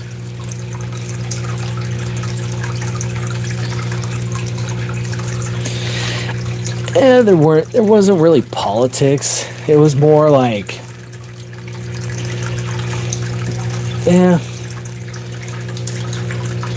like we weren't able to move to better areas because we'd set up at site, we set up a camp. Like we should have moved probably a couple times to do better testing with the dredges and get further up or further down and find the spots that may not have been worked. Our spot worked because we had that nice little upper area where we could set up the tent, set up the changing area, and do all that. But really, we should have maybe worked a little bit further up or further down. There should have been more to it than where we were. But when you commit to an area, and they're like, we need to see some gold. I'm like, you're not going to see gold where it's not happening. We got to sample. We got to test. But yeah, it's basically you commit to a spot, and that's it.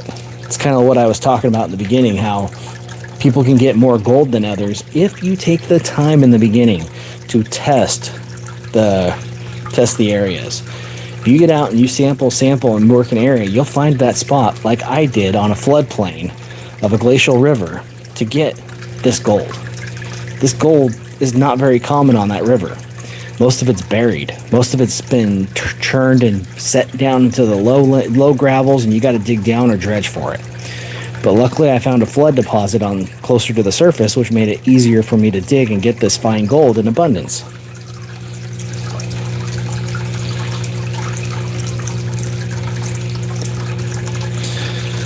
Alright. We watched their first season on YouTube. Yep. Not too bad. Did Kayla? No. So the season I was there was the last season for Kayla. She wasn't back on season 7. It was literally Scott quit, Kayla quit. I was told it won't work because there was too few people, and they went down to one crew with 5 people. So the next season, season 7, was Dustin, Wes, Paul,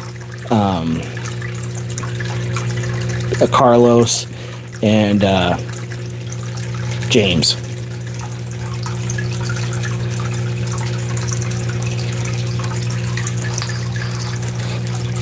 Yeah, like what we were doing on Gold Rush Whitewater, there were no scripts. We weren't like rehearsing or doing like, sometimes so if the camera or audio didn't come through when we were doing something, like say the pump wasn't priming right, we're getting frustrated because we're trying to wiggle the intake line to get the water up to the pump so we can start the motor, and it's just not working. We'd be frustrated, like, dang it, come on, just prime already. And then next thing you know, they'd be like, oh, can you do that again, but a little more aggressive? I'm like, you weren't recording that? Okay. It's kind of hard to, like, it's just being a frustrating foot valve. That's all it is. Editing, yes. Heavily edited.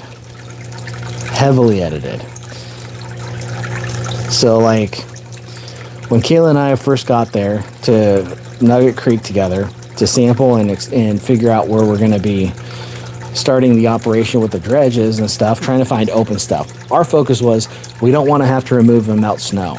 If there's an open spot on a bend somewhere that we can get to and have open water to start dredging, we'll do that. And she wanted to go up high on the hillside to get a vantage point so we could see more of the creek versus, whittling our way up the creek to try and find it. So we took the high point and we were walking in the vegetation on the high crest of the canyon, which when you see us dredging, you look way up there. We were looking down for the spot. Living Alaska, hello. And so we were looking down trying to find the spots, and we found an open water area. But on our way up there, like I told Kayla in the beginning, I'm not the most in shape. I'm really strong and I can move a heavy load steadily. So like if it's in my pack and it's like 150, 200 pounds, I'll carry it. I will not be a rabbit, I'll be the tortoise, but I'll get it there. And I'll get the heavy items we need to sight and so forth, but I'm not a cardio guy. I've always been in the strongman world where we do heavy weightlifting, and I'm not an avid runner or hiker. I hike to go get gold, but I'm not a I'm not a marathon guy.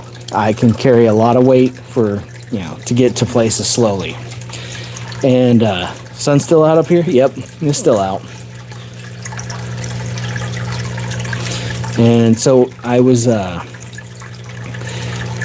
following her. I had probably, I had like 200 foot of rope in the bag, some different attachment climbing gear. I probably had about 70 pounds in the bag, and I was following her. She had a load in her bag too. Don't ever, nobody discredit Kayla. She had a full loaded pack.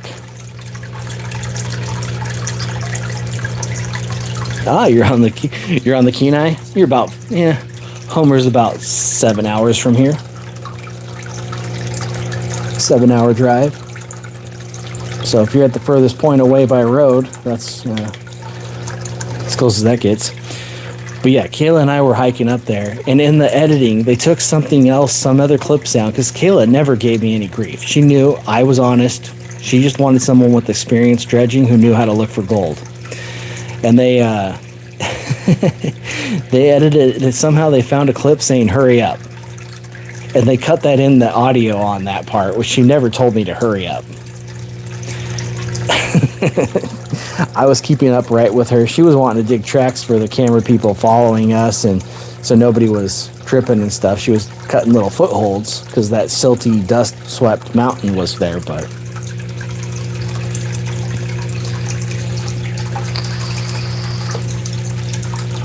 nice. I'm in South Central, north of Anchorage. This was outside, just out on the main Matanuska River,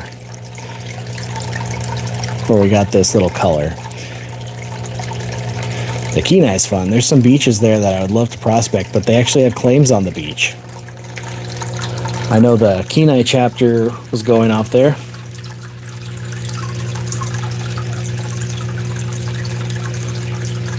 Right on. Have a good night, Sean. Thanks for stopping in. You're always a wealth of entertainment in here and knowledge.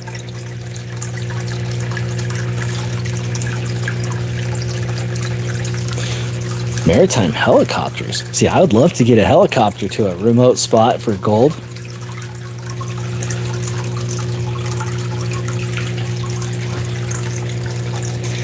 Let's have a little look here. Our gold is starting to pile up in that corner and make a couple riffles down. There's one, there's one. That's not, there's one. So we're getting a little bit of migration. Most of our little gold stuck up there. There's a few in these black sands. There's a few more over here, right in the side. Got a nice little pile on that first riffle going. Let's look down lower into the sluice. There's one right there on the right. Not that glittery one. So not that big one right there. That little one right there. See how when I put the shadow on there, it doesn't shine? That's not it, but that little one right there. That's a little speck. You get that little, looks like a rounded off lead product right there. The sands are dancing all nice and dandy.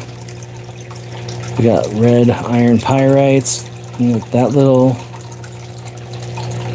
oh yeah, there's a little gemmy garnet, super tiny. That's cool. It's so tiny you can't do anything with it, but I mean you can see how clear and red it is. That's beautiful.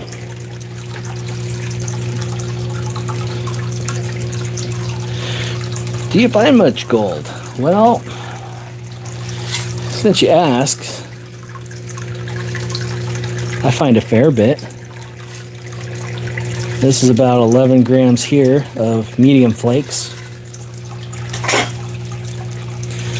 The stuff we're working for right now is this fine glacial flood rough stuff.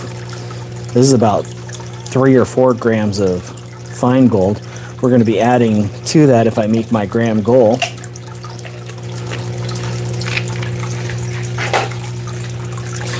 These are the pickers. This is the picker stuff. These are ones that are like baby nuggets. They're tiny and you can pluck them and pick them.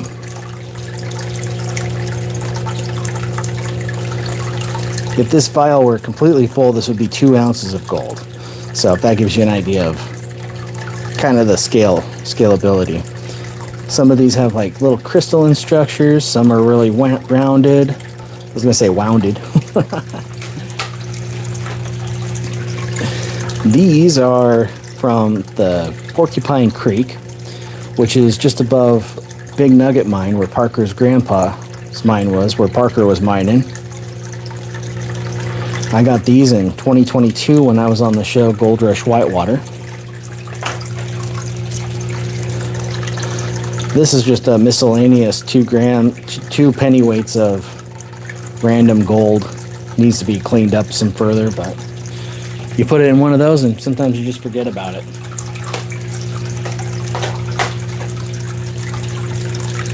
Here's some more little mini flakes. They're a little bigger than that other vial of flakes, that jar. But these are kind of what I do for Boys and Girls Club, foster kids, things like that. I'll throw these in the pan so they get a little keepsake. Whenever I get the chance and opportunity to show kids how to mine.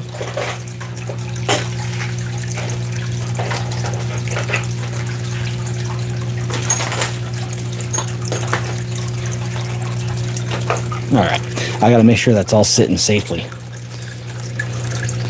How long have you been prospecting in the area? I moved to Alaska in 2006 from Oregon. And I've been prospecting since I was 9 years old. So as soon as I got to Alaska, I had to learn the way of the land and how things are done here and how the gold is, which is a completely different variety because we have glacial impact and different sort of geology given the Alaska range. And so it was a learning curve coming to Alaska, learning to prospect here, but I've been doing it for 20 years in Alaska and then since I was 9 in Oregon, so seriously when I could drive. So as soon as I was 16, had my license, was free to go, it was on. I'd drive a couple hours on a weekend to just stay there and go prospect and then come back.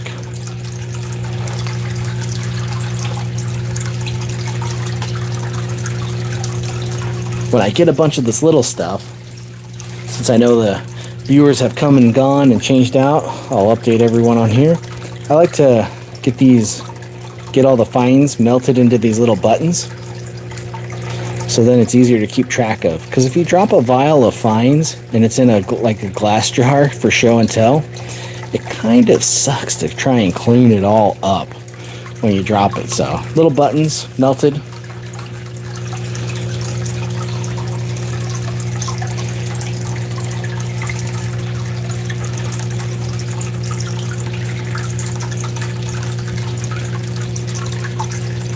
Oh, I'd love that.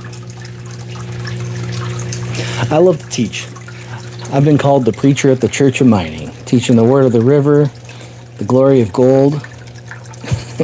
Not to make any puns on religion, but that's kind of what I've been. I love to. When I was younger, there was very few. Like, it was more secretive back then, and there were a few that loved seeing a kid wanting to prospect, but most of the adults around me were just totally anti, like, oh, it's a waste of time. There's not enough. So go ahead, send me a message. We'll see if we can maybe work something out with the work schedules and my recovery. So by recovery, I mean my torn bicep. So the reason I'm working this fine stuff is because I can't get safely and dig with my limited arm because I tore my bicep tendon. And I've been kind of stuck doing easy, safe stuff.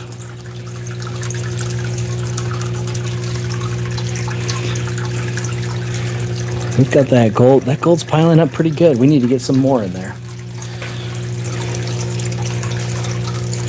I'm hoping I have a gram.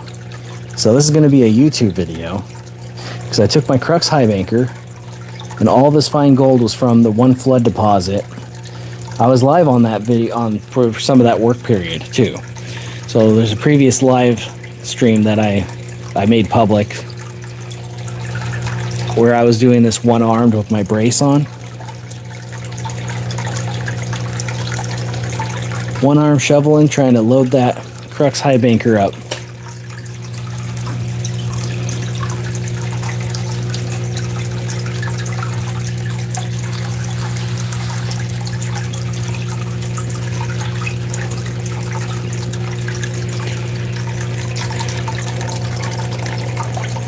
So I like to gently just push the gravels up.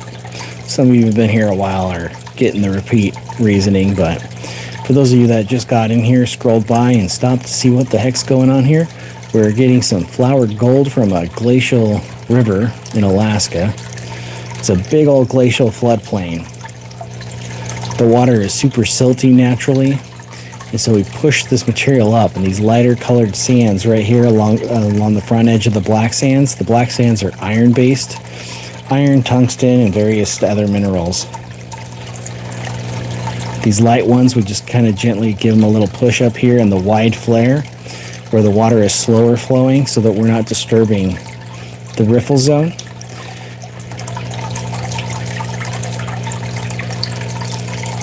Have I ever used a metal detector? Yes, I have.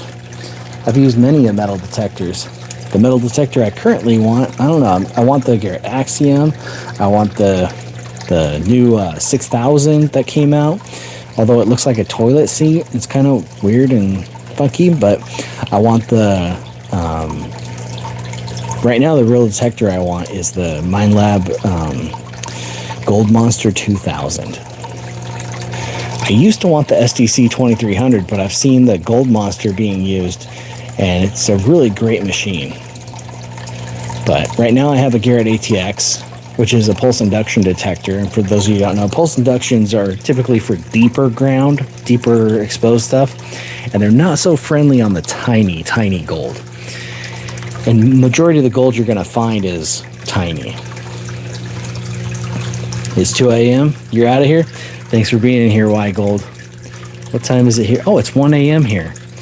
It's a problem being in Alaska. It's still light out, so we're just like, oh yeah, it's kind of like the way bears do. You know, you hibernate in the winter, you sleep more in the winter, and in the summer you just go at it, keep going. But yeah, I've used metal detectors time and time again. I've been live for 4 hours and 14 minutes. Man, time flies, doesn't it? Just like that. Just like that.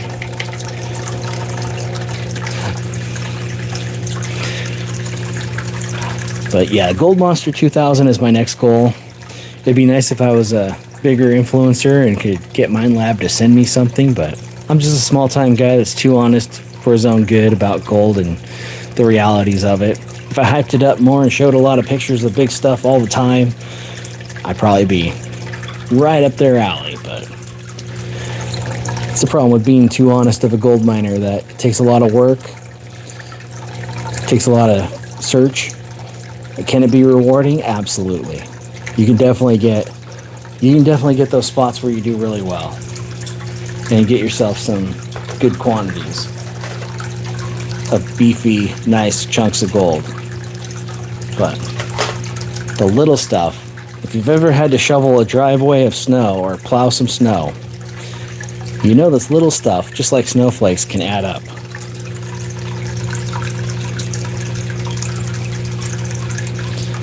Oh yeah.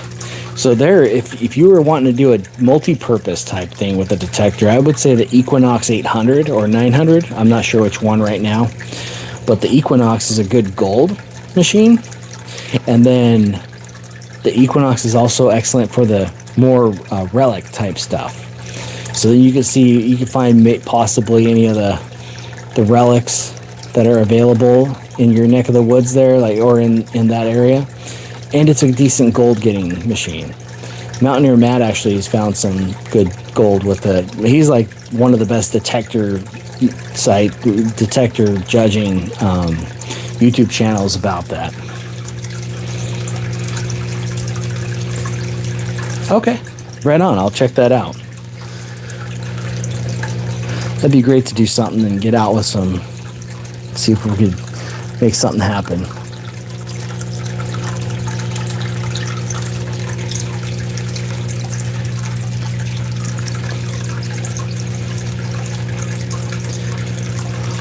So we'll get another little close up here. Got 111 people in here, 170 likes.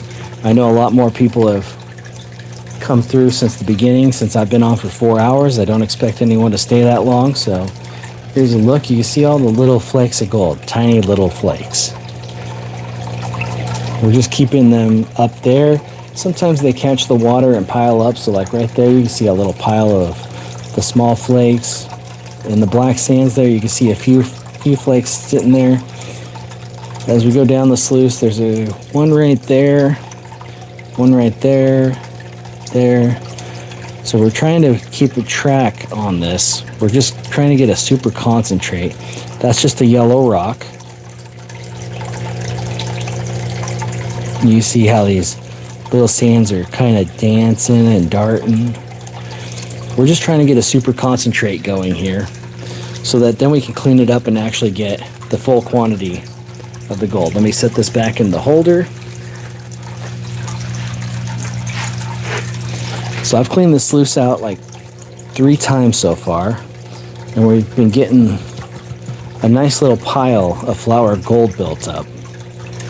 This little flour gold, I mean, it doesn't look like much. I mean, you can see the size of my finger. I'm pointing to the gold here, and it's been pretty good.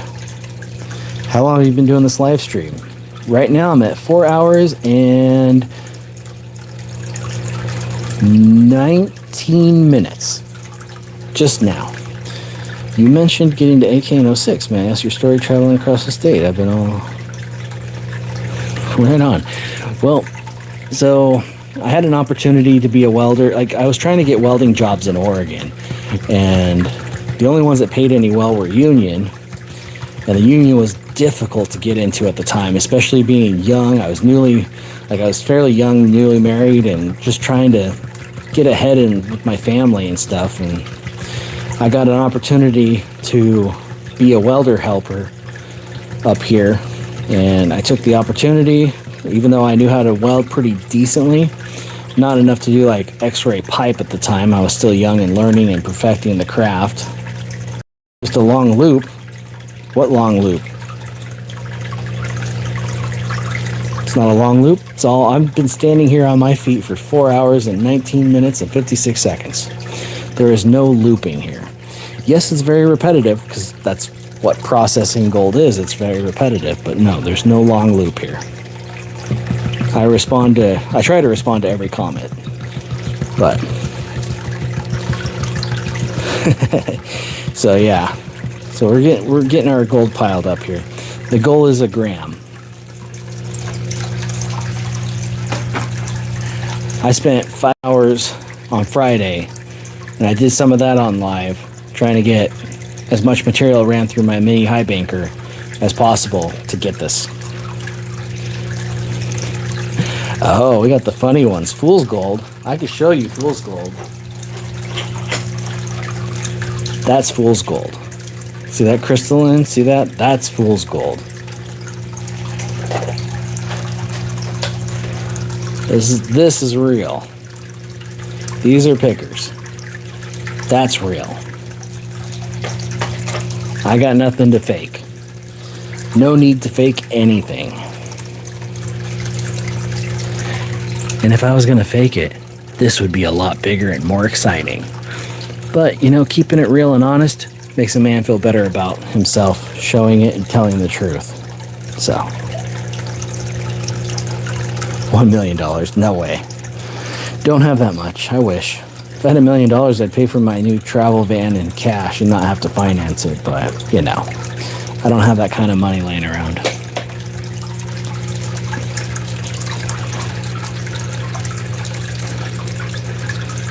I wish I had $1 million in gold, but then, you know, I wish I'd found. Finding it would be the thing, because that's why my name is Alaska Gold Hunter. I like what makes me happy about this little gold is that in a place where it's not very common to find a spot like this, I managed to find a spot where I could find the gold like this.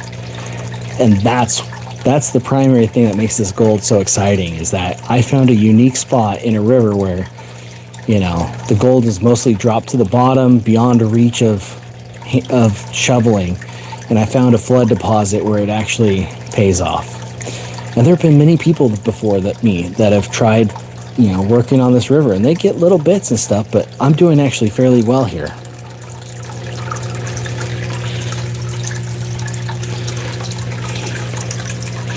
Does Parker still mine gold up there? He mines in the Yukon, Dawson City, which same like line as Alaska, but further east into Canada. He mines in the Yukon. I don't know if he still does periodic things at Big Nugget at all. He might have an operation going there. There was some workings going on at Big Nugget in 2022 when I was going by there, because I would have to see Big Nugget mine. Little hiccup, sorry. I would see that. So like this stuff was from just upstream of Parker's claim, now his claim because his grandfather passed, but Parker's grandpa's claim. This is from Porcupine Creek on the adjacent claim upstream from Big Nugget mine. This is the kind of gold they get in Big Nugget in Haines.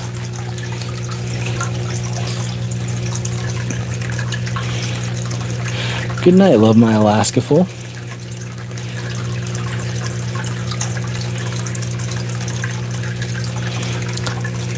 You ever work Stony River around north of the Yukon Delta? No.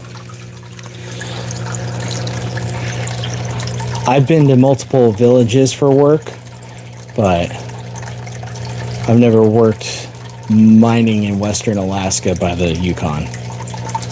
Mountain Village looked interesting, but you know, you have to respect the tribal lands, and unless they were like, hey, would you show me how to do this? I'm not going to go take it upon myself to go mining in the areas where their subsistence is.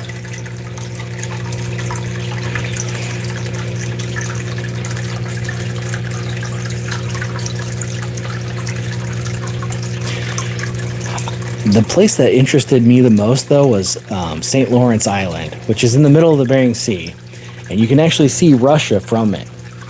So on a clear day, no clouds, which is not very often, you can get up a little up the hill and look across the Bering. It's about 60 miles away from Savunga, and you can see the Russian mountains right across there.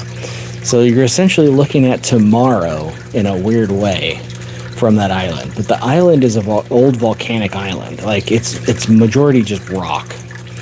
And it was amazing to see the culture and the carving. The Siberian Yupik they speak there is different than the normal Yupik and Inupiaq. All the character, like it was a total like eye opener. It was really cool. And I bet there's some old stuff where we could get some color out there. Some of the locals said they've found gold out there, but they don't want it to be known, which I understand why. But the people of St. Lawrence Island, it's their island, it's their land. It reminds me of Braveheart, where it's my island. But it is actually their island. Which Peter Santa whatever, he's a big traveling documentary like YouTuber, actually went there. We did extra housing out there for a project, which is where I was able to that's kind of what I go for. Beautiful gold, mellow talk, chill night, kind of a radio host. I've got my really nice microphone here. I've got it tuned in just right.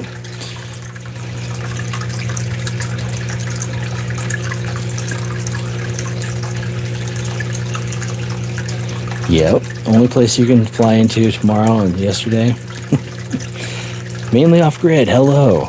The sun's probably just coming up for you guys. It just went down for us. It's still light out, but it's not crazy dark yet. What kind of mic are you using? I'm using an Elgato. I couldn't afford the Shure fancy one, so I got an Elgato generic mic. So here's my microphone right here on my stand tied to my toolbox. Here's my other cleanup tools, my magnetic remover and that. There's my concentrates and the mess of my garage, the tripod for my lights that I have lighting this up. But it's an Elgato whatever version mic. It has a output for, if I was with someone else here, I could have a headphone thing to it.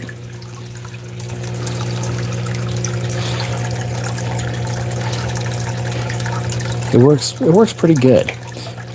Sometimes if I don't have this mic set up handy, I will actually use my wireless version of DJI and attach that to my phone. But when I'm in a fixed position for 4 hours and 28 minutes working flour gold to finish a YouTube video, I will use my nice mic.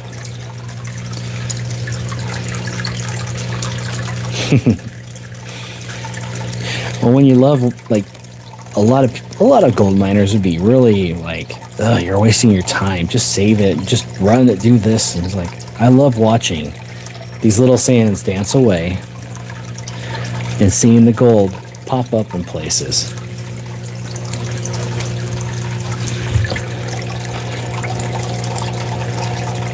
I know from my phone stand you can't see it very well, but there's little gold popping out everywhere, and you can see it's building up right there in the corner. Now there's more actually buried under these black sands. Here's a little one popping out right there. I need to let this flow and then we'll bring it up. It's about time to clean this sluice up and actually get it dumped into the main pan where the super concentrates are.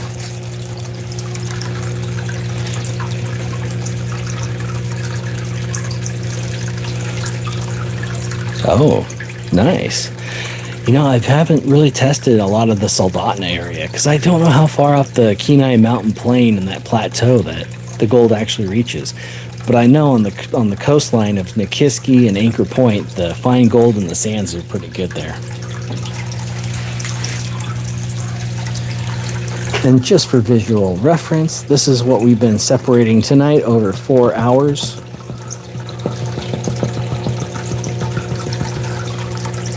We have a nice solid line of gold right there, and there's more scattered about inside of these black sands that hasn't come out of the stuff yet. But we're just building up a little pile of flour gold.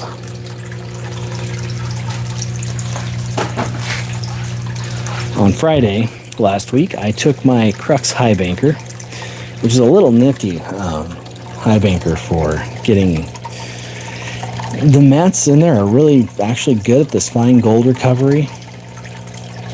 So I'm just moving these sands around so they catch a little different flow and roll on down the sluice. The goal is to actually get a gram, because I wanted to see if I could get 1 gram in one charge of my battery.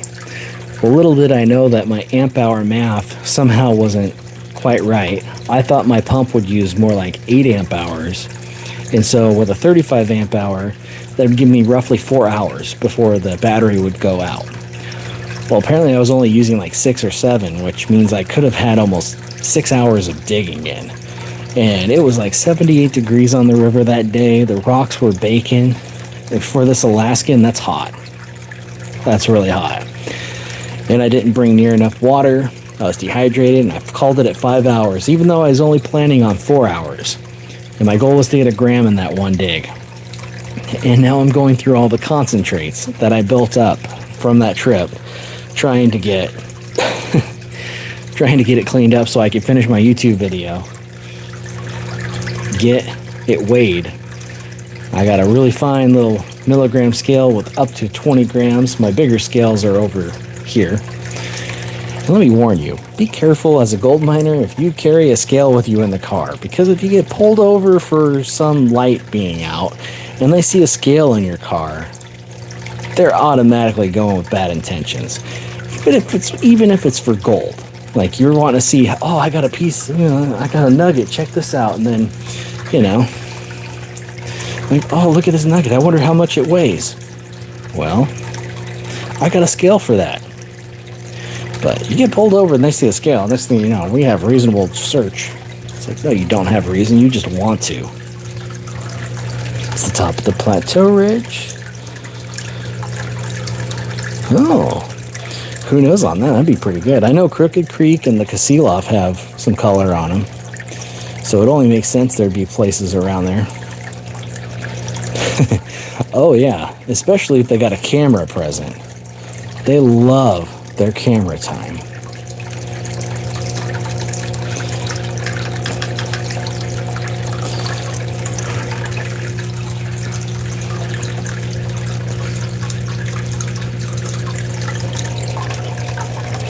We're going to let these sands dart and dance down a little bit. I'm going to bring the phone back down to it. So we're just going to let... That's a good way to put it. It's just for gold. You see these little dancing, the black sands, little hematite, maybe some magnetite in there. Just popping and dancing around, clearing out. So we're going to let some of that clear out. And we're going to add this to that gold pan. Clear out all these little flecks of gold. Get it a little concentrated. And I've been on here for over 4.5 hours now doing this.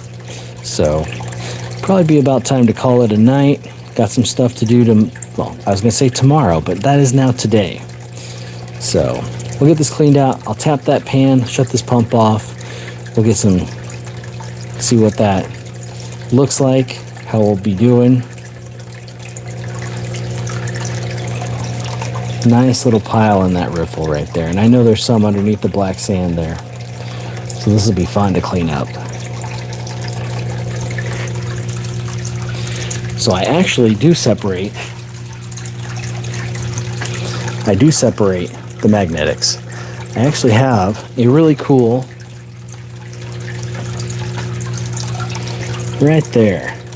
That thing rolls and there's a discharge right there. And that's the dry electromagnetic separator.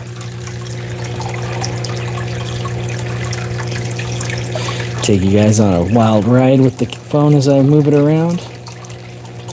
Yeah, we got a nice little pile built up here. We're gonna get that cleaned up. I put my phone back into its caddy. We're gonna get that cleaned up.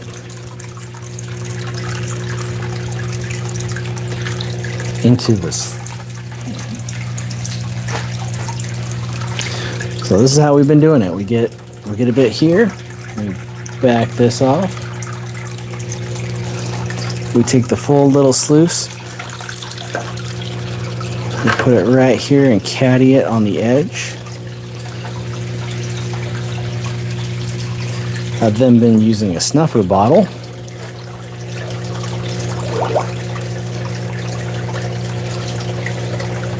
I'm gonna set that right there. Dry my fingers off, get that light. You see the pile on there. That was all in the shade before. It's a nice little pile of gold in that corner, and then all these stray little flakes. I'm gonna rinse these. Oh, that was...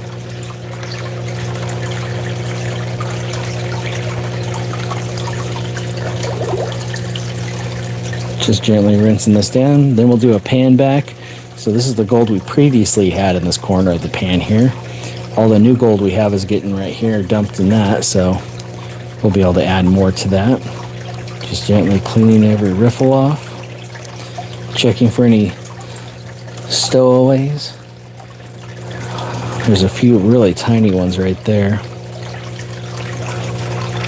Just some gentle stowaways.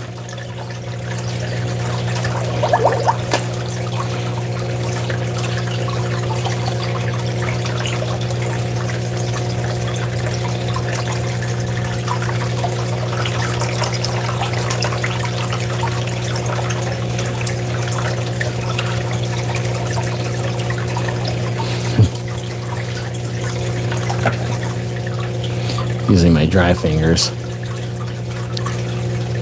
Those little stowaways. So I've rinsed the riffles down. Let me get that shadow moved. See how stubborn that gold is? That's why it stays in place. And there's another stowaway. But I still got to get it in the pan. We'll get this pan all worked down. This is the gold miser. It's a really tiny cleanup sluice. There are some other ones, but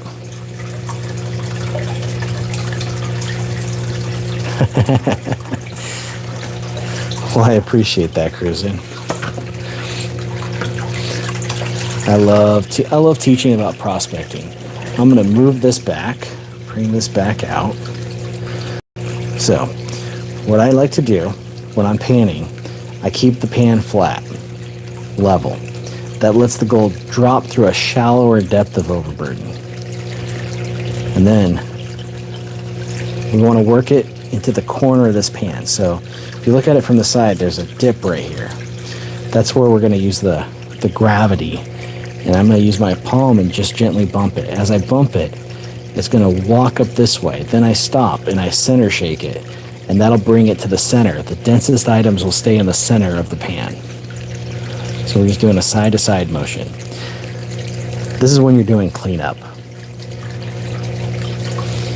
And this pan is a special one called the Falcon Gold Pan. It's specifically for cleaning up fine concentrates. You don't want to use it for doing field work. Field work, you want a more legitimate pan like the Garrett Super Sluice, the Garrett Gold Trap thing.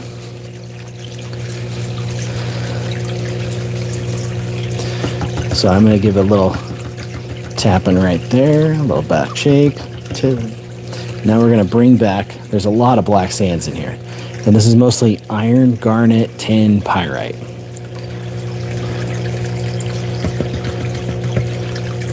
Let me get the camera better focused on the action here so you see the good stuff. This pan, no. This pan is pre-seasoned and ready. On other pans, like the Garrett Super Sluice or the Proline Professional, yes, I'll use like a SOS pad, a steel wool. I don't like using too much of the sandpaper because then it stay focused.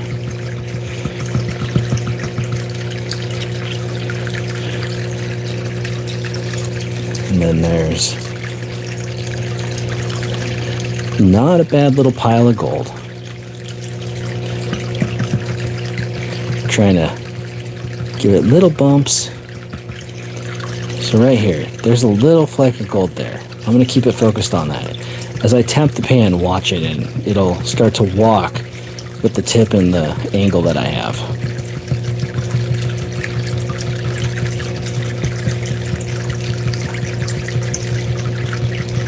There it goes. It broke free from the black sand and starting to migrate up. It's going to join its little buddies up at the top. See how it's traveling?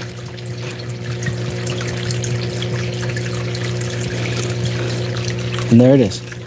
That little gold walked out of those black sands all the way up there by a rhythmic lean and tapping. Hello, Milad. I am pretty good with my hands, so for what I have left of them, I mean, I am a digit short and a couple not working all the way, but there we go. We've been cleaning this gold for 4 hours and 40 minutes tonight. I'm going to work these two little bitties out of here for one more demonstration. How you want about a 1 to 3 degree tilt of the pan. Nothing drastic, just enough that the inertia will, when you tap it, will push the pan under the fleck of gold and then get it working up. Follow that one right there. That flake and that flake. You'll see those walking to join the rest of its little buddies. See how they're escaping the black sands? And that one's on a runaway. It's like the tortoise and the hare, just leaving.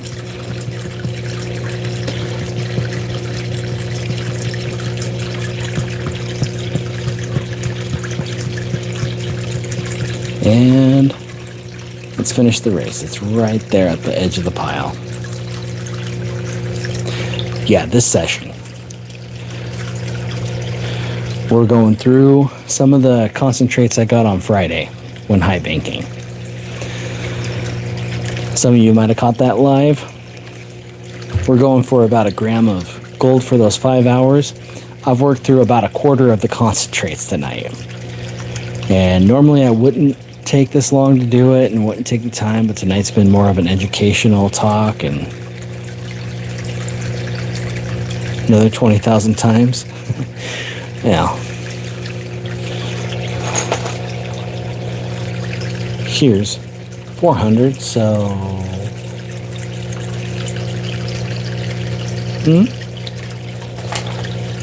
or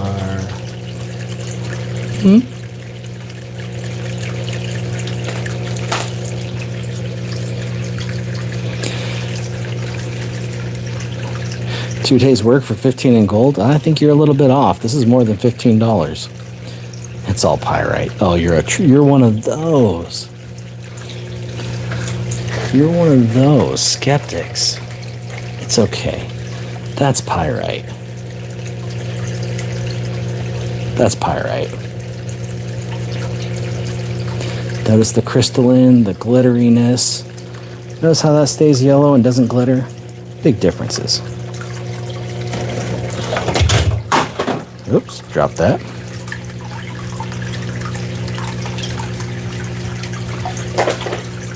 Shouldn't you dig for gold to find some chunks? I don't understand that, but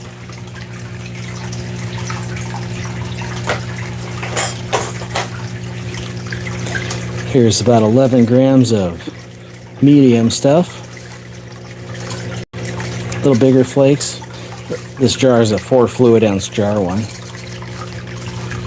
No. What I showed you was pyrite. That's pyrite.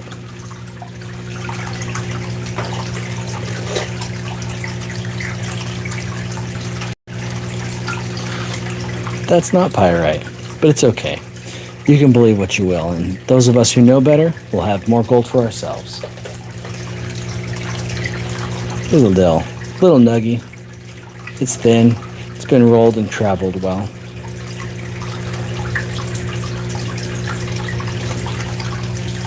I'll put that with its little buddies over there. Is this a lot of gold? No. It's not. It's not scream-worthy. It's not a lot, but it adds up. And it's more than $15 because the price of gold has gone up. If this was 2001, yeah, it's probably about 15 bucks. So what's that little jar worth? Which one? This one? It's 2 pennyweights, which is 1/10 of an ounce because a pennyweight is 1/20th of an ounce. So being that this is 1/10 of an ounce and the going price is like $138, $140 for a gram of gold, this is roughly 3.1 grams of gold. So we'll just round it down to 3. And so 3 times 140, let's say 150, that'd be 450. We subtract 30 from that. Oh, this is over 400 bucks right here. Now that's not accounting for purity. If it's 80%, then it'd be less for the valuation of the gold. So maybe, say 375 roundabouts. I have Pokemon cards too. My son is an avid collector. And we in fact fill binders up. But you can't just dig up Pokemon cards. You have to go buy them.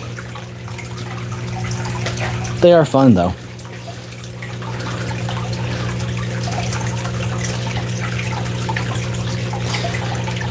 My son had the Latias one from Surging Sparks, which ended up being like 900 bucks.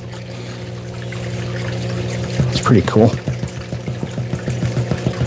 But 80% pyrite. Yeah, so you can't, some people don't believe the truth. That gold is out there for anyone to dig.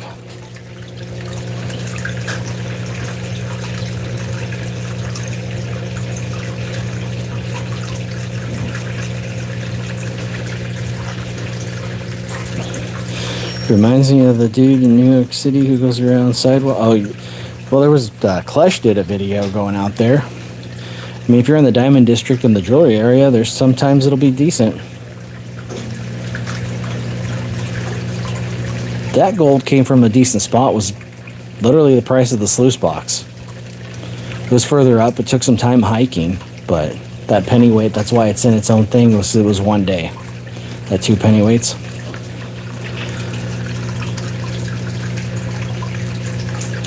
Hey, you could bury it, or you can add it up and get yourself some nice stuff. It adds up. So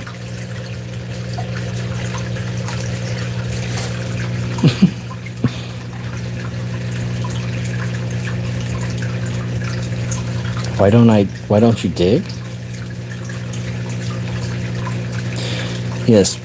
So T-Gabe, dredging is legal at certain times of the season, and it depends on where in the state you are. It's based on salmon spawning periods. So here in South Central, we have most commonly is May 15th to July 15th. And in the interior, it can extend into October, where the salmon spawning areas aren't actually happening on some of the subvert streams. But like on the main Yukon and certain river systems like that, it's that same season.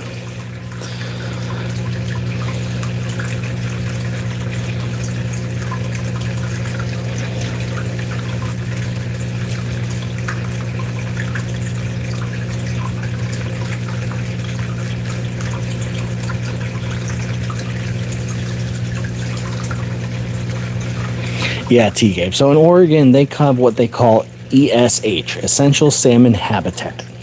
And so certain waterways are exempt from the essential salmon habitat because either natural obstruction, as in rising, or certain water flow levels, as in the river dries up entirely, like the creek or waterway dries up entirely, or whether it's obstructed by dams put in that you won't be affecting the salmon because the salmon can't make it up past the dam. So ESH is the key word for Oregon with that. But Oregon and California, Washington are naive to the benefits of what actual dredging does, because we create stratified gravels at various sizes, which are better for capturing the eggs. We also create slow pools where that happens, so that when the male salmon does his thing, it's not quickly getting rushed downstream, because it's literally, they're just swimming above and hoping to hit. But when the water is slowed down, it has time to move down and land onto the eggs and have more effective procreation of the salmon. So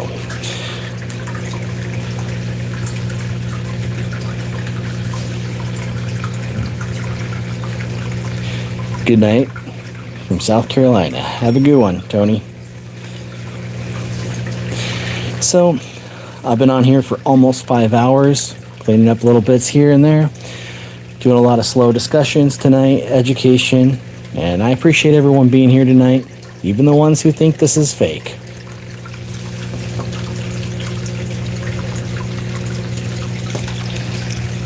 Nope, that's exactly right. That's exactly right. No, I do not make my living for gold. I have fun, and it's a passion of mine. I have done it in the past. I didn't have near as many dedicated responsibilities, because gold is not always dependable. It's there, it can be found, but you can't count on it, you can't depend on it, unless you have a large enough operation for scale. I wish. Then I would be doing what I love full time, and I'd never be working a day in my life. Even though it feels like it, it would still be fully enjoyment. So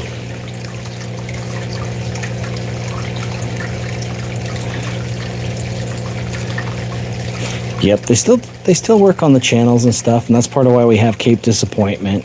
A lot of the dredge sands from the Columbia River scoured the bottom, and if you ever want to see a pretty cool situation, Cape Disappointment has a lot of this. There were people getting 6 to 7 grams in a single day of working on the beach in Cape Disappointment.